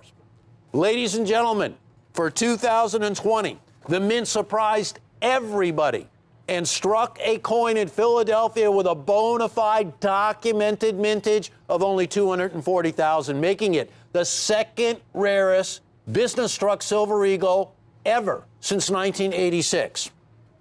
And here's why it's so important. Here's one right here in a mint state 70 grade, a 2020 at $1,680, $1,680. And I got to tell you, when I look at other silver dollars, when I look at other silver eagles, this coin at $1,680 has a fantastic future. And I can see why that's the asking price. Here's one for $1,150, graded by NGC, $1,150. Again, with a mintage as low as $240,000 for the entire mintage. Forget the 70s. That coin at $1,150 is a must buy. Here's the steal of the century right here, $1,000 for a 2020 in a Mint State 70 emergency production from Philadelphia. Look at that, $1,000. If you missed that coin, wow, that was, I mean, you had to pay $1,680 or you had to pay $1,150, but to steal one at $1,000, wow, what a leg up. Well, look at this. Whoever got that coin got really lucky because they got that coin for a little bit under $800, $795. Wow. Folks, I'm standing here right now to tell you there's nobody in the United States of America who has this treasure trove right here of the second rarest silver eagle. But I want to tell you, this coin's not $2,000 or $2,500. I mean, a 2015 and a 70 grade was almost $4,000. This one should be $2,000 any day of the week. It's not. Until they are all gone, and that's only going to be a couple of minutes from now. You have the opportunity to put these away forever. And I can tell you, if you get one, if you get 5, or you get 10, you are never going to let these out of your sight. One coin, ladies and gentlemen, right now, and you saw $795, you mark my words. Everybody who's not watching this presentation right now is going to wish that they had stepped up for that $795, or that $1,000, or that $1,150, or even that $1,680. Why? Because they may not be watching this show right now, but if you are, you can score this coin for $379. And that's for one coin, ladies and gentlemen, $379. First day of issue, highest grade attainable, a perfect condition Mint State 70, $379. Here's the deal for 5 coins, $1,875. You can split that into 2 equal payments of $937.50. That's $375 a coin. $375. This is the ultimate right here. And by the way, look at the quality of the coins. Not only are they the ultimate, they have absolutely the highest luster, strike, crispness, pedigree. Everything about this coin is top flight. $375 if you buy 5. Now the price drops all the way to $369 a coin when you buy 10. $3,690, and you can split that payment into 2 equal payments of $1,845. Now, this is the biggest news ever. And I'll tell you, nobody expected this. For 2021, there was also emergency production. But this first year right here, the 220, caught everybody by surprise.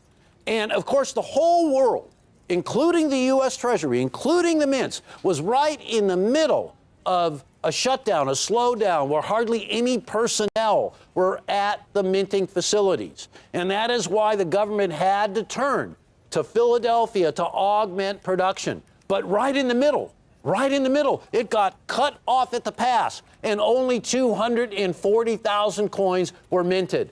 Ladies and gentlemen, the proof coins are minted with tiny, minuscule mintages, but they can't touch this 240,000 mintage.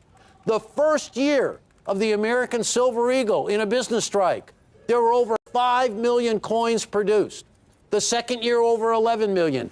As the years went by and the coin gained popularity, millions and millions of these coins were issued. This is the only time that Philadelphia was enlisted in an emergency situation in 2020 to fulfill the law, which was to strike these silver dollars during the year of 2020, mandated by the Liberty Coin Act, signed by Ronald Reagan in 1985, which authorized the Treasury to begin striking a new United States silver dollar.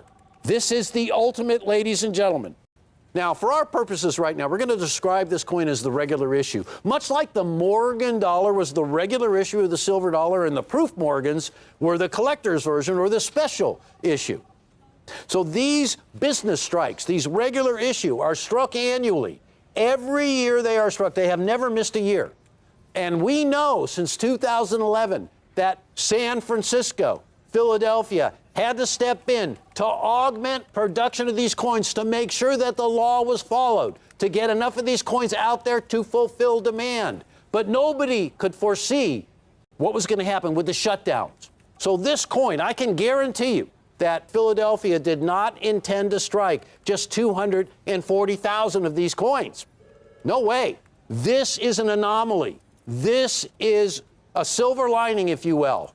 With all of the hardship, with all of the tragedy, with everything that had been going on, there sometimes is a silver lining. And this is the one, and how ironic that this is a silver coin, because the result of all of that slowdown and shutdown was a mintage of 240,000 coins. Now, here's the greatest part of all. First day of issue, certified, documented as being part of one of the smallest issues the Mint has ever struck for a silver eagle of any kind. But this one in Mint State, it is second only to the 2015, and that coin, as you could see one, in the identical label for almost $4,000. Now, one of the reasons why we are offering a single coin for $379 is because we scored on this deal. We got them so right that we can beat even that price of $795, which is the craziest, lowest price I've ever seen. These coins are here on the set, are here in our vault. No delays, no coming from the grading service, no maybe you're going to get one. These are an absolute lock. $379 for a single coin. 5 coins, the price drops to $375 each for a total of $1,875. You can split that up into 2 equal payments of $937.50. And the reason why we split them up, ladies and gentlemen, is so it makes it easier for collectors to say, I'm going to grab that quantity deal of 5 coins, and it's going to be easier for me to pay it off. And ladies and gentlemen, that is also true for the gigantic quantity of 10. Because to own 10 of these silver dollars, to put these away, one of the greatest rarities in the highest grade, first day of issue, PCGS graded, special Philadelphia label, a great price, and the quality is second to none. For $369 each, 10 coins for $3,690. Split that into 2 payments of $1,845. Man, this is the greatest deal in Silver Eagles. It has everything. It has the highest grade. It has that exclusive label. It has first day of issue. It has the emergency production, emergency issue, something that rarely happens ever in any mint, anywhere in the world. You could count the amount of times on one hand that the United States had to really call out the troops, in a way, to augment production. The first time was during World War II in the 1940s, when the nickel and the Jefferson nickel had to be removed. It was vital to the war effort. It was replaced with silver, emergency production. Again, in 1943, copper was a vital metal for the war effort. So the copper had to be removed from the cents. It was substituted with steel and zinc. Ladies and gentlemen, it's happened a couple of times, but it has never, ever happened with the American Silver Eagle. And what you get with this coin is a complete anomaly, something that will never happen again. An issue that was mandated by law to be struck. And as a result of that, one of the smallest quantities ever at 240,000. You guys got to take a look. You see all these coins we have right here. Right now, I can guarantee you that a third to half of the quantity here is gone. The way the phones are ringing. This deal right here came out of the blue like a bolt lightning. Every single one of these coins is a Mint State 70. I don't even think that you could go out and find 10 coins anywhere right now, even if you were willing to spend $1,680 or $1,150 or $1,000, or how about $795? That was a PCGS graded coin as well. But to be able to land that very same coin, same emergency issue, same Mint State 70, we're a little different because we're first day of issue with that special Philadelphia label. You never, ever get an opportunity to see it for $379. And I just want to read you a little article that came out in one of the coin publications recently. And the title says it all. A new modern rarity. 2020, Philadelphia struck American silver eagles. An unexpected rarity has emerged as a result of the impact of all the trouble we've been having. I'm kind of paraphrasing here.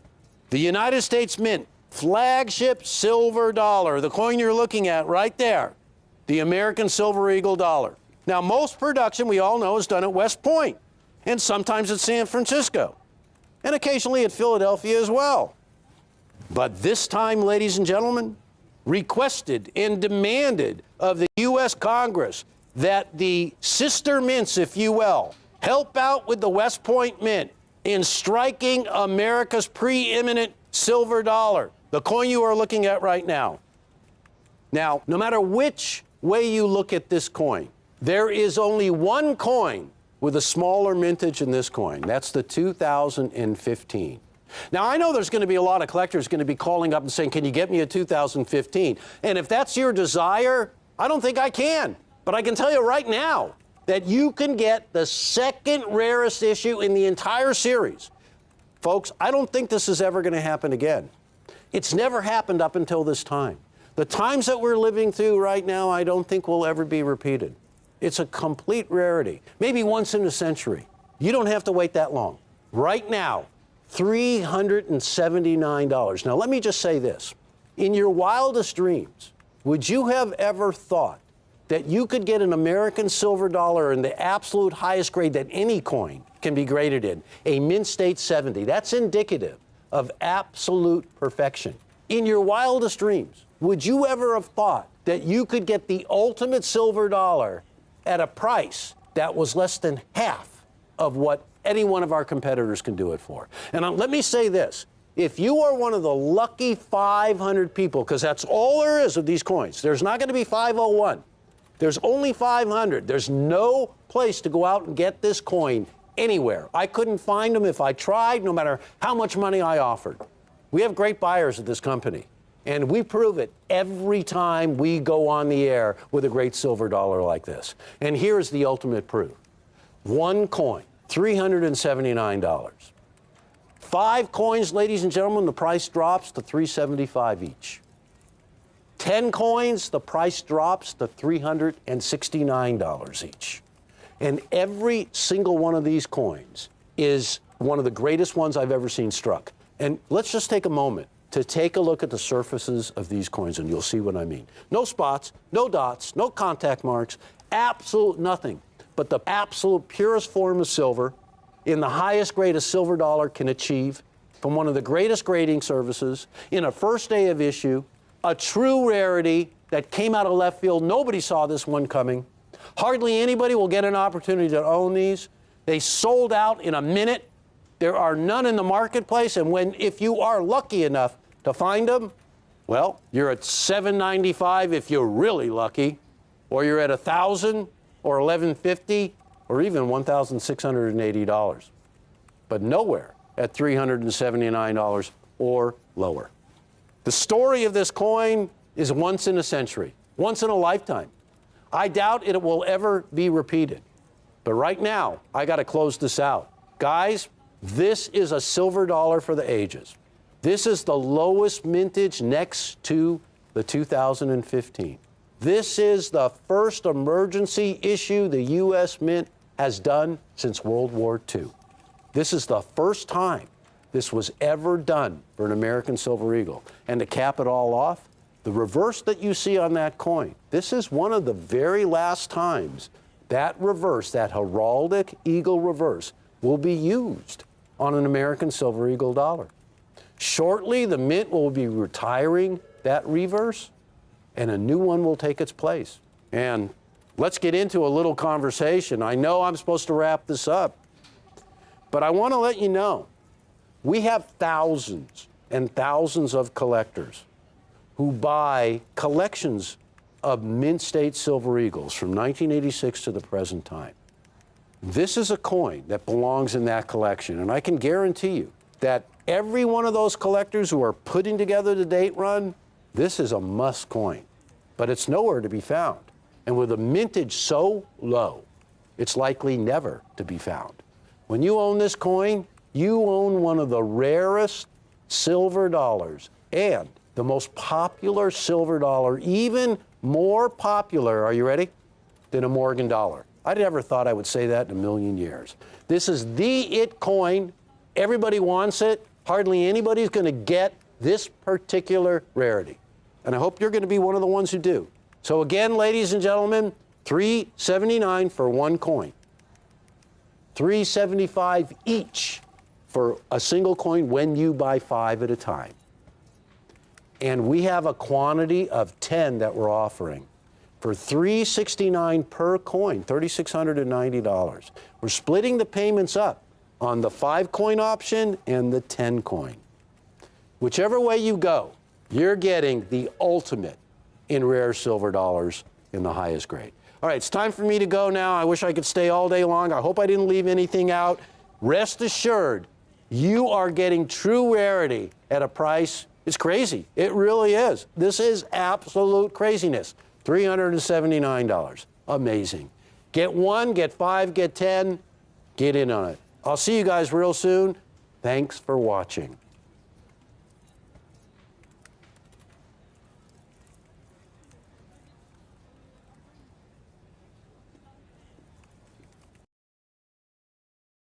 Coin.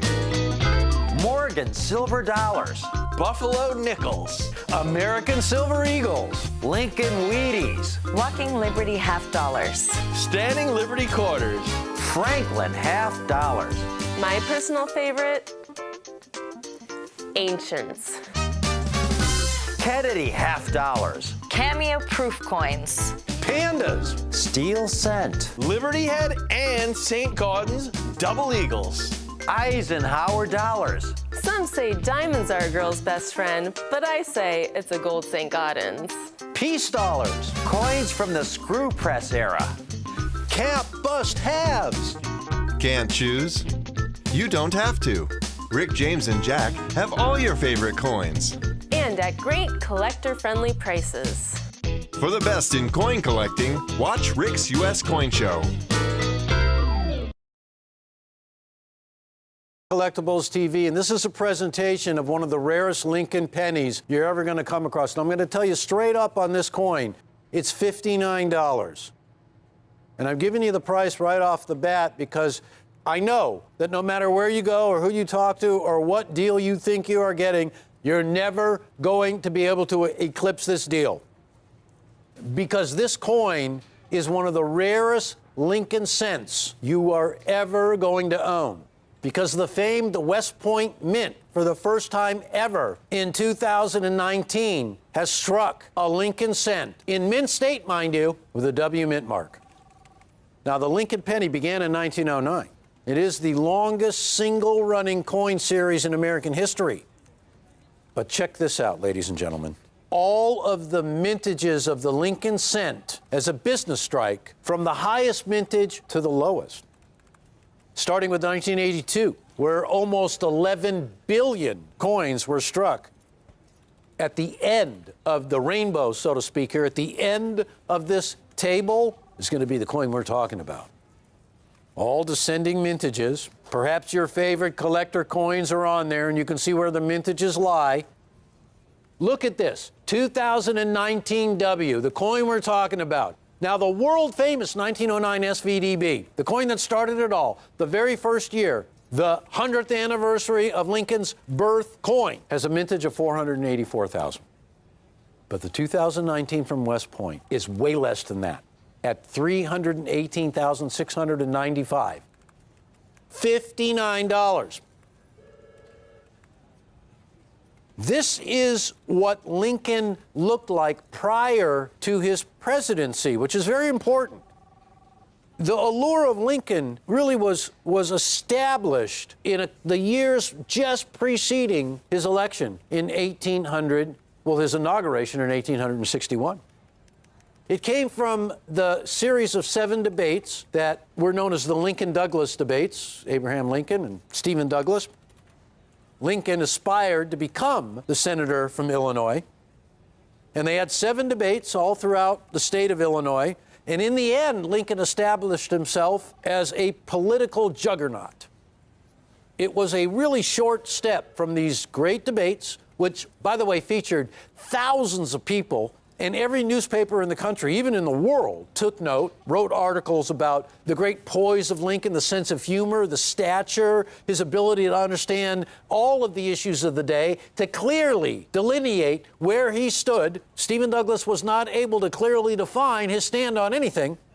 And as a result, unfortunately, at that time, the senators were chosen not by a vote, but by the state legislatures.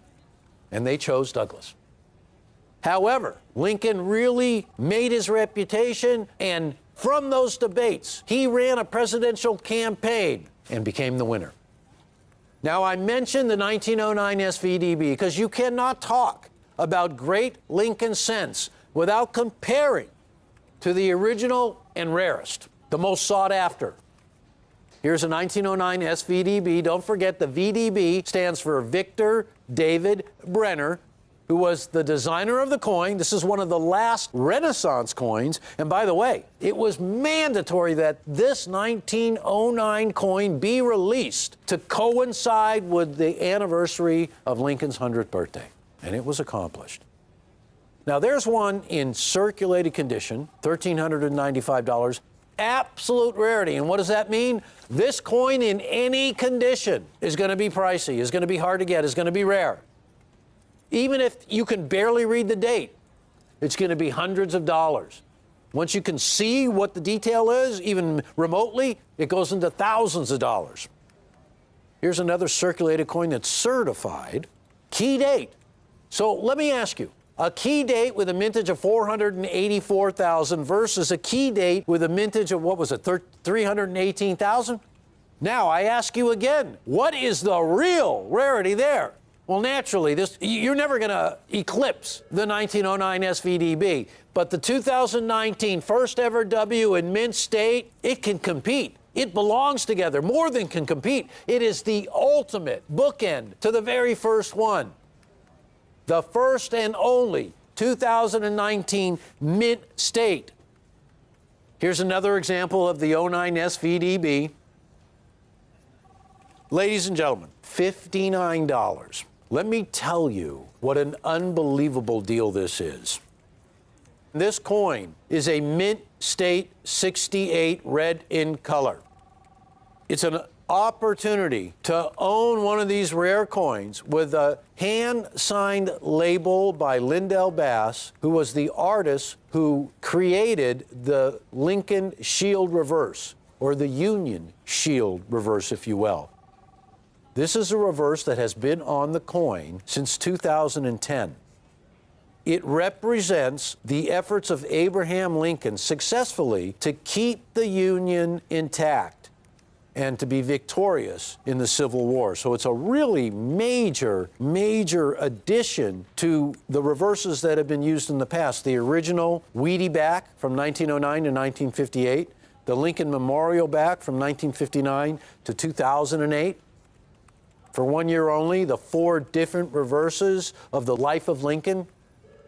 And since 2010, this magical reverse that depicts a Union soldier's button on his uniform with the Union shield. That's where Lindell Bass got the idea for the reverse of the Lincoln cent with her shield reverse. Now, it's a part of the Lincoln cent forevermore. It really works. It's unbelievable. I have got to tell you, ladies and gentlemen, the opportunity, and I keep using the word opportunity, because when you can own one of the rarest Lincoln cents ever issued, this has a lower mintage than the 09 SVDB, substantially lower. When you can own a coin like this that was struck with a W mint mark for the first time ever, never been done before, the first and only mint state from West Point, in a mint state 68, for less money than you could certify the coin. And what I mean by that is, to certify a coin, first you have to have coins.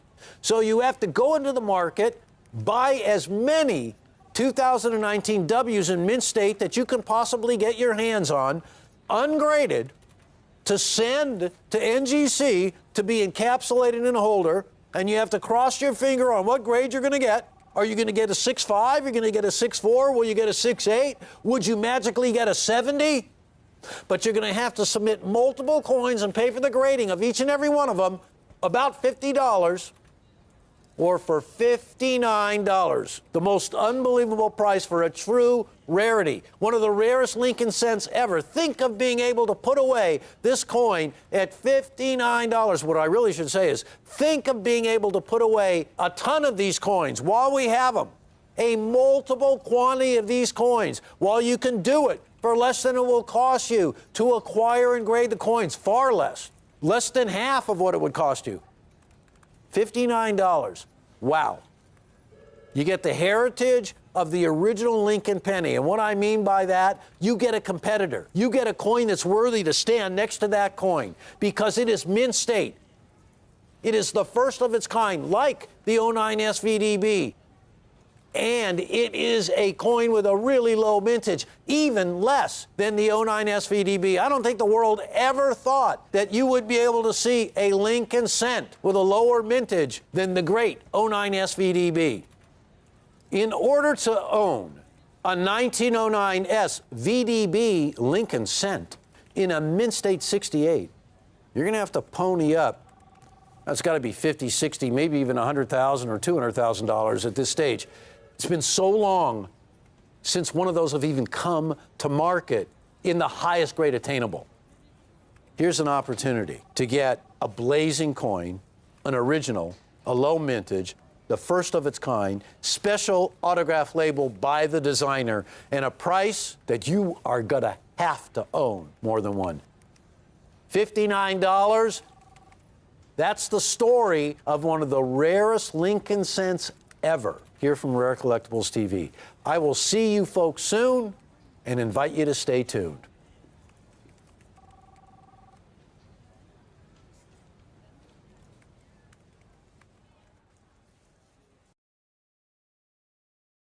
Sarah is smart. She stays connected with Rick's US Coin Show because she signed up for our weekly email update. She gets the latest info on Rick's picks, Jack's coin suggestions, videos, numismatic fun facts, and more. So go to rarecollectiblestv.com and sign up for our weekly email update. There's no obligation, and you can opt out at any time.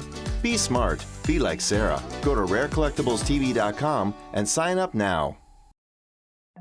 Hi, I'm Rick Tamaska, and this is Rick's U.S. Coin Show. Rick's U.S. Coin Show is a brand new show that brings you rare, high quality, and unique coins at the most affordable prices on TV. My name's Jack McNamara, and I love coins. We're the Tamaska girls, Kim And Caitlin. Here at Rare Collectibles TV, we know what kind of coins you want because we're collectors ourselves. I've been collecting coins for over 40 years. I love finding coins all across the country and bringing them to you. Whether you're new to coin collecting or an old pro, we've got the coins you're looking for. After my first book, dealers began calling me the Cameo King. Coin rarity and quality are what matter most to me. Now that's eye appeal. I do love Franklin's and Kennedy's. Rare unique coins. At the most affordable prices. Coins are in my blood. Now that's a beauty. My goal is to bring you the ultimate in superb rare coins. Do you want the best?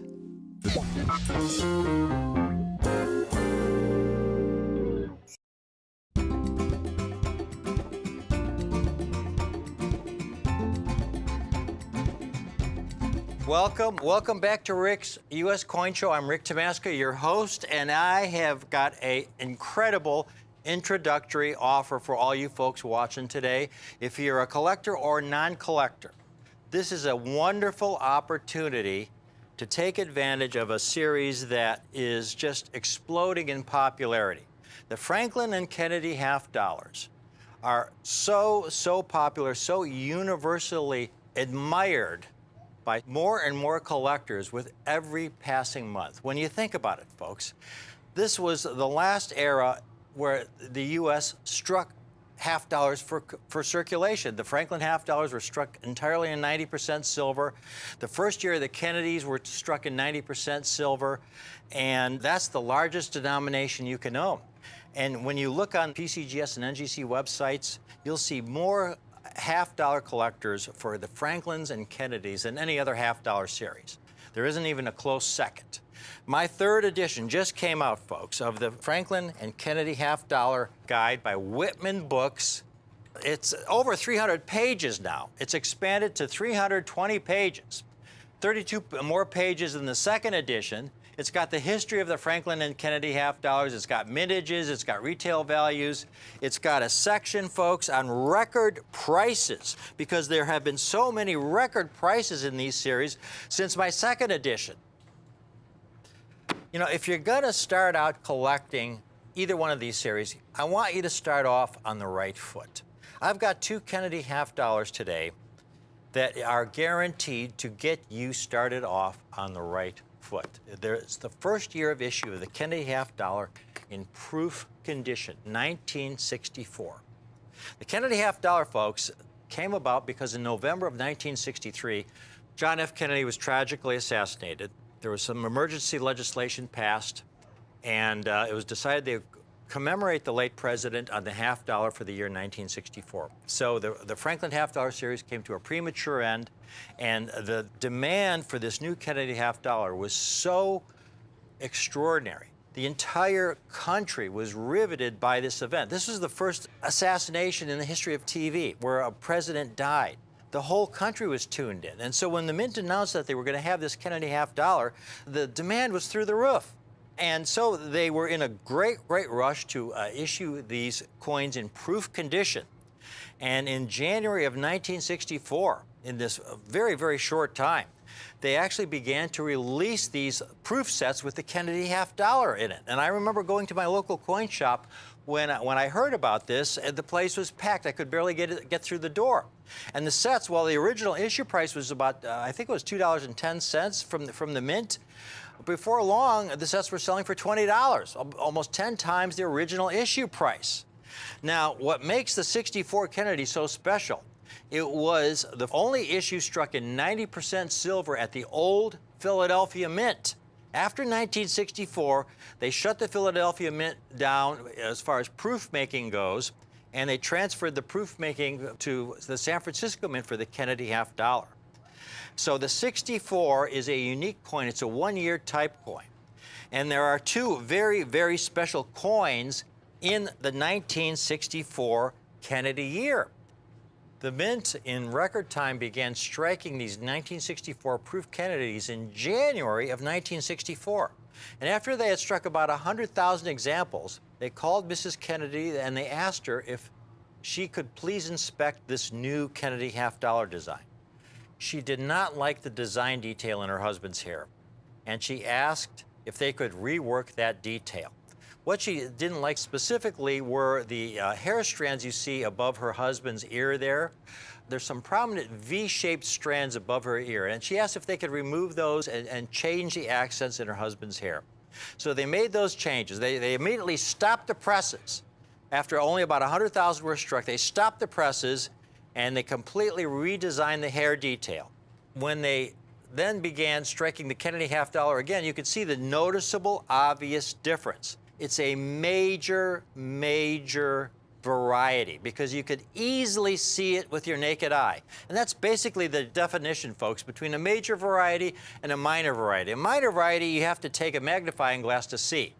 This, you can see with your naked eye. You can look at it, you say, wow, that's an accented hair, you know? And so it's an important, major historic die variety. Now, not only is the mintage an incredibly low mintage, they only struck about 100,000. The fact is, a lot of those coins were melted down in 1979, 1980, 1981, because back in those days, nobody really paid any attention to the Kennedy half dollars. And when you had silver going for almost $50 an ounce, there were a lot of dealers who were actually cutting out these proof half dollars, quarters, and dimes and sending them to the smelters to get them melted down for their silver. And so you had 100,000 originally struck. Probably at least 30 to 40,000, maybe even more, were melted down, leaving perhaps 50 to 60,000 coins. On top of that, the quality of the accented hair is by far the worst in the Kennedy half-dollar series. You have to understand, the Mint was well aware of the fact that there was an incredible demand for these new coins. And so they rushed them out, and they cut corners as far as quality control. And one of the procedures in making a proof coin is supposed to be a coin that's prepared under highly polished dies. They're slowly struck. The coins are individually handled, so they're not allowed to abrade with any other coins. They're supposed to represent the state of the art, the finest possible quality the Mint's able to produce given the technology of the day. However, in the rush to get these out, one of the procedures was to wash the coin blanks in a soap solution, just get them as clean as possible, then wash that soap solution off the blanks. And then they go in for striking, where they're struck under about 200 tons of pressure. And then once struck, while coins struck for commerce are dumped into bins, these proof coins are individually handled. They're not allowed to abrade with other coins. However, in the case of the accented hair, again, in this rush to get the coins out, one of the things that they really didn't pay much attention to was that soap residue. They put these blanks in the soap solution, and they typically did not wash all that soap residue off the blank. So when that blank went into the die with about 200 tons of pressure, at that point the residue was struck into the coin, became a part of the coin. You can't remove it.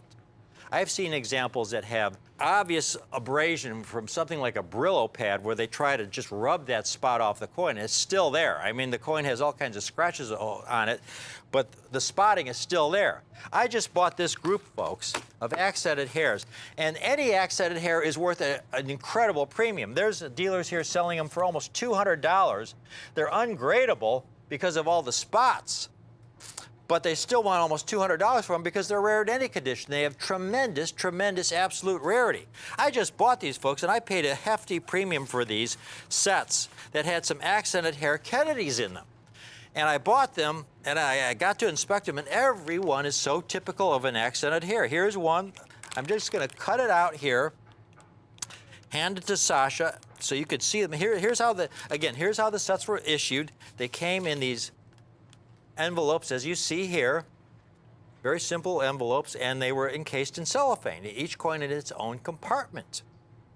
And of course, there would be this little letter in each one of these envelopes, and it says here, and this is from the superintendent of the U.S. Mint, if there should appear what may seem to you a defect, it is no doubt a crease in the packing material. We tell you this to save us both unnecessary correspondence. In other words, if you found a defect, you can't send it back to them, okay? There is no return privilege on these. So you get this set, folks, and I bought these, and it's an original packaging right here as you see it. I'm going to do a couple of these for you, and they're all so typical of the accented hair. And I'll hand it off to Sasha. And this one actually is not too bad, but the spot is pretty obvious. Right in front of Kennedy's nose there. Right in front of his nose. It's a milk spot, soap residue. And you can see a lot of other smaller spots as well. I mean, there's a lot of really small little spots all over the coin. And those don't come off. I'm going to open one more for you. Here's another one. I'm just taking them off the top here. This one is even, you know, it's pretty amazing that the Mint would let these pass through like this. But, you know, that's, again, the quality control back then, it was not like it was today. This is a beauty. And there you can see them. Okay. So if you can get one of these accented hairs in any condition, to me, any accented hair, even the ones you just saw, are going to be $500 coins someday. What I have in this special, folks, I have 2 accented hair grades in this special, where you're going to get a free copy of this latest book. From Whitman, you're going to get the hardcover special library edition with this offer. And wait till you hear the price on these. I have 2 different accented hairs I'm going to offer to you in this introductory offer. One of the accented hairs is in proof 66. The other is in the highest grade I have of this extremely rare variety. I have a handful of examples in proof 68. Now, the other coin in the set, though, is equally as important because it's the second Kennedy they struck in 1964 after they discontinued the accented hair, and it's what they call the Type 2 variety with those design detail changes. Now, they also had a lot of quality control issues with that variety as well. Milk spots are a huge problem, but they're just not as big a problem as with the accented hair. Folks, I want you to take a look at introductory offer number 1. Here's an accented hair, proof 66, which is an extraordinary grade for an accented hair. I have a comp here. Well, one dealer for a proof 65 is asking $700. Set number 1, you're going to get the 2 Kennedy varieties from 1964, that most important year, the only year they were struck at the Philadelphia Mint on a 90% silver planchet. In 1965, they reduced the silver content, folks, to 40%. This is a one-year type coin. And the accented hair was the very first Kennedy struck. And what you're going to get in intro set number 1 is an accented hair in proof 66. That is an extraordinary grade for this accented hair variety. I've got one dealer here. He wants $700 for a proof 65, which is, you know, where the price should be for this key rare date. And then the second coin, that Type 2, after they made the design changes, is an extraordinary proof 68. Proof 68. That is set number 1. Now, set number 2 is the best I have, and I've been specializing in these coins, again, since the early 1980s. I have a limited number of these with the accented hair in proof 68 condition. This is essentially a perfect coin. There have only been a handful graded higher than proof 68, folks. No spots, black mirrors, no hairlines. This is extraordinary. When you see the prices on these 2 sets, and the fact that you're getting the 3rd edition, the limited edition, hand-signed, library edition of the Franklin and Kennedy book. Look at that. It is like a modern proof. It's a jewel. And then the second variety is also a proof 68. Flawless to the eye. Flawless to the eye.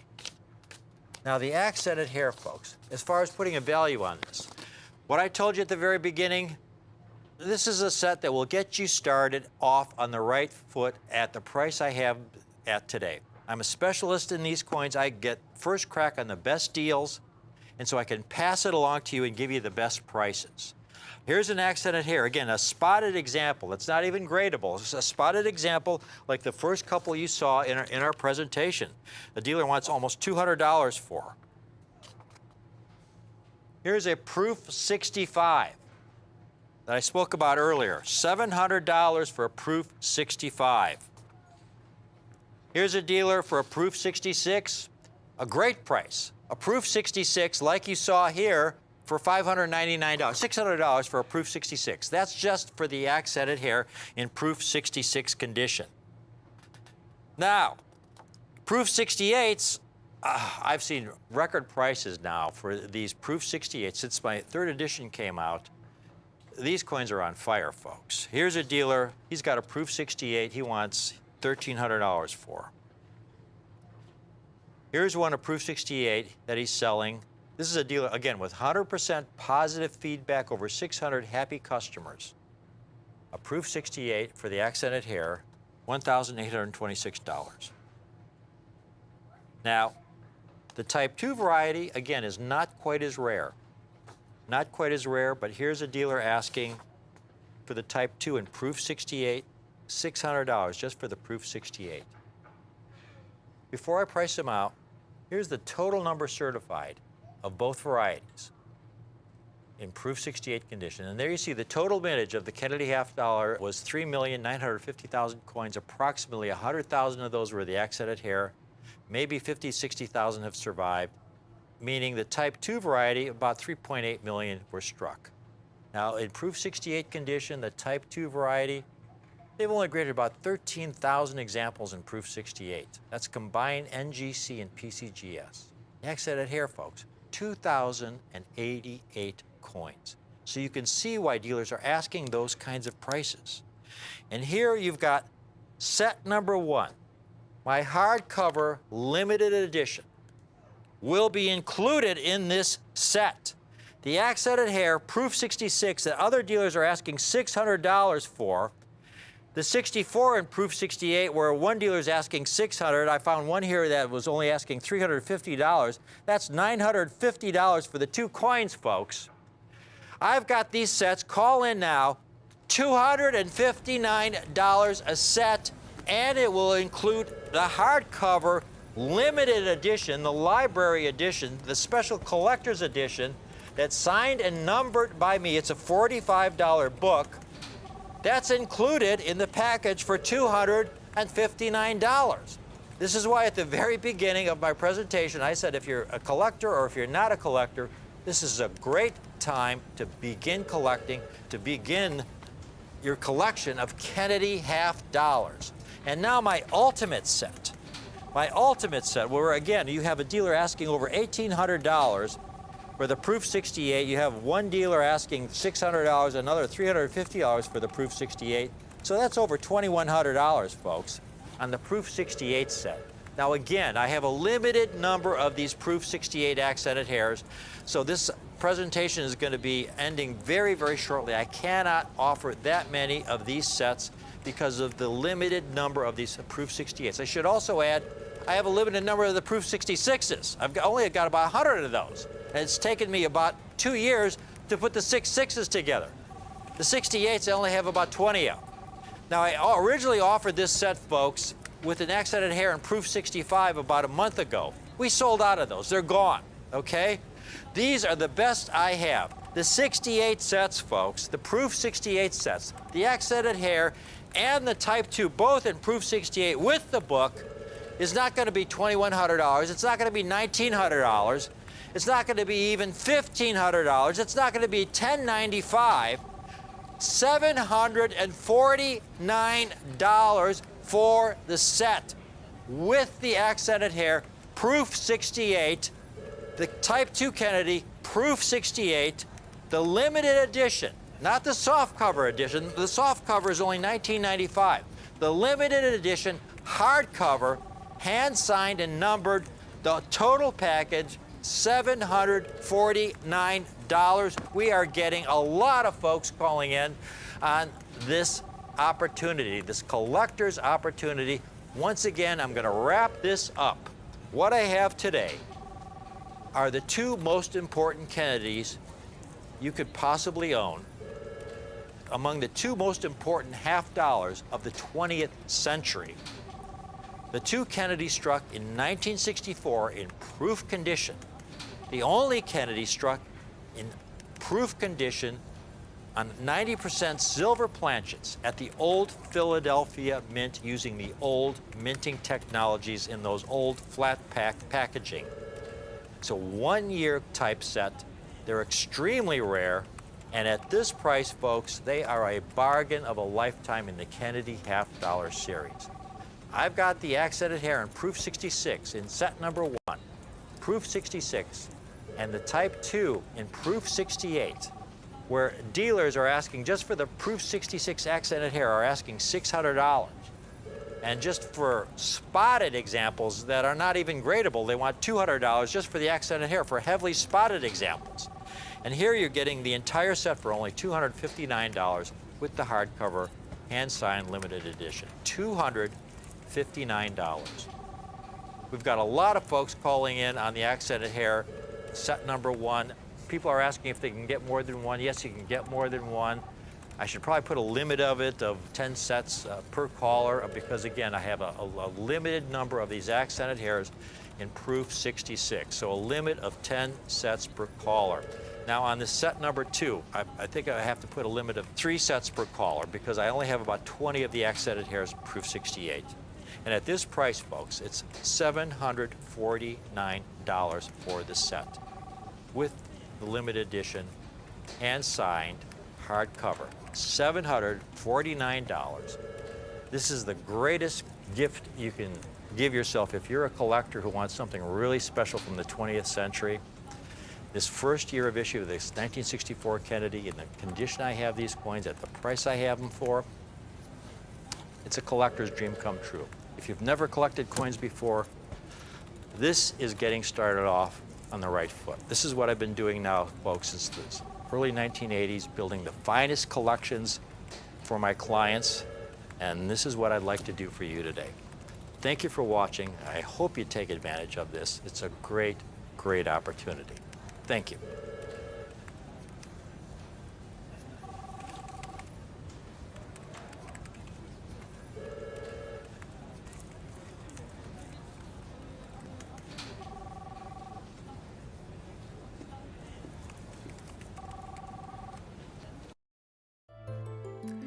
A few days ago, I watched a documentary on the Revolutionary War. It was a 6 or 7 part series in 1-hour segments.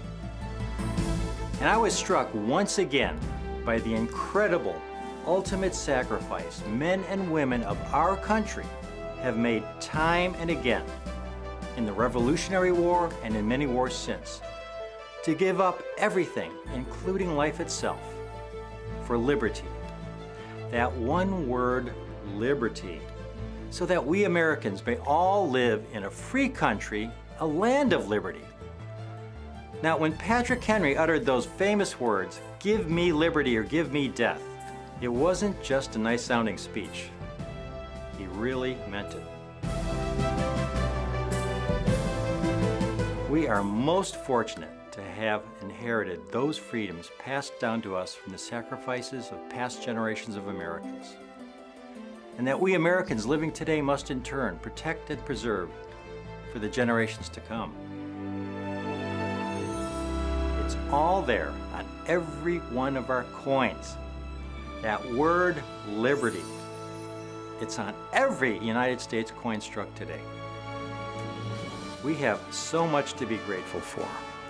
And we have our coins as our inspiration, our daily reminder of who we are. There are many reasons I love United States coins, but for me personally, this is the most important reason. It is what United States coinage stands for, what our country stands for, and what we stand for. When I look at a U.S. coin, I think again how proud I am to be an American.